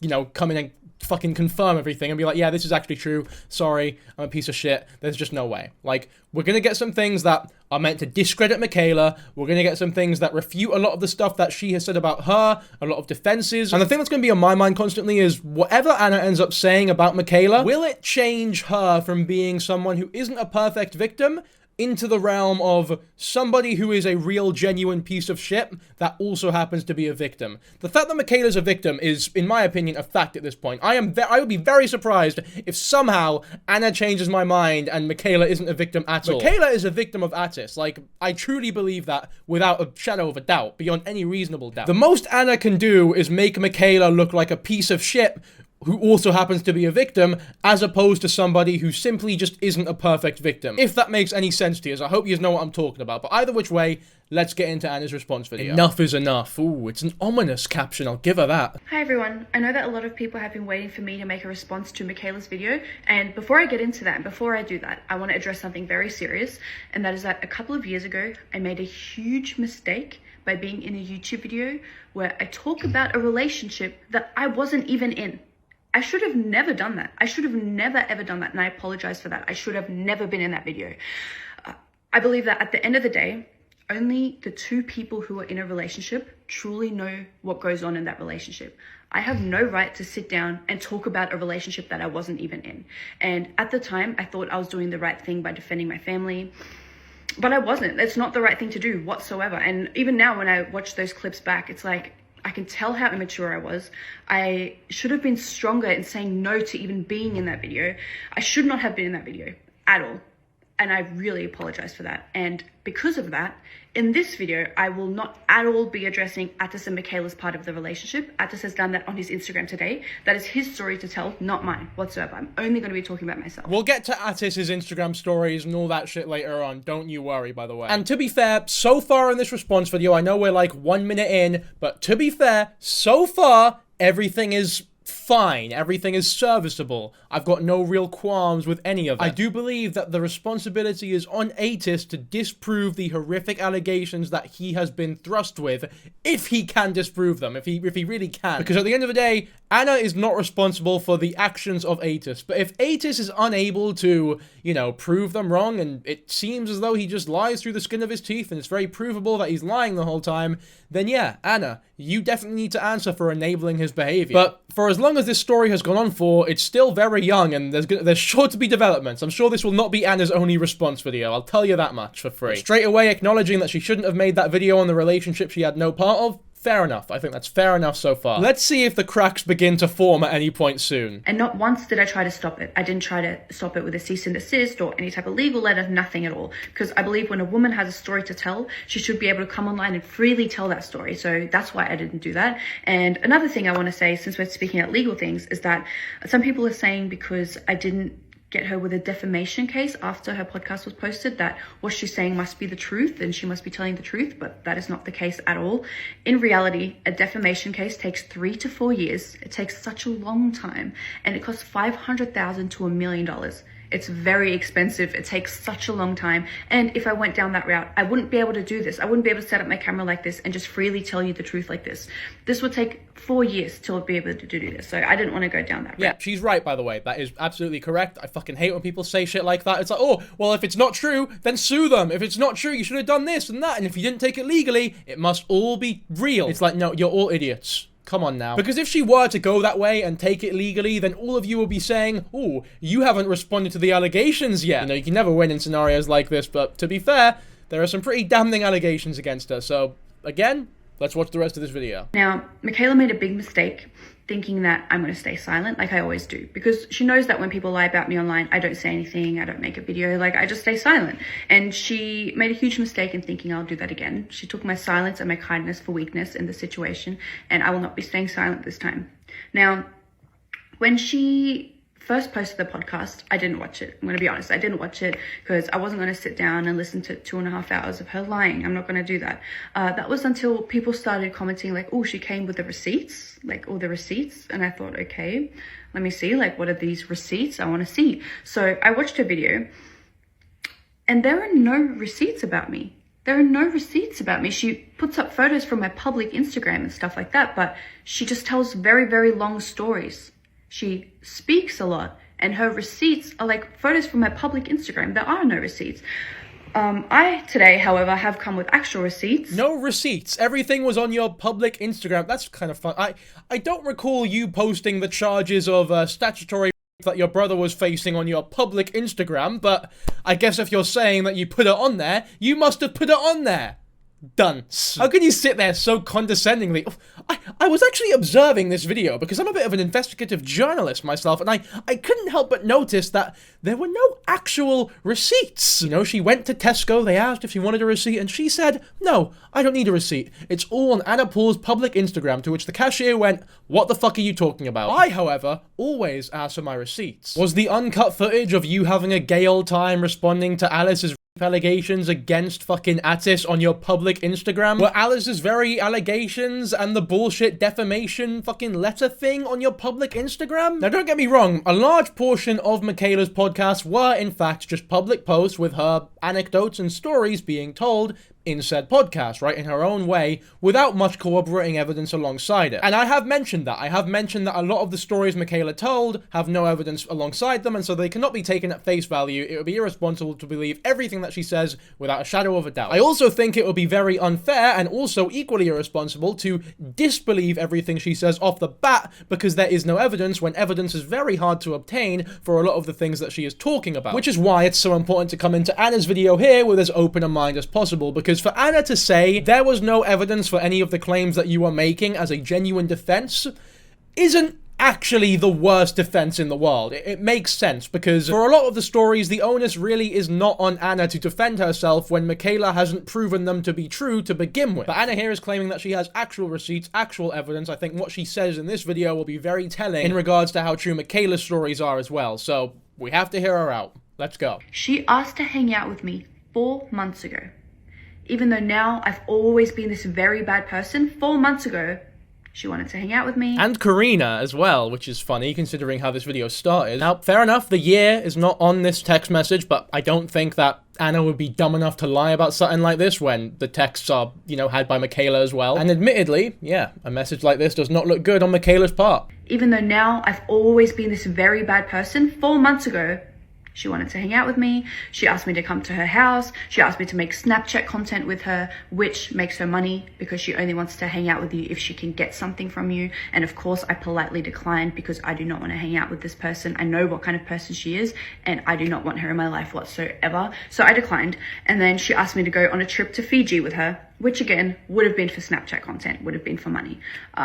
And I also didn't go to that, obviously. Now, Anna's also being slightly disingenuous here, though, because in her first video, where she responds to Mikaela's first video, she goes, I thought we were friends. But now here, she's saying, I always hated Mikaela. Even when she was sending me these messages, I hated her. I hate her guts. She's chatting shit. Fuck Mikaela. But I thought that you were friends. So were you lying then, or are you lying now? But yeah, admittedly, to give credit to Anna, this does not look good, because if you were to despise the family as much as you did in the videos that you say that you did, why would you be asking to go on holidays with them to Fiji or whatever? It's not a good look, for sure. Obviously, it does not immediately disprove everything that Mikaela was saying, so let's go on to watch the rest of this video, but, you know, we gotta be level-headed here. This does not look good, because it implies that either Mikaela is wanting to film content with these people for monetary gain, despite knowing how shit they are, or doesn't actually think that they're shit people and is wanting to, you know, go film with them because she genuinely likes them, which would be very contradictory to the stories that she's telling in her podcast. Either which way, not a great look. Now, 4 months later, apparently I'm a very bad person. But anyways, let's get onto the lies, because there's a lot. And I have them written down on my phone, so if it's choppy or if I'm looking down at my phone, it's just I'm trying to keep track of all of them, to be honest with you. And the first one that I'm going to address, which is so stupid, is that Atis takes my OF content. She seriously said that. She seriously said that. And when she said that, I was like, yes, now people will know she's lying. Good. But that's not the case. So now I'm going to address it. Atis doesn't take my OF content, obviously. Either I took it or Glenn took it. She's trying to make it seem like Atis was in the bedroom, like, you feel me? That's ridiculous. And she knows it's ridiculous. She knows it's an online rumor. And I'll put up a receipt on the screen. This is us laughing about how gross it is. And she's laughing along. We're both laughing because we're like both like, yuck, what the hell? She's laughing and she knows that it's not true. She knows it's a rumor. She knows people will eat it up, which is why she said it in her podcast, which is ridiculous. Things have already started to fall apart. Creme brulee is my favorite dish. Here is a video of Atis literally filming OF content for her on the beach. Here's another picture of her and Mikaela that she says that Atis took of them. Atis literally took your OnlyFans content because he took mine and yours together when we hung out. There's another member of the friend group basically calling her out on her shit as well. There's also this video. You got a fetish for my love.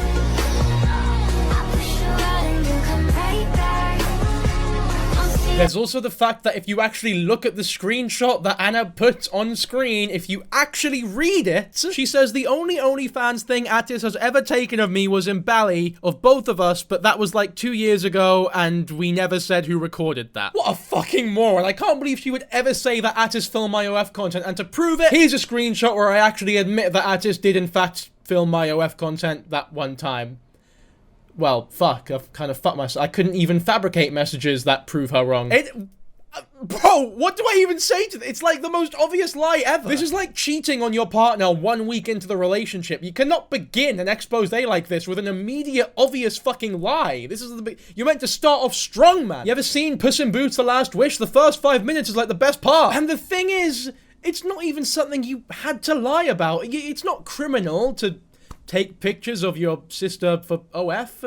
It's weird. It's really fucking weird. You'll get a lot of shit for it, but if people already know, if there's already that much evidence of it online, you might as well not lie about it, because when you lie about it, all you're doing is confirming to people that you are an undoubtable liar. A confirmed liar. What you should have said, realistically, is, look, what my family does in terms of, like, business stuff is, quite frankly, with all due respect, none of your concern. What you might call weird and incestuous, I call creating a future for me and my family and my future children. I understand that a lot of you might think it's weird, and you know what? I acknowledge that maybe it is weird for this to happen, for our family to have this sort of relationship, but you know what? It works for us. It's none of your business. You need to leave us alone. I mean, realistically, there's no winning in a situation like this. It is a fucking objectively strange thing to have happen in your family, but to lie about it that was the nuclear option, and the wrong one. And this is what I mean when it's like, just because Mikaela didn't post receipts for absolutely fucking everything, it doesn't mean that you should automatically disbelieve her, because whilst yes,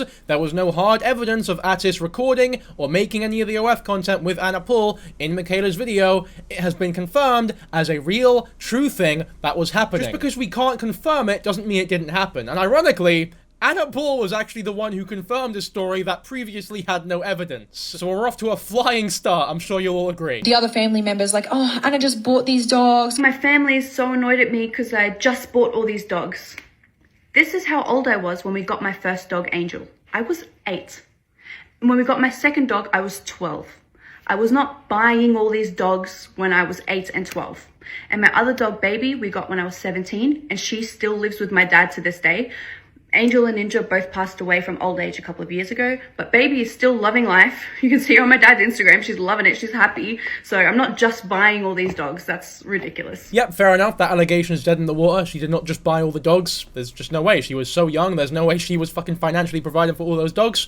Not her fault. Fair enough. Mikaela, without doubt, over-exaggerated that aspect of the story. Anyway, now the birds. I actually have photos. You can see in all these photos that I've never clipped my bird's wings, which I don't know why she would say that, because you can prove right here in photos they've never had clip wings, and I actually know exactly where all my birds are with receipts. Okay, so I had Quakesy, and he passed away last year, and he was my treasure, and I had him for majority of my life. Then I had 3 other birds. Now these birds hated each other. They didn't get along. Every time I had them out together, they would just attack each other, and it was a constant struggle trying to keep them from biting each other. So I thought, for them to have the best life possible, I'll rehome them. I'll rehome them so they don't have to constantly be attacked by another bird, getting bitten left and right? So I'll put up screenshots. My dad helped me rehome them, and here you can see the dates, you can see everything. This is me rehoming my birds, and I care so much about where they went. It was such a big deal to me that they go to a loving home and that they're rehomed properly, that, for example, in one of the screenshots you'll see that somebody from a different state wanted to buy one of the birds, and I refused to sell to him because there is no way I'm putting my bird on a plane and putting him at risk of getting traumatized or scared or anything like that. I wanted them to have the most smooth transition into their new home, so I refused to sell. And that is because I care a lot about where my animals go. I think it's disgusting that she used my bird Quakesy as a punchline and as like content in her podcast. Like, that is disgusting to me.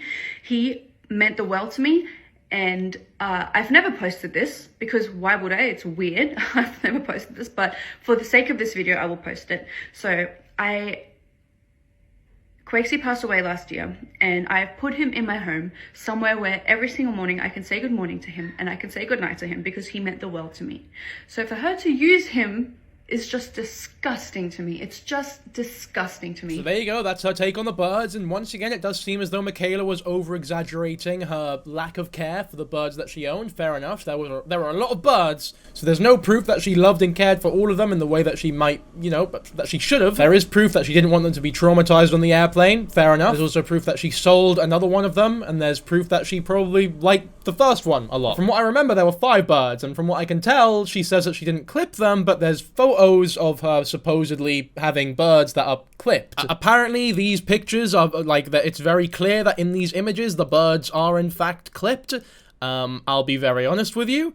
I don't know if this is good enough proof that they're clipped. I don't know enough about birds. I don't know what clipped wings look like enough, so hopefully you can tell me in the comments if this is like very obviously clipped wings type shit. I mean, the fact that they're outside and like not in a cage or anything, and she's not scared the bird's gonna fly away from her to like, you know, where it's meant to be, the wild, I guess, definitely has me leaning more towards the fact that the bird can't fly, but I don't know enough, so that's on you guys, who probably know more about birds than I do. Now, if you want donkey trivia, you can ask me all you want. Back in Egypt, man, I love my donkeys. We didn't clip our donkeys, though. They could fly everywhere they wanted to. Mikaela said your birds were locked in a room and that they were plucking their fucking feathers out. And she showed fucking photos of Quakesy's feathers plucked out. And you're trying to manipulate the story by saying, she said the wings were clipped, and then showing photos of the wings not being clipped. That is a very good point, to be fair. She's not actually addressed the hunk of the allegations that Mikaela made regarding the birds. It's almost though she was zoning in on that one particular factoid that Mikaela got wrong, so that she could easily disprove that bit and assume that if she disproved that, everything else would be disproved in the eyes of the public as well, when allegedly the birds were in fact clipped, so that much isn't even, you know, disproved at all. And yeah, there were pictures of those birds with feathers plucked out and they looked in very bad nick, and, you know, there's no explanation for that, so I don't know, man, why would you ignore such a thing? I'm not saying that that makes you guilty by any means, but it doesn't look good. I guess this is just one of the scenarios where there isn't enough evidence on either side for me to make a definitive decision. Because it is clear that Mikaela did over-exaggerate when it came to the dogs and, you know, potentially the birds, and I'm sure she'll talk about the horses next. But Anna is also conveniently avoiding the more heinous allegations regarding the birds, and also sort of ignoring the fact that the wee dog that is with her father is being forced to live in a wee tiny, like, caravan thing. It's not having the happiest life. She goes, oh, look how happy the dog is, and then you can see, like, the back of its head next to a mug. So I can't really derive the dog's quality of life based on that one image. My horses, I have one horse who I love. He has the best life you can imagine. He lives in one of the top riding schools in Australia. He gets professionally ridden twice a week. He gets rugged every day. He has a huge paddock to run around, and he has the best life. And I'm seeing comments about me having a second horse. If anybody finds my second horse, please let me know. I've got no reason to not believe Anna when she says that her horse is having a good life. I feel like, you know, the pictures that she showed looks like a nice area for the horse to live. She's got fuck you money, basically, so I have no doubt believing that she just, you know, throws the money at the horse and the people who know what they're doing and they give the horse a good life. Fine. But once again, not really any evidence on either side here, so can't make any definitive decisions. Ultimately, I want to get this out of the way here, first of all, is that, like, the stuff being brought up here, the animal abuse, the stuff with Atis filming the OF content or whatever, this is small potatoes. Like, the big stuff is not... Honestly, I feel like she's just not even going to acknowledge it. Like, the stuff with the confirmed charges for statutory rape, enabling her brother's awful fucking behavior, the self-harm, the threats of violence, the domestic violence. It's like, oh man, is she just not going to mention any of that? I mean, I get that you don't want to answer for your brother, which, you know, you're not responsible for his actions, but to not mention it at all is... Eesh. One more thing on the dog thing. She's so manipulative because she's like, well, Ninja and whatever passed away from old age. We'll never know the truth, but here's the fucking truth. She said, the dogs lived with my dad now. In the dad's crusty old van in the Australian summer heat. The dogs mysteriously pass away when they move into a old van in the heat. I don't think it was old age. I think the fucking heat stroke got to the old dogs, yeah. And Bibi or whatever, living in the van, she's next. I don't know the fucking dog, to be honest. I don't know much about this Veruca lassie here, but it seems as though every time she gets on camera, she eats and leaves no crumbs. Am I saying that correct? Is that how I use that term? You tell me. I'm not too sure. I'm not too clued up on that. I've never used that term before. I'd also have liked an explanation for why there's dog shit all over the floor of her previous apartment or house or whatever. That would have been nice. Because that is something, those were receipts that were shown that I'm guessing were not on your public Instagram page. Just gonna conveniently avoid that bit. Glenn and I bought a cat together, and this cat was Glenn's life. So when we split, we decided that he will live with Glenn along with my dog Prince because they bonded so well. And I didn't have a cat for a year and a half. My brother had a cat, my mum had a cat. I didn't have a cat for a year and a half. And then last year I bought myself a cat as well. And he's living happy and healthy. His name is Poops, he's so cute. So yeah, I just want to say that. I think that this whole thing, this whole animal thing is just one huge projection from Mikaela. because the second her cat was a minor inconvenience to her, she had her assistant drive her cat to the closest shelter and dump him. Where is your cat, Mikaela? Where was he rehomed to? You don't know because you don't care. Right, so she's pulled the fucking Uno reverse, no you type strategy, which is it's a classic in videos like these. Mikaela came at my treatment of animals with no receipts, so guess what? Why I order? I'm gonna come at her treatment of animals also with no receipts. Just shows a random image of a cat called Mikael, looks like a Scottish fold, but correct me if I'm wrong, I don't know much about cats. There's no proof that this was in fact Mikaela's, there's no proof that Mikaela got rid of them for reasons that were just, oh, he was inconvenient or whatever. Okay, apparently it's a British short hair. My God, she's awake now, by the way. She woke up. This is how long I've been recording for. She went to sleep and then woke up. I don't know for certain, but it does look like a British short hair. British short hair. Definitely not a Scottish fold. Not a Scottish. Okay, definitely not a Scottish. I'm a fucking idiot. Okay, I get it. I'm dumb as fuck. I liked it better when she was asleep, personally. But, yeah, they're both going at each other. You don't take care of animals. No, you don't take care of animals. And there's not really any evidence either which way. To be fair, there is more evidence that Anna is not taking care of hers. There's shit on the floor. The dog is in the fucking crusty caravan. The bird's feathers were being plucked out, but there's nothing concrete. But ultimately, as I said earlier, that isn't really the biggest concern when it comes to Mikaela's video. But it is something that Anna's bringing up in hers, so it's something that we need to talk about. This next bit here is legitimately important though, so we'll give it a watch. Now next is that she's so concerned about all my underage fans. Okay, now she didn't show a receipt, but I will. Here are my analytics. You can see that 93.8% of my followers are over the age of 18, which means majority of my following are adults, okay? And I just find it very interesting that while all this drama is going on that she kicked off about her being concerned about my fans and they're all underage and she's so worried, what does she post on her Instagram while all eyes are on her, while her views would be higher than ever, of actual children wanting to know, ooh, what's the tea? What's Mikaela going to say about Anna? What does she do? She posts slide after slide after slide on her Instagram story of a link to her other page where you can buy videos of her and her partner having sexual intercourse.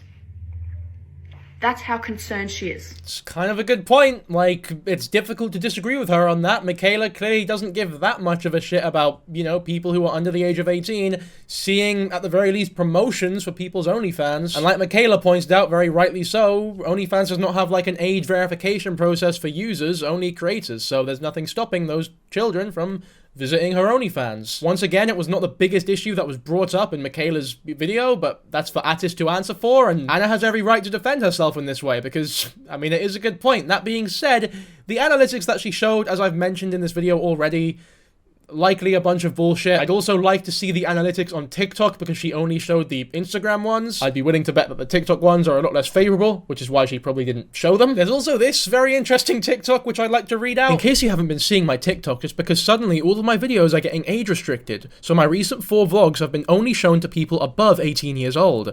They don't show up to anyone below 18. Oh, what a travesty. Actually, no, it shouldn't be an issue considering that 95% of your audience is over 18, right? I don't do anything crazy on there. I haven't even shown my bare chest on there. Yet she's so concerned for all my underage fans.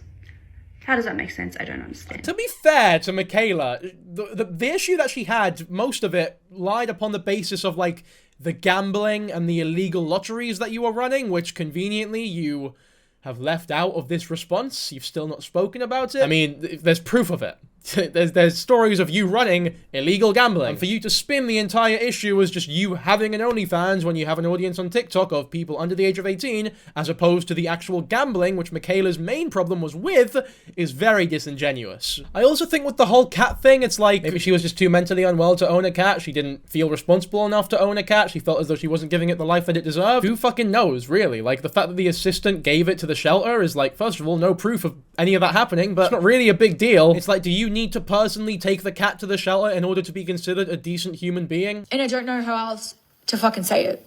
Hans Paul is homeless. He prefers this lifestyle, and it's something that Anna and I would joke about all the time. And he would rather sleep in the van in the garage than sleep in one of the unused 5 bedrooms upstairs because he's just a hippie man. Apparently my dad is homeless, according to her.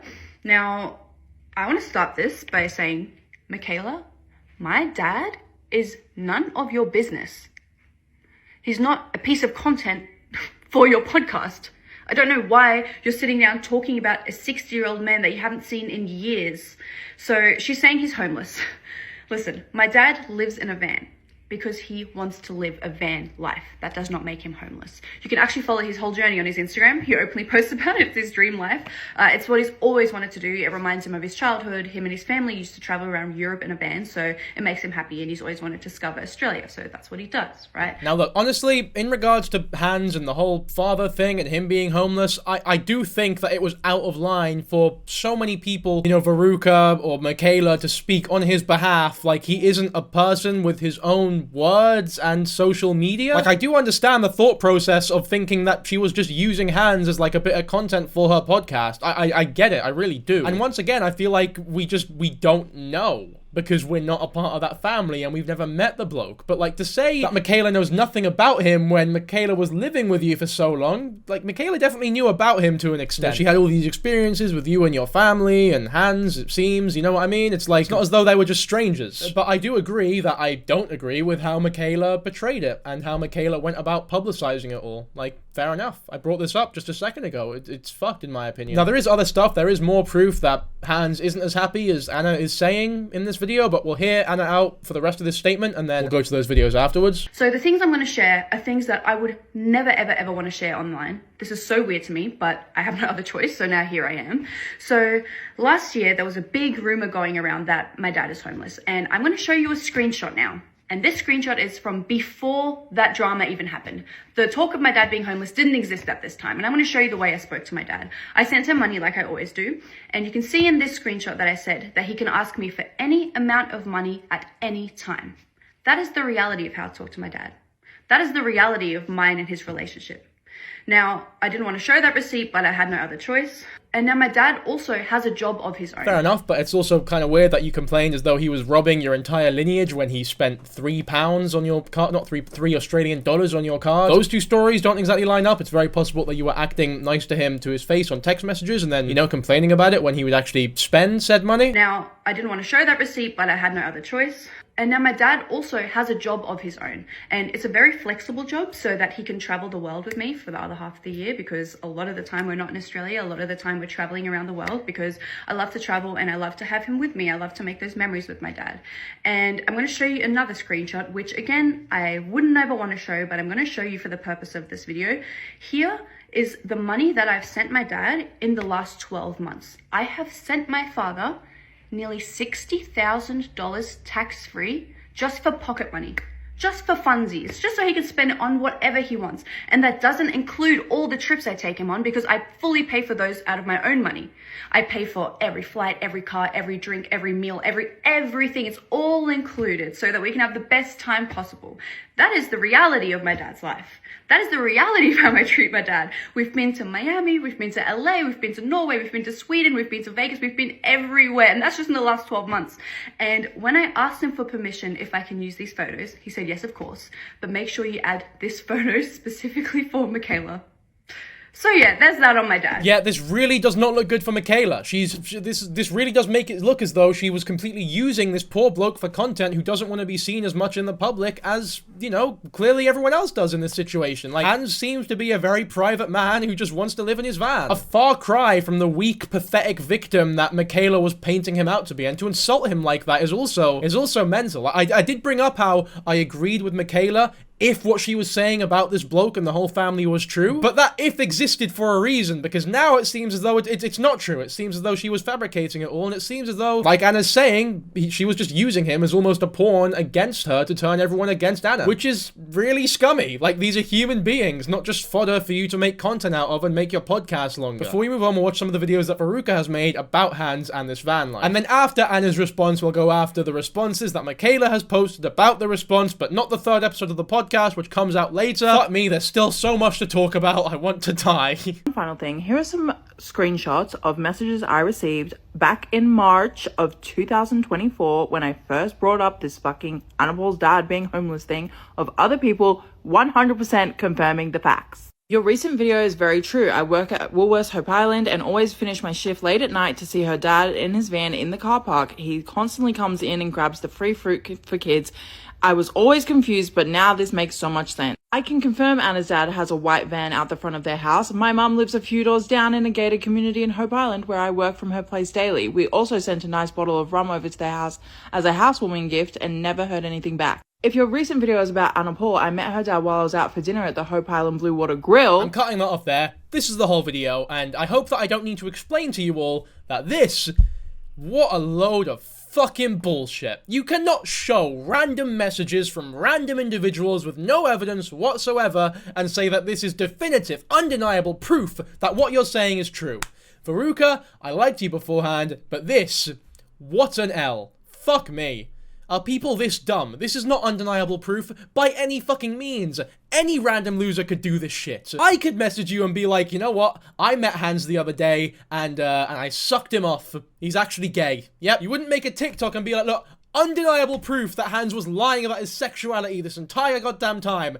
Dankyjabo messaged me, even though he's in the fucking UK, and with no proof, said that he sucked him off. I mean, the more I listen to this shit, it's like, he's a grown-ass man. Can you stop fucking speaking for him, please? As much as I believe that a lot of what Mikaela was saying was true, and that she is an undoubtable victim of Atis, I'm making it clear that right now, this is me cashing in on that skepticism, because, like, it definitely seems as though it isn't what it seems. If Anna's dad loves van life so much, why is he not in fucking Uluru or fucking Western Australia or somewhere fucking beautiful like the beach or something, and he's in the Woolworths parking lot round the corner from Anna's house? I don't know. Maybe it's none of your business. Maybe you should fucking ask him. You know, why are you asking me like I have the fucking answers to this question? Maybe he's a fully grown man who can do whatever the fuck he wants, who doesn't need to be spoken for. I know for a fact that Hans Paul, Anna Paul's dad, is homeless and hates his fucking life, okay? Mikaela might have been fucking nice about it. I'm done being nice. It's been a fucking year since I found out this information, and I fucking know it's a fact. Hans Paul sits at the Blue Water Grill in Hope Island, around the corner from Anna Paul's fucking house, crying about how his children mistreat him, and has no money, and he's running out of bills for bottles of water. He sleeps in the Woolworths parking lot, around the corner from her house, eats the fucking kids-free fruit from Woolworths, bro.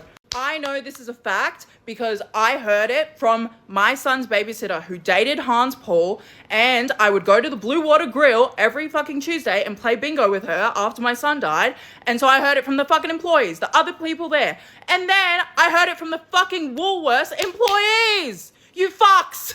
Hans Paul is the one saying this stuff, period. Okay, but what about the 60 grand that was sent to him over the past 12 months? What about the 200 fucking holidays that they've gone in the past 12 months? Guess what? Cop-out answer, we'll never know. And guess what? Doesn't really matter. None of our business. And I know that if people were speaking about me like this, without me making any public statements, I personally would be very fucking uncomfortable. Next is the fact that she said that I call everybody fat. Apparently I'm just out there calling everybody fat, and she obviously came up with that because she knows that I am a very body positive person, and that is one of the things I stand for online, so she wanted to take that away from me. And she came out with a story saying that I called a fan fat, and when she's like, oh, people are buying this, let me see what else I can whip up, she found a screenshot of me using the word fat.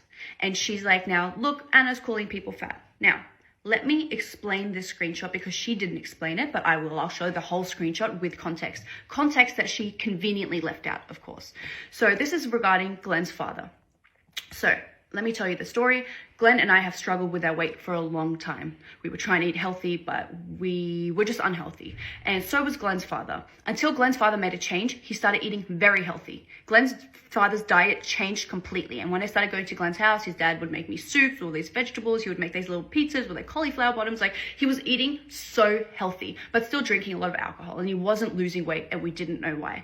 Then I came across this TikTok of a guy who does experiments on himself. So sometimes he'll eat like KFC for 30 days and see how his body changes, or he'll drink water for 30 days and see how his body changes. And he did a video, and I sent it in the group chat because it was so relevant to Glenn's dad's diet. And I said, this guy gains more weight drinking alcohol every day for 30 days than when he had KFC for 30 days straight, which is crazy. Like, and then I said at the bottom, I said, Glenn, send that video to your dad. Maybe he'll stop drinking alcohol. We should ask him because he's way too fat for what he apparently eats. And keep in mind, we didn't use the word fat in a derogatory way. It wasn't an offensive word in my household, and it wasn't an offensive word in Glenn's household. I can tell you that right now.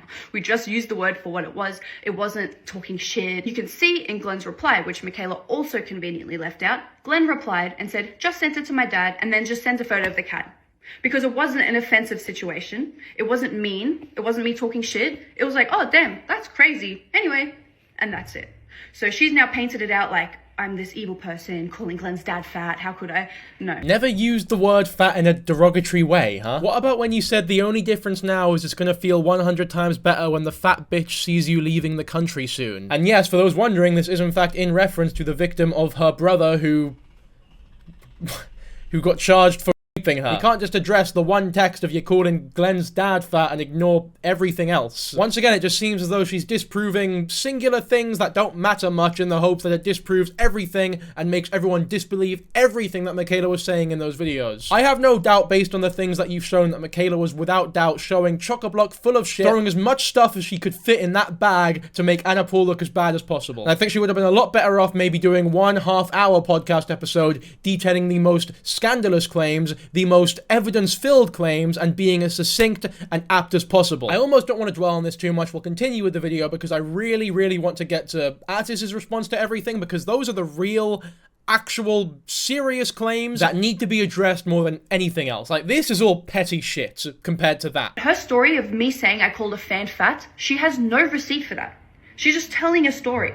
There is no receipt that I ever called a fan fat because I don't call my fans fat. I don't do that. Yeah, I mean, that's true. I've said that many times. It's her word against hers. There's no proof of either which way, so I've just acted as though that story doesn't even exist.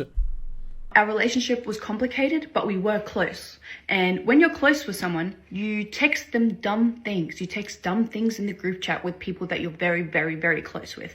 You type things and you hit send without thinking, and sometimes they're rude, they're disgusting, they're mean, they're dumb, they're immature, and we could scroll for the next 10 years through our group chats and expose every bad thing that we've ever said, but I'm not here to do that. I'm actually going to show you something else, and that is that okay, so she has made it out to be like I didn't support her and I wasn't a supportive friend and this and that, but I'm going to show you what I was actually like to her in the group chat and the way that I spoke to her. So I'm going to play a voice note, and it might be a bit choppy because I'm leaving out some very sensitive parts for her privacy. I don't want to expose that, but here is a voice note of the way I would often support her. And this was normal. This was a regular occurrence. This is how I actually spoke to Mikaela behind the scenes in a voice note in our family group chat. Because like regular normal people, and I do that in quotations because no one's normal, everyone's fucked up, but I'm just going to say normal, right? Normal people, they don't have to distract, there's nothing to be distracted from. I hope I don't, like, I'm trying to talk so carefully because I don't want to say the wrong thing. If I do say the wrong thing, just let me know. I don't want to say anything wrong because I don't want you to feel like there's something wrong or that you're crazy or anything. So don't be scared at all. They won't like force pills down your throat. They'll give you like advice and suggestions and stuff, but they're not going to force you to do anything that you don't want to do. I mean, I guess that's evidence of her being nice to Mikaela in one voice note, but as she says, they were friends for a long time. It was quite a toxic friendship. They'd be nice one day, horrible another day. Doesn't really prove anything on either side, to be fair. Mikaela does acknowledge at several points that Anna was very nice to her at points and actually gives her credit for that, so I feel like this bit is a bit of a doesn't really make a difference on either side. It's not like a huge revelation that disproves anything, if that makes sense. And now while we're on this topic, Mikaela was the most insecure person that I have ever met in my life. And I was always there to support her and make her feel beautiful and make her feel good. And now she has come out and said that apparently I have said that everybody's eyes are too close together. Like I'm there with a tape measure like, ooh, your eyes are too close together. Like I'm the crazy supermodel with the most perfect, like, it is crazy to me. And the thing is that Mikaela's eyes were often a topic of discussion for us, and she needed constant reassurance that she was beautiful and that her eyes were beautiful. And this whole thing is so crazy to me, and it's so ironic that the two girls that I apparently talk shit about and the two girls that I apparently said their eyes are too close together, those two girls are both girls that Atis was interested in. I just got tagged in a comment of my ex-boyfriend calling another girl a cutie on TikTok. He's in other girls' comments. He's moving on. He's moving. How dare he? How fucking dare he? Now, Mikaela's eyes were an insecurity to her. Atis liked these two girls. So now she's twisted this whole thing like, Anna said that their eyes... Girl, I have an actual receipt, which she didn't have for that story. And this is the way Mikaela actually is. This is the real Mikaela. Without the eyeliner, her eyes are so fucking small on her face, it does not work. Now, she needed constant reassurance for her own beauty, which I always gave her. And she said, do I look like her without eyeliner? And I reassured her. I said, no, not even close. She said, because whenever I see her without eyeliner, I'm like, holy fucking shit, please put some eyeliner on. Then I reassured her again, and she says, and you know how addicted I am into eyeliner. Thank frick. Yes, I do know. It was a constant topic of conversation, but again, I tried to kindly reassure her, and I said, don't even worry. You basically look the same without eyeliner, so never feel insecure without it. And she's like, thank you so much. I love you. That was a normal conversation for us. Yet now, apparently, I'm out here calling all these influencers saying they all have ugly eyes with no receipts. It again is just one huge projection. That's all it is. It's one huge projection. I mean, once again, there's one side saying that the other's projecting their insecurities and the other side saying the exact same thing, and neither of them really have that much proof against the other one. Like, this is yet again another situation that we just don't know enough about, and we shouldn't have been told in the first place. Like, shit like this should not be made public when there is no evidence on either side. Now, Atis' allegations, those need to be public. People need to know what he has done and what he is capable of so that people can stay safer for him. Petty shit like this does not deserve a place in this story, in my opinion. And it is not Anna's fault that it is now a part of this story. Like, that's on Mikaela. All it is, it's one huge projection. If you're sitting there thinking, no, Mikaela's changed now, she's different now, I'm going to show you something. Mikaela is the exact same person she has always been. She uses everybody she needs to use to get where she wants without caring what happens. She doesn't care about anyone's feelings. She doesn't care who she hurts. She only cares about what the public thinks and how she might look to the public. And she wants to seem like the hero. She wants to seem like she's doing the right thing, but she doesn't actually care. Which is why in her video, she named a girl by name and said that I called her ugly and said her eyes were too close together. It was one of those girls. One of the ones Atis was interested in, by the way. So it was one of those girls, and she just named her by name. By doing that, she's now put so much attention to this girl. Ridiculous. It is ridiculous. She should have never done that. But of course, she doesn't care. She doesn't care. And she commented that. She said, call me wrong for naming names. Atis publicly went after this girl online flirting and tried to make it a whole bit. If I didn't say names, no one would believe me. She's mad that Atis liked her, and she doesn't care to use her name and what effects that might have on this girl. Then she saw, oh no, the public don't like that. Oh no, because that's all she cares about. Oh no, oh no. And then she came back 2 hours later and was like, I apologize for naming her by name. I shouldn't have named her by name. She's like, oh shit, fuck.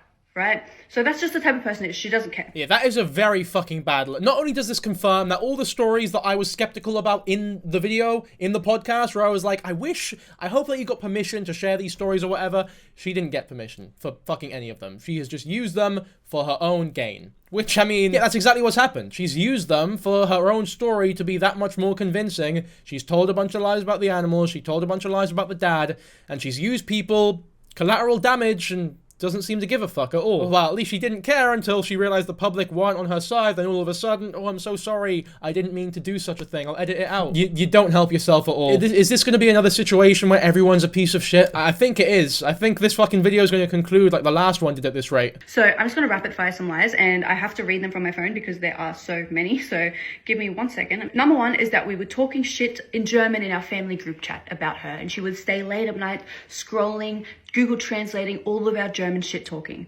Again, with no receipt. I am going to show you a receipt. This is what my family group chats look like.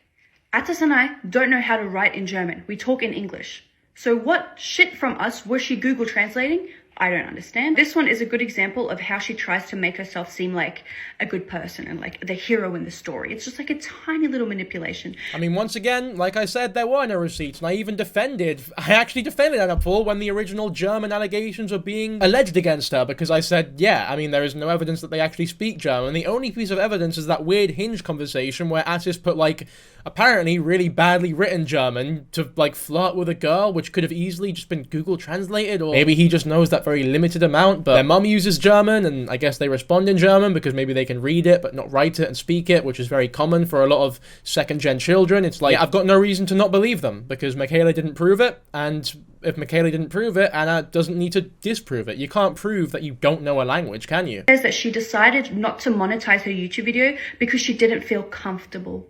That is not the case. She could not have made her video monetized because she doesn't meet the requirements. She could have left that out completely and not said anything. But of course you have to sell your little story, like, look how good I am. I don't feel comfortable. Good point, to be fair. Like, that's fair enough, because as much as you might say, like, oh, maybe she wasn't going to monetize it when she did meet the requirements. Well, to join the YouTube Partner Program, it takes like a month to get the code and shit, so she wouldn't have been able to make money off this podcast anyway. And to add that little story in just to make her seem like that much more of a good person, yeah, it was fake as fuck. Fair enough, Anna. It's a good point. Like, unironically, it's a good point. And it might seem petty, but, like, it's important, for sure. We were called the Promontory. We also called the house the Pimentory. And it got demolished, I believe, because of the amount of urine that was in the fucking house, that they probably just couldn't get rid of the smell, so they had to, like, demolish it. Old house got knocked down because the dogs peed inside it. Here's the house, still standing, not knocked down. I did think that was a little bit unbelievable. Like, oh, what, the whole house got destroyed because the dogs pissed in it a little bit too much. My bullshit alarms were definitely going off a bit, but I didn't want to outright call her a liar, because I was like, why the fuck would you lie about something like that? But another over-exaggeration to add to a long list of them. That I ran an illegal lottery. News.com confirmed that it wasn't illegal. Australian businesses can run a lottery to promote the sale of goods or services in which the winners must be determined by a drawing or by chance. The laws and regulations dealing with trade promotions differ between states and territories, but generally, if a prize pool for a game of chance giveaway is under $3,000, you do not need a permit. I mean, there you go. That's another allegation that I believed because it sounded legitimate. Dead in the water. I should have done my research. My bad. Genuinely, I fucked up there. That's a huge allegation about illegal lotteries that has been proven wrong. I don't know why you didn't bring this up in your original video where you responded to the initial allegations, since it's such an easy one to debunk, but like I was saying, silence doesn't always mean guilt, and in this case, it didn't. That being said, it does not make these lotteries moral by, you know, any stretch of the imagination, but they weren't illegal, and that's a big point to make. My lottery was not illegal. I did not do anything illegal. And she did try to carefully walk that back in episode 2. She was like, oh, kind of illegal. Like, she tried to take that back. Next is on my It Made Me Feel Broke video. She commented on that video. Then she quickly screenshot her comment, deleted her own comment, and then posted that comment to her Instagram story and said, Anna deleted my comment, but she's acting like I'm trying to silence her. I did not delete her comment. It is so sus that her comment was 42 seconds ago. Who comments a comment quickly screenshots it?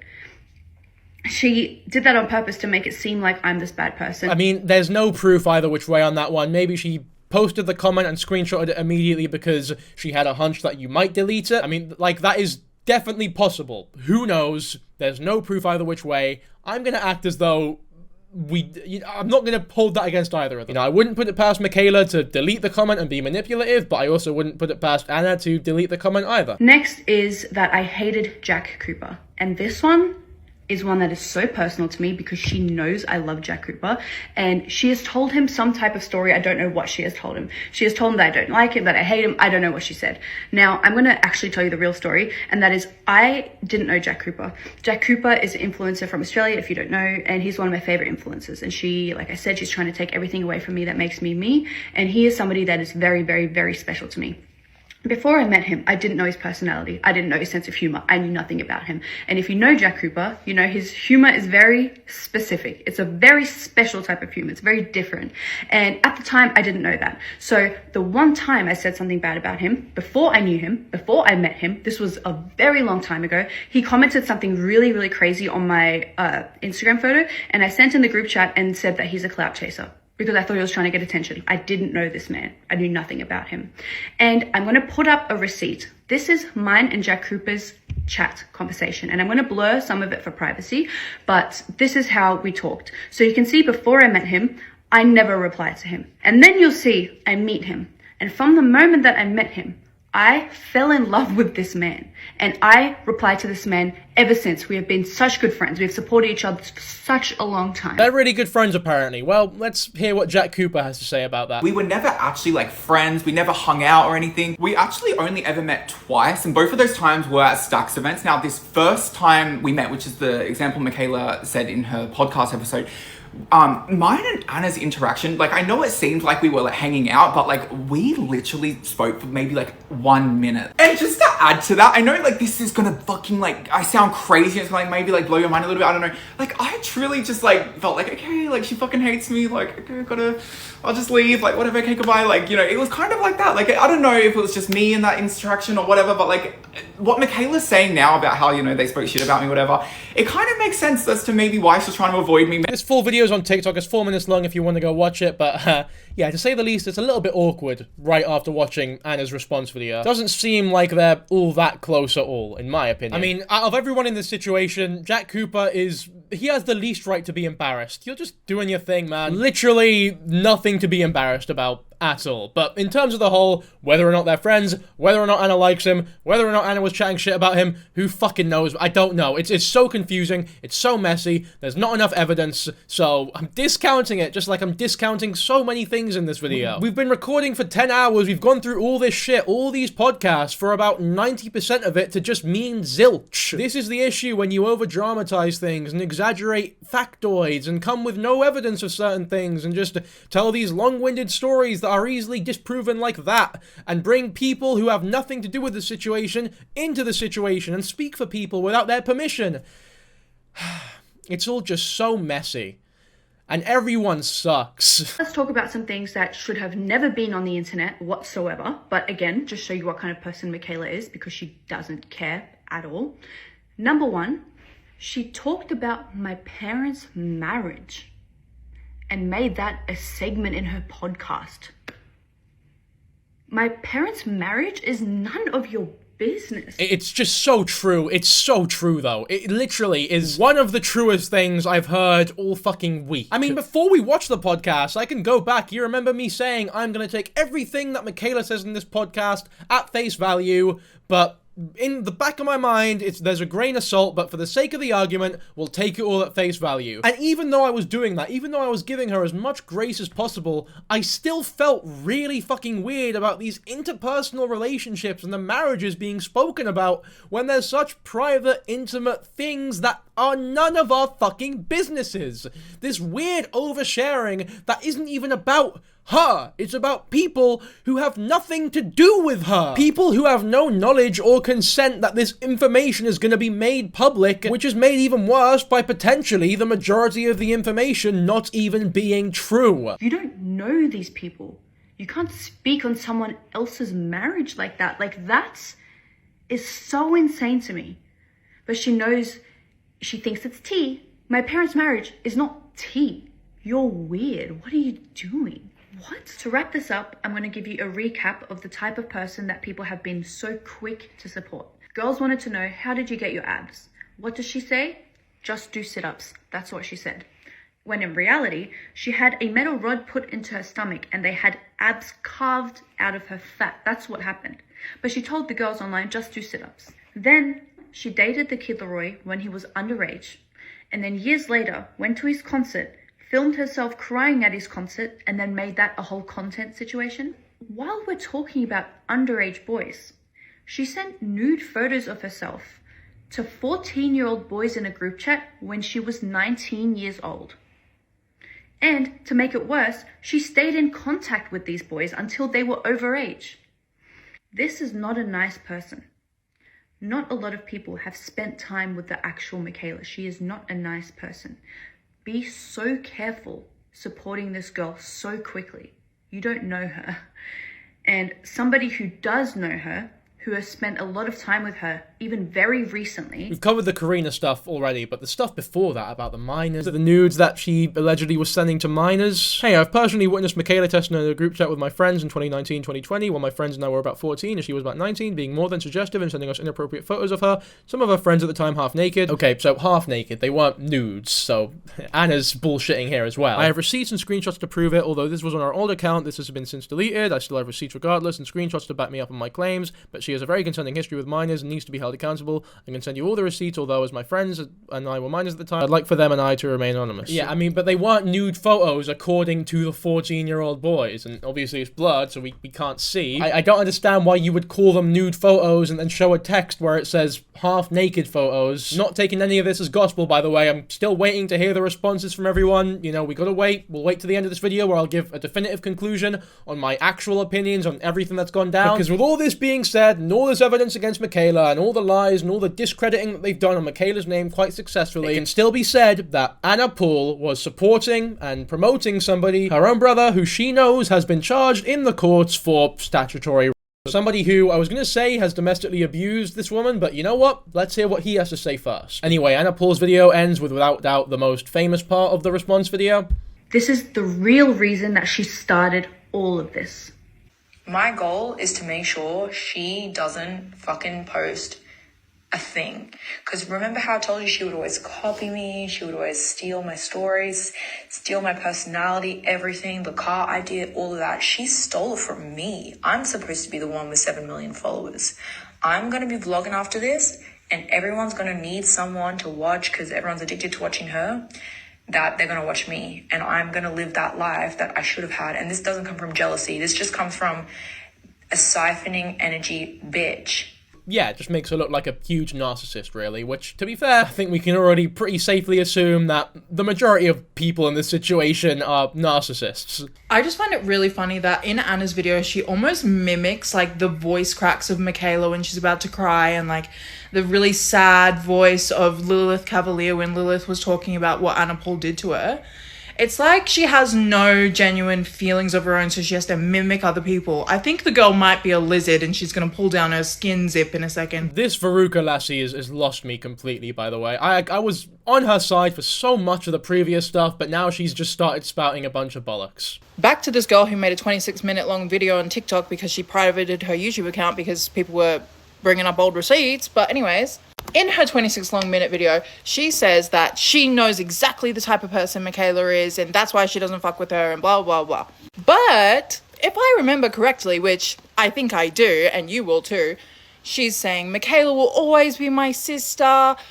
Congratulations on your engagement. I'm so proud of you. I love you so much. Blah, blah, blah, blah. Commented on Mikaela's photo the day Mikaela posted the first Instagram story about Anna. I thought she was manipulative and evil and you hated her. But so publicly, she's your sister. When you actually have a sister. Anyway, so are you being fake to Mikaela? Are you being fake to the internet? Which one is it? Which one is the fake? Which one is the fake? Mikaela was asking Anna to hang out twice, in fact. To be fair, Veruca does respond saying, Karina was the one asking Mikaela to hang out with Anna. Which, maybe that's true, but there were messages from Mikaela to Anna asking to hang out on 2 occasions 4 months ago. Those messages came from Mikaela, not Karina. Is this cope? I don't know. Maybe. Anyway, now let's go over Atis' response, the most important one, in my opinion, before we go on to Mikaela's response to everything that has gone down after her first 2 podcasts. I'm sorry it's taken me this long to speak. I had hoped that Mikaela would find peace after telling her story and I could continue to stay off the internet, but it seems she is intent on using our toxic relationship as a weapon to destroy Anna and assume her life. I want to start by saying Anna had no place in our relationship, and surely in 2025 we can agree that my mistakes are mine. Just because Anna is the well-known one, that does not excuse blaming another woman for the mistakes of her brother. The blame rests with me and Mikaela. To blame my bad choices and actions on another woman for clicks and views is disgusting. Our relationship was toxic, unhealthy, and destroyed both of our mental health. I completely believe that, by the way. This is without doubt a mutually toxic relationship. Not mutually as in it was like 50-50, but mutually as in they were both very toxic. The real question here lies upon, like, who was the primarily toxic one, and who was the one reacting to the other's toxicity. Some of the stories she has told are true, most are absurdly exaggerated, and some are so twisted I'm in shock. I can definitely believe that Mikaela exaggerated a lot of the stories, without doubt, because she's shown that she exaggerates fucking everything. Everything she says is exaggerated. My aim in posting isn't to say how great I am, or I was wonderful and she wasn't. I was awful and I know that, but even in my darkest moments, I wasn't the person she has invented in her mission to become Australia's most followed influencer. I was a damaged, insecure, and sad person throughout our our relationship, I did struggle with my mental health, and that's no secret. And I regret that anyone ever had to bear that burden, especially my girlfriend. Mikaela also struggled with her mental health from day one, sharing disturbing and difficult stories from her childhood. I'm not going to read this whole thing. There's so much stuff, but I will read the most important stuff, obviously. Here we go. I never had sex with Mikaela while she slept, never ran at her with a knife, or touched her in anger, and there was never a time when I cut my wrist and spread blood on the wall. I have the same receipts to show for that she does, none. Because it was just another of the 1,000 arguments that we had, which is why I ended the relationship and refused her many attempts to get back together. Well, she did have things, like there was stuff, there was blood on the wall that she posted, there was, you know, messages of her talking to other people about the situation that happened. Fair enough, that's her telling the story, so it's not definitive by any means, but like, there is things. It's not as though there was nothing. In this slide, he basically asserts that it would be completely impossible to treat Mikaela the way that Mikaela claimed that Atis was treating her during the BBL recovery. Now, once again, there's no receipts, but there's no receipts really on Mikaela's side either. It's just sort of her telling the story. Now, I'm not a doctor, and I don't know much about BBLs, so I have no idea if it would actually be physically impossible for such a thing to happen. I mean, I'm willing to admit that it was probably unlikely for you to not wake up when you're in recovery or whatever the claim is here, but to say that it's impossible, I highly doubt. There's just no way that it is literally impossible. But once again, there's not really any evidence either which way, which is something that I've parroted many times throughout this video. He claims that there was no financial abuse and that Mikaela was extremely lazy and that he actually did do his job as a manager. There's a comparison between months where he did manage the OF page, where she earned 3 times more than when she was managing it herself. He then goes on to show just a few of the hundreds of promos that he allegedly paid for, then a bunch more as well. He then posts some screenshots of Mikaela asking her to get back to managing her after the breakup had already happened. He claims that she was also the one financially abusing him. Mick is rewriting history to pretend that she was manipulated into her involvement in the previous video, when in fact she was its chief architect. Don't get me wrong, I was there pushing everyone to do stupid things, making bad decision after bad decision. I'm not proud of any of this. You can even hear her, and me of course, telling Ella what to say in her clip because she had a very clear idea of what she wanted from Anna. This receipt is quite confusing, but is an example of how Mikaela would go off and do all sorts of really manipulative things, like pretend to be someone else to trick people into admitting a secret to her. As you can see, she is explaining to us and pointing out it's confusing because we had no idea what was happening. Don't get me wrong, once she explained it, I got involved. Again, I am absolutely not innocent here. Or recently, when the Outspoken podcast talked about how she would personally threaten to sue them when they cover the topic, something else we learned after she had done it. Proof of that in these screenshots. Not long after I was managing her other page, she tried to get me to participate in joint content and I told her I wasn't comfortable. Later, we recorded a private and intimate video for our own personal use around 2 weeks into our relationship. Without my permission, she shared that video on her OF for a fee. And then she's posting what could be considered very easily revenge porn on the internet of her shagging Atis without his consent, which is equally as illegal. But once again, I think we've learned at this point in the video not to take things at face value when there is no hard evidence. I'm ashamed to admit that she continued pushing and made a good argument about the money upside, so I began filming content with her. When I look back, it's one of my biggest regrets because I can never take that off the internet. I should be clear, I did consent to the later videos. However, it's another example of how she is very smart at getting what she wants regardless of the cost. I'm not including any receipts from that content because nobody needs to see that. And then he posts some screenshots of him trying to escape the relationship, and I have no doubt that at different points in the relationship they both tried to leave. Another message 4 months after we broke up where she would attempt to see me. This was while her public posts were continuing to mention me in our relationship, then a screenshot of her updating me she's fine and that she will use the breakup for more subscribers to OF, which is exactly what she ended up doing and is exactly what I've been so suspicious of this entire time. It's those videos that she made after the fact where supposedly, despite Atis being this horrible person, she was using him and acting as though he was this fucking lovey-dovey bloke who she was still head over heels in love with, despite knowing, once again, that he is this fucking horrific person who did all this abuse. It never sat right with me. I had it pinned down from the very first fucking video I made on these bastards 2 months ago. He then says that Mikaela lied about him stealing her crypto last year. Apparently she had posted a TikTok offering 30k to anybody who provided her with Atis's whereabouts. And then there's some evidence here that she was even stalking him. This is just a public service announcement for any man that might be interested in me. You need to stay the hell away from me. First of all, I'm crazy, and I don't mean like, I'm crazy. I mean, I'm crazy. I'm also really evil and nasty. But I'm also like super loving and like kind and like have a sweetheart. But sometimes you don't see that. Sometimes it's like impossible to even think that I have that. You'll think you know who I am, and then the next day I'll be a completely different person, and you're like, whoa, like this girl has like 10 different personalities in one. She's crazy. But like, yeah, so this time I'm just gonna like tell you in advance. Also on like day 2 of knowing you, I might even tell you, oh my god, I'm literally in love with you. You're my soulmate. You're literally my favorite person ever. I want to marry you. Please move to Australia with me. Live at my house. I love you. And then 3 days later, you're ghosted. I tell you to get the fuck out of my house. And that I don't give a fuck about you. I hate shit like this, by the way. People post stuff like this, and it's always justified by a lot of people as like, weird, quirky sort of humor. It's just a joke or whatever. No. When people make videos like these, when people say stuff like this about themselves, no matter how quirky or sarcastic it may seem, listen to them. Do not get involved with them, because this is not normal behavior. This is not what a normal person does. This is what a weird fucking freak sicko does. This is what somebody you do not want to get involved with romantically or even friendship-wise does. I just got tagged in a comment of my ex-boyfriend calling another girl a cutie on TikTok. He's in other girls' comments. I didn't know I've been in other guys' comments. Yeah, I mean, we've seen this video already. It's just more proof of like, well, if Atis was this fucking awful person, then are you not equally as bad as Anna for enabling him and making people believe that he's this great fucking Greek god of a bloke? It's been 1 year since me and my ex-boyfriend broke up, and I've kind of just kept all this stuff locked away in this downstairs room. Out of sight, out of mind, but today I'm going through it for the first time, and I'm also going to be selling it. I was avoiding this for so long because I was like really scared that I would just spiral and like end up in hospital and be like trying to kill myself. But like, tell me why I'm like fine with it. Like, I'm honestly fine. Like, I'm going to get this like tattoo of his name removed. Oh my god, you know when you like see clothes and like the memories of them wearing it rushes back? They smell like him. They smell like him, and now it's kicking in. So we have a denim jacket from Jaded, matching pants, you know, like Kappa shit, off-white pants, Adidas, just literally everything. There's lots of off-white in here. So I knew these videos existed because she literally spoke about them in the very first video that started everything. But seeing them, I mean, they're worse than I even thought they would be. I'm sorry this ended up being so many slides, but the more I looked, the more I was reminded of how bad it was. Again, I'm not posting this to try and make myself look like a hero or to excuse the many mistakes I made. However, it gets to a point where I also have a right to speak.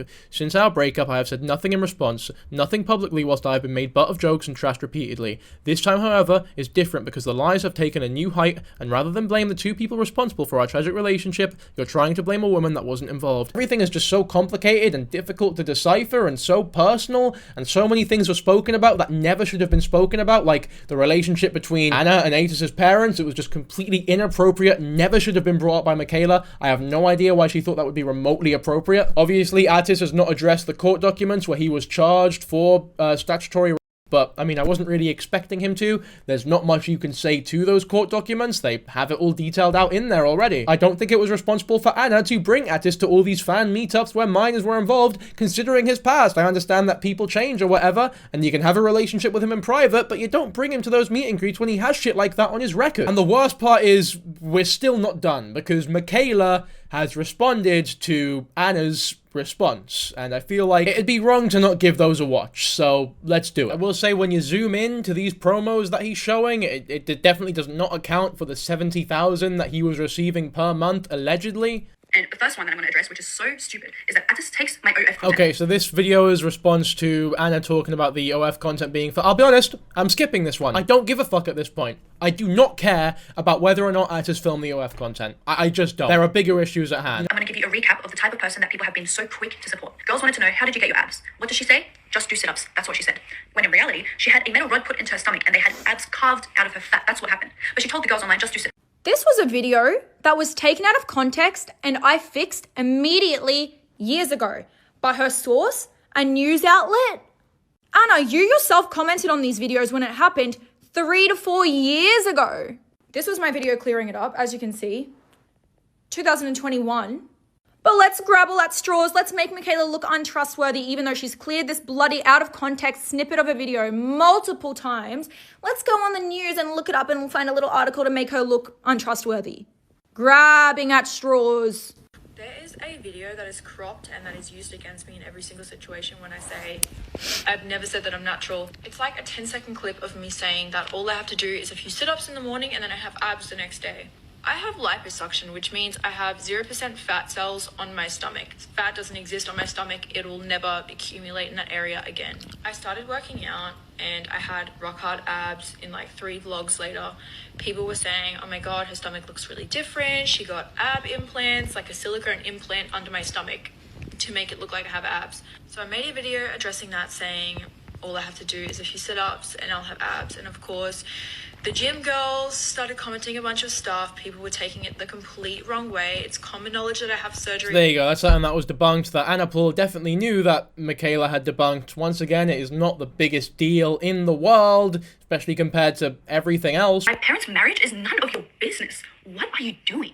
You don't know these people. Anna, I lived with you and your family for almost 3 years. I know these people and I know them very well. Your father and I have had many conversations where he has been upset about things going on in his life. He sits at the Blue Water Grill in Hope Island crying to employees there, dating girls from there, and telling them all sorts of things about how you guys treat him and how he doesn't have money for food. He's running out on bills at the Blue Water Grill. He's going to Woolworths and getting the free fruit from there, and we know that because Woolworths employees know. Anybody living in the Hope Island area knows your father sleeps in the car park down the road from your house for the free Wi-Fi at the shopping center. But even if all of that is true, which there is no evidence of, by the way, that does not give you the right to make a wee podcast and talk about their failing marriage for tens and tens of minutes without any of their permission.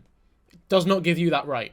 It's very inappropriate. There is no defending that. So if you want to go around and act like I don't know you personally and I don't know things that went down with your father, I had his location for 4 years, an extra year after we broke up, on Life 360.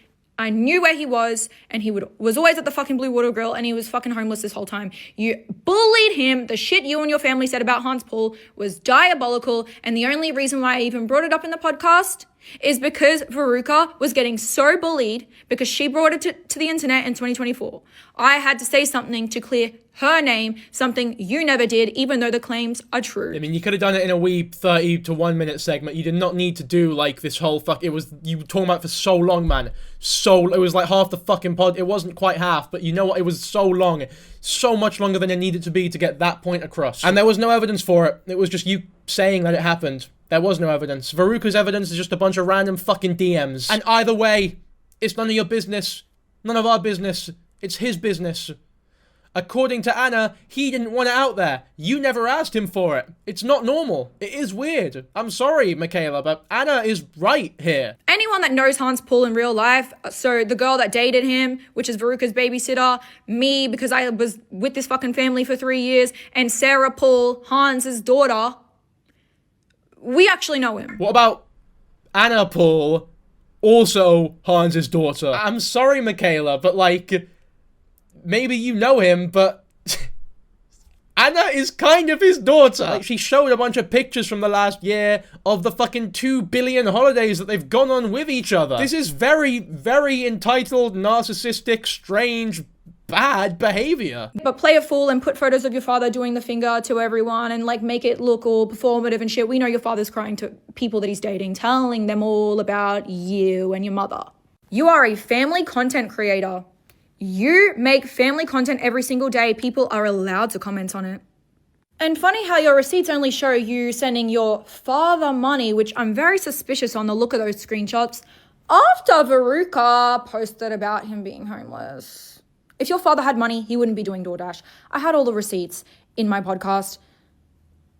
If you was giving your father $60,000, he's not doing DoorDash for a $3 fucking delivery fee. You are insanity. It's not your story to tell. It just isn't. You know, maybe Anna is lying about certain things. Maybe she isn't being as charitable to her father as you think that she should or he deserves. But it's just not your story to tell, unfortunately, pal. And there's no getting past that. Hey, Anna. Corinna is in Australia for a while now. Why would I say that if it wasn't for Corinna? What do you mean, why would you say that if it wasn't for Corinna? Maybe because you wanted her to know that Corinna was there. It's pretty simple shit. It's in the message. You said you're busy, but still, Rina will be leaving December 2nd, but I'll be here all summer. What about the bit where you say that you'll be here all summer, inviting her to come and see you without Corinna? Was that for Corinna as well? Ever since Atis and I have broken up, because I'm reachable, because I hang out and I make new friends all the time, I get these horrible fake people that want to come into my life, and when they come around me, they talk about how much they love Anna Paul and how much they love her content and how much of a good person she is, and I have to hear all this waffle of shit because I know what she's actually like, because I dated her brother and I lived with this woman for 3 years and I experienced the most treacherous amount of bullying from this person. Having fake parasocial fans of Anna Paul in my ear every day was enough to convince me that, oh, maybe she's changed, maybe she's nice now. It's been a couple years. So when I have Corinna Kopp, which is my ex-friend, posting Anna Paul all over her Instagram stories while her and I are friends, trying to be her friend, inviting Atis to her farm, trying to be my friend while she's flirting with him on Instagram DM. Unbeknownst to me at the time, of course. When Corinna comes to my house in Australia and asks me, oh, we should hang out with Anna, you should message her for me. I'm just gonna do it. I'm nice to her, she's nice to me, I mean, she comments on my stuff, whatever. I was ready to put it in the bin. I was ready to put the past in the past. Maybe that would have been a conversation that we had if we had hung out. I don't know how it would have went, because it didn't happen. Corinna Kopp encouraged me to message Anna Paul to ask if we can hang out. I invited her to Fiji at the same time that I invited her to my house to do some Snap. She had just started on Snap. I already had 1 million followers on Snapchat. I was doing it with Corinna. Corinna suggested the idea. And I was okay with it. Because did I hate Anna at that point? No. In my heart, I was ready to forgive the past because of how many parasocial fans are in my ears all the time. But if I actually think back to the days where I was in that house, it was horror. Now I'm going to put my fiancé on the camera to speak for the first time. I was here 4 weeks with Corinna Kopp when she was visiting Mikaela, and I heard multiple times Corinna pushing Mikaela to invite Anna to hang out with them, especially to Fiji. I was literally driving Mikaela's car, Corinna was in the back, and she told Mikaela to invite Anna. No receipts, could be a bunch of waffle. Not really trusting much of it at all. Everyone's a liar. I don't know who to trust. Discounting it completely. She sent the messages. She wanted to hang out with her. It's a bit dodgy when just 4 months later, you put this entire hit piece out on them. There's just no getting around that, unfortunately. Anna Paul is doing to me exactly what she did to his ex-girlfriend, trying to paint them as some sort of crazy liar. The voice message at the end of Anna Paul's video is facts. I'll post that to my own account. I'll say that with my full chest. You stole everything about me. All of my ideas, everything. You stole it all. Even the goddamn story about your upbringing. The homeless shelters needing food vouchers. Babes. Ha ha ha is all I have to fucking say about that. After the breakup, I was so traumatized and messed up from the shit I endured from the fucking 3 years that I was with you and your brother. Of course I never want to see you post again. I never want to see you post that rapist brother of yours, this abuser, this man that steals. Plaster him up all over your page like he's some nice fucking guy when he hurts women and he's all over dating apps talking all this sorts of crazy shit. Wait for episode 3 is all I have to fucking say. He's convicted too. She's posting this man like he's an angel. She's posting her family like it's some big happy story. It always messed me up. After the breakup, I was so traumatized that I barely wanted to post. After the breakup, you were so traumatized that you didn't want to post, but despite that, you were still posting about how much you still loved Atis. I feel like such a shitter, because there's so much where it's like, yeah, this is all, like, the messages from Glenn where he says that he feels better after leaving that household. Clearly it was a very toxic household. The victims of Atis Paul, the many, many victims who have come out against Atis Paul with similar stories, and the text of him being a fucking weirdo to many women, there is no doubt that Atis is a weird, decrepit, freak, fucking loser, arsehole, horrible individual. And so is Anna, because she's enabling it all. She's enabling her brother. She is acting as though it's a big happy family when it definitely isn't. This is such a tough video for me to make and record because it really is just so messy. And this is without doubt the messiest topic I think I will ever cover on my channel. And let's also not discount the fact that Mikaela has come out with a story about her being in her sleep by Atis, and that could very well still be true. It's not been disproven by any means, and if it is true, the amount of doubt that I'm casting on it by making this video and talking about the allegations in the way that I am, I will fucking never forgive myself for, because that's horrible. If it happened, and I'm saying that it didn't happen, which I'm not saying, by the way, I'm just saying that we don't know, because we don't know, because there's no proof on either end, and they've lied about so many things. It's just, I can't say, and no one can say. None of us can say. That's the truth. Before I get pregnant and marry this man that loves me so much, I am going to be crashing out one final time. I'm going to be saying it how it is, so you better listen the fuck up and buckle up. Buckle up like it's a fucking It's not an appropriate way to address this type of drama, in my opinion. I just don't know. This is a fucking weird... Why have you made that? It's like 10 seconds long and it's just a bunch of bollocks. Like, what is this? Why have you made that? Why have you posted that? I'm sick of Anna meat riders using this excuse, oh, it's her brother, you should hold him more accountable, like, it's not Anna's responsibility. It is. Duh, obviously we're holding Atis accountable, he's a fucking convicted rapist for crying out loud. But when you have someone like Anna that has enabled this individual his entire life, she is the one with the followers, she is the one putting him in front of our fucking faces every day. She is the one witnessing Atis punching up walls in Turkish hotel rooms, screaming in his girlfriend Jemia's face, busting his knuckles up and they're bleeding, and then posting him an hour later on her TikTok page like he's some la la la nice fucking guy. She witnessed this man do that entire incident with a knife, she witnessed him screaming in my face, she witnessed DB. With Jemia, with me, and with Alice. Yet she says nothing, and the only time she speaks is when she's fucking defending, is when she's putting down an SA victim of his. That's the only time she speaks on it. She doesn't say, hey guys, my brother is a convicted R-word, and there's two of his ex-girlfriends coming out with accusations of rape, and they have substantial evidence to prove it. I've got a lot more that I'm holding for court, but apparently not taking me to court, so I might even just release those, but I might keep some just in case. Basically, he's screwed if I go to the cops, let's just say that. I'm honestly sick of this. Like, I just am. I can't watch the rest of this video. I'm sick of it. I'm so sick and tired of this shit. Final thoughts. I think Mick is valid to share her experience about Atis, and if what she said is true, then she deserves every bit of sympathy in the world, and what happened is absolutely horrible. I wouldn't wish it upon my worst enemy, and Atis deserves to be buried underneath the fucking prison. That being said, there is no evidence either which way, so we cannot make any definitive statements, and anyone who says that we can is quite frankly delusional. Unless you are someone directly involved in that situation, we have no idea what actually went down. And with all that being said, Anna is not directly responsible for her brother's behavior, but she should have done the responsible thing and not promoted him in the way that she did. With a charge like that on his record, he should not be around children as publicly as Anna was making it. In fact, he shouldn't be on Anna's TikTok as much as Anna is allowing him to be on her TikTok. Mikaela was completely in the wrong to talk about Anna's parents in the way that she did. It was rude, inappropriate, unnecessary, and most likely filled with lies. Every relationship between Mikaela, Atis, Anna, all the above is completely toxic. These are not normal relationships, and analyzing them as though they are normal relationships and normal friendships like the ones that me and you experience would be very irresponsible, because that's not what these are at all. And we will never understand what it was like to be in any of their positions in this situation, or any situation that they get into from this point forward. None of these people are to be trusted. And that's pretty much all I really have to say about this situation. Now, this video is being recorded on, I guess it's Thursday now. I actually started recording on Wednesday, but now it is Thursday, 11 a.m. At the time of recording, there's another podcast being released on Saturday, so 2 days from now. So here I am 2 days later to give it a watch to see if anything changes. So finally, let's finish this. Moping around, I'd be in New York City and I'm still sitting there thinking about Alice and what I've done and what these people have done to me and how I've turned my back. I've just gone to the toilet at Starbucks, but I know Anna and Alice are sitting there probably laughing at something that I've got going on. This is the thing, right? Because you can't just say, oh, I was thinking about Alice so much and here's proof, and it's just a picture of you sat in New York City. Because all that proves is that you were in New York City, right? There is nothing about the photo that connotes or proves without a shadow of a doubt that you were thinking about Alice because you just felt so bad. I hate bringing this up because I've done it so much, but if you really felt that bad for Alice, why were you acting like Atis was this great bloke even after the breakup, even after you knew all these things? Now, you say the reason you broke up with Atis is because you felt bad for Alice, and then you would go on to talk about him like he was this exceptional boyfriend who you just couldn't get over. So anyway, seatbelt sign goes off. He's like, all right, ready to switch? And Atis snatched my phone out of my fucking hand, started reading the chats between me and this man, grabbed my phone so aggressively that my nail was all bent up and fucking hurting and pounding and, you know, the throbbing and shit. Fucking being so aggressive and rude. He's like, I'm not fucking sitting next to a random. Like, you know, that's how he talks. I'm not fucking sitting next to a random. What the fuck? And I was like, well, I want to change seats. Like, I want to switch seats. I don't want to sit next to you. Like, you're being mean. And you know what? He wasn't even trying to cover it up. He was like actively yelling at me when another person was sitting next to him.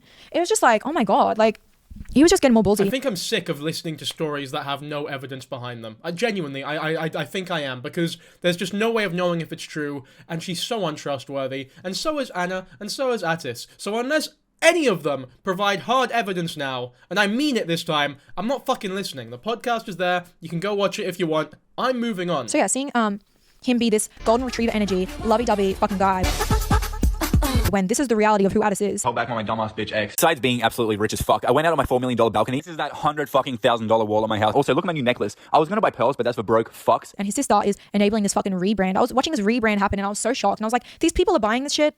How does he go from this to this?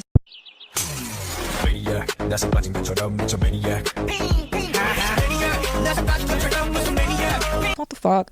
Let's be so for real. Something I've noticed that I think is the cutest thing ever. People are calling me Johannes. But the people, like not everybody, the people that have been following me for a while are saying like, oh, I hope you've eaten today, Johannes. I hope you're feeling good. Like, oh, like, how'd you know that's my name? Who told you that's my real name? I've said it. It's just the cutest thing. Dumbass bitch ex. So this is actually his real personality. Anna will tell you that it's all fake for the clicks. Okay, in real life, not at all. Like, he's fucking better than me in real life, and I'm not kidding. The way he acts in his TikToks is the polar opposite of what he's like in real life. Like, literally the polar opposite. I remember a couple of weeks back in the group chat, he was like, oh guys, should I act like a fuck in one of my voiceovers and see what happens? And we were like, yeah, like, do it, who cares? And it absolutely blew up. Like, he doesn't know making this TikTok, and sorry for exposing Atis, but he does this thing where once a week he donates a $5 GoFundMe. Because he's like, I want to give back, I want to give to people. Like, Anna, you should do it too. Here's a link here, look, this GoFundMe. Like, he sends me shit all the time. Yes, to some extent he exaggerates it a little, but that's how he talks on the regular. That's how he's always talking on the regular. He's a flexer, he's this big ego, this big head on his shoulders, and anybody that knows him from high school or just like even before this fake little rebrand and a little fucking debut. Yeah, the guy's a slimy bloke. Like, there's no doubt about that. With all the crypto shit, to be fair, all three of you are scammers. Like, you've all scammed at some point, so it's a little bit ironic that you're criticizing him so much for scamming when you were a part of one of the scams a couple of years back. There's no doubt that he's doing it, you know, a lot more, though. You know, you have shown pretty decent evidence in this video. I've not shown it all because it's like a 30-minute segment that he has, in fact, stolen from her as well, through the OnlyFans or whatever, but I'm sure it's the type of thing that he can spin in some sort of weird, roundabout, not really counting sort of way that, no, I earned that money, it's technically mine because of contracts and percentages or whatever the fuck. I mean, even in this video, Mikaela can't explicitly say that Atis stole anything from her. Even she has to say allegedly and such, which we rarely see throughout these podcasts. So I think that does say something. In terms of, like, these TikToks or whatever, it seems pretty obvious to me that he's being ironic. I mean, I don't know, maybe he's just that much of a douche tuber, I guess, at that point. What do you call it? A TikToker who's also a douchebag? A tit-cocker? But honestly, I kind of prefer that, like, Andrew Tate, fuck you all, I have so much money sort of vibe, as opposed to the, ooh, try not to fall in love with me challenge. Like, there's this new brand that he seems to have taken up where he's like, oh, man, oh, man, I just miss eating pussy so much. It's my favorite thing. It's this ethereal experience that just brings me closer to God and the womanly image of femininity and the divine, sublime, incredible nature of licking puss. Sorry, now's just not a good time for me. I'm really emotional thinking about the periods that women have to experience every month. Oh, I'm at this pool and I'm 6'2" and I've got a six-pack. Yeah, honestly, I think I would prefer him calling us broke bitches and flexing his money on us constantly. When I saw him dancing around on TikTok to Olivia Rodrigo, you know, Taylor Swift, and like growing his hair out and fucking being all pale and kawaii K-pop shit, when the man's never watched anime in his fucking life. What is this accusation? Where is this going? Oh, Atis is being exposed for acting like an anime character when he's never watched anime. He's a plastic anime fan. You see me, I fought through the struggle of Naruto running in my fucking school hallways and getting bullied for it. You were the one who fucking bullied me. You do not get to act like you're a fan of it now. What is this, like, Nirvana t-shirt ass name 3 songs type accusation? He's never watched anime in his life. Come on. I just don't understand how horrific allegations of violent are somehow a part of the same story as he's never watched anime in his life. Hi guys, it's Future Mikaela here. I just want to correct, her name is pronounced Jemiah. I've been saying it wrong this entire time and I just really want to apologize. Her name is pronounced Jemiah. I also want to apologize because I've also been calling her Jemia, but it's Jemiah. So cheers, Mikaela, for that. And if anything is missing, I am sure you'll find out in episode 4. Episode 4, fuck. I don't want an episode 4. This video is so long already. He would cheat on her. He would be really fucking disgusting. I told you this guy has a porn addiction. He's very disgusting. There's something wrong inside of his head with the sex stuff. Now, these are some really disgusting messages that Atis has shared with Jemiah, talking about how he has a fetish for her, how he wants to feel her soft skin while he's in her. His balls are also confused why they haven't been drained. He has a Jemiah fetish. You have my heart, you are my fetish. Talking about how he'd walk on glass to feel her skin. And then it's just him making excuses for why he's speaking so sexually to her, and she is just responding to this man, disgusted by his words and behavior. And he continues to talk on how he's so full of cum, he has a constant timer, it's not his fault, and, you know, him just saying it's inconvenient and it's costing him harm in the relationship. And then more disgusting, disturbing messages, if you would like to read them. Yeah, we've covered all this already in this video. It was one of the first things we covered, actually, so, you know, just for the sake of time, we're not going to go over all the same allegations again, but yeah, this bit here, totally valid. Atis is a fucking freak. And like I said before, Jemiah, Alice, Mikaela, all undoubtedly victims of Atis. With Mikaela, it's to what extent is she a victim of Atis, because a lot of things have been exaggerated for sure. Now, there is actually some new stuff regarding Jemiah that Mikaela has shown here, including this voice note, which I'm going to play some of, not the full thing, it's 5 minutes long. I will play some of it though, and if you want to hear the rest, which I would greatly recommend because this is solid shit right here, then go give the video a watch. So that trip in Japan was honestly one of the most traumatic experiences of my life. First of all, me and Atis were fighting pretty much every single day of that trip. Before the trip, we had like broken up for a little bit, and he was like trying to get me back, and he told me that he loved me. And like when I brought that up to talk about it with him, he was like gaslighting me, saying that he never said that and that I misunderstood and how unfair I was being, basically forcing these feelings onto him. But anyways, towards the end of the trip, Atis bought some fake THC gummy edibles, and Anna and Atis had been smoking this fake THC strain the whole trip. And so when they got the edibles, I decided to have one because why not? And my body just did not react well to it. Like, we got back to the Airbnb and I lied down and immediately had a seizure, and it was so scary because I could feel my heart rate just racing so fast, and I've had heart problems in the past, and so I was so scared that I was going to have a heart attack or something. So they called the ambulance and they took me to the hospital, and even that was super traumatic. They like stripped me of all my clothes and like strapped me down to the bed, and they put a needle in my arm that hurt super bad, and I had a huge bruise on my arm. Anyway, the next morning I was discharged, and I still hadn't like fully mentally or like physically recovered yet. I was still like very shaken up, and I asked Atis if he could just hold me, and he put his hands to my face and he said, "How can I hold you when you're acting like this?" And he was just violently shaking his hands in front of my face, and it was so scary because this is the first time I'd seen him like that.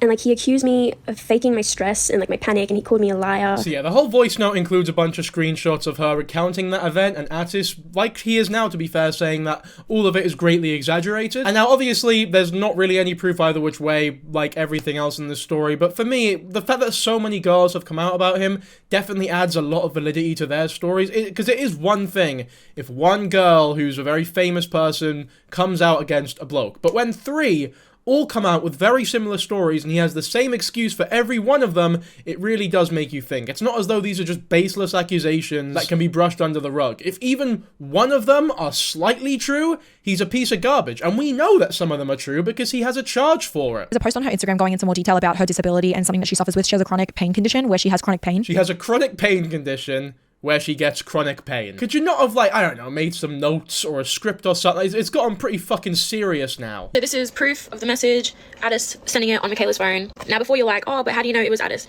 Atis never, ever reached out to me on his account or anything. I know that he needed a way, but he couldn't do it himself. So I 100% believe that he was the one always messaging me via Mikaela's phone. Anyways, back to what I was saying about how lucky I was to have Atis's friend basically expose some of the messages of Atis preying on me when I was in year 7. This is a real message that he sent to one of his friends back when I was in year 7. I was 12 years old at the time. This is another one saying that he's been waiting for me. Is she 14? I know how I was in year 8 and 10. What the fuck? And then he knows my age. It's weird because you don't know my age any other time, but anyways. Now this is really, really petty, but I saw it on TikTok. I have the receipts. I need to show you. You know, I've never looked at anybody and thought that they're ugly. That's a fucking straight up lie. Your brother said that you called me ugly. I was 13 then, by the way. She was 18.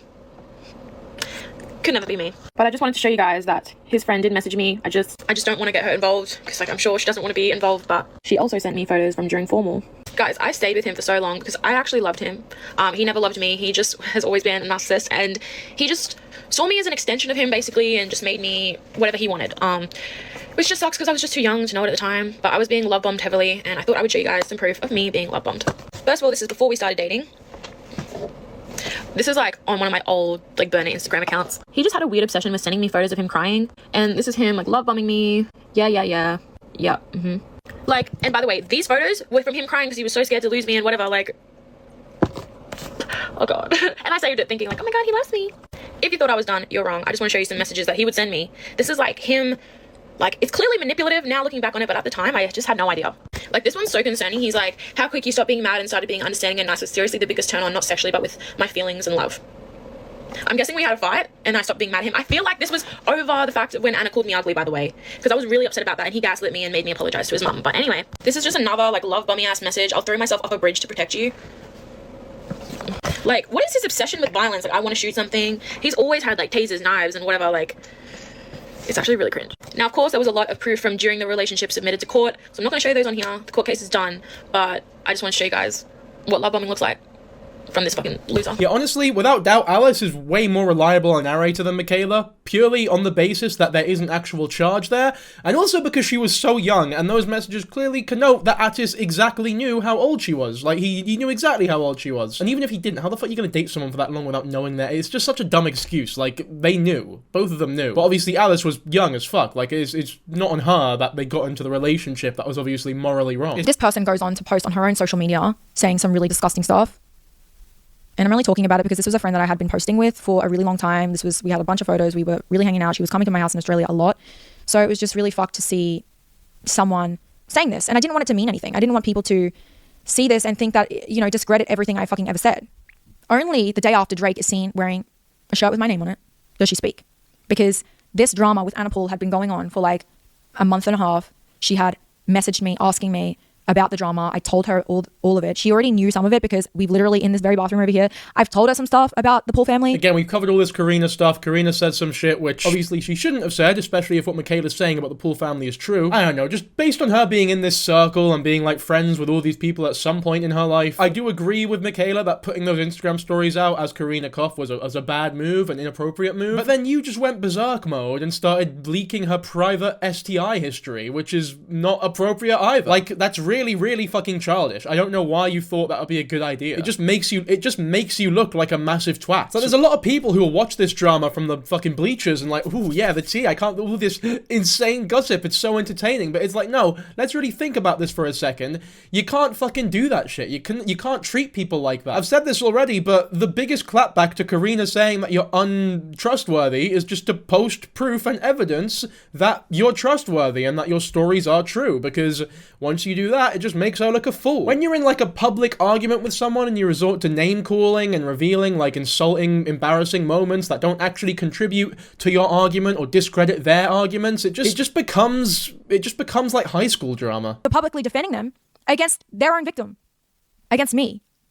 When this blindsided me so hard because I thought we were friends. It was so, when I tell you I woke up and I thought I was in a dream, I felt sick, I felt like throwing up, I felt like crying. And I did. I cried for so long. In fairness, to say that Mikaela's lying is fucking not only wrong, but also disgusting. Like, you can't say that for sure. You know, it's one thing to say, we don't know. Like, how are we supposed to know? I think that is an acceptable mindset to have. But to say that she's straight up lying when you have no idea, you don't know these people, you weren't there when any of this allegedly happened, you just don't know. There isn't really any evidence of a lot of these things happening, but that does not mean that these things didn't happen. It just means that it's a he said, she said scenario, which is very difficult to navigate, but it does not mean that anyone is 100% lying. There's just no proof. Honestly, this is without doubt the shortest section of the video, but that's pretty much all there is to this podcast. There isn't any real evidence at all. The majority of this one really is just telling long stories without any screenshots or anything of the sort. Now, there are a couple TikToks from people, from witnesses at the time, in the airport, in like situations where Atis and Anna were involved,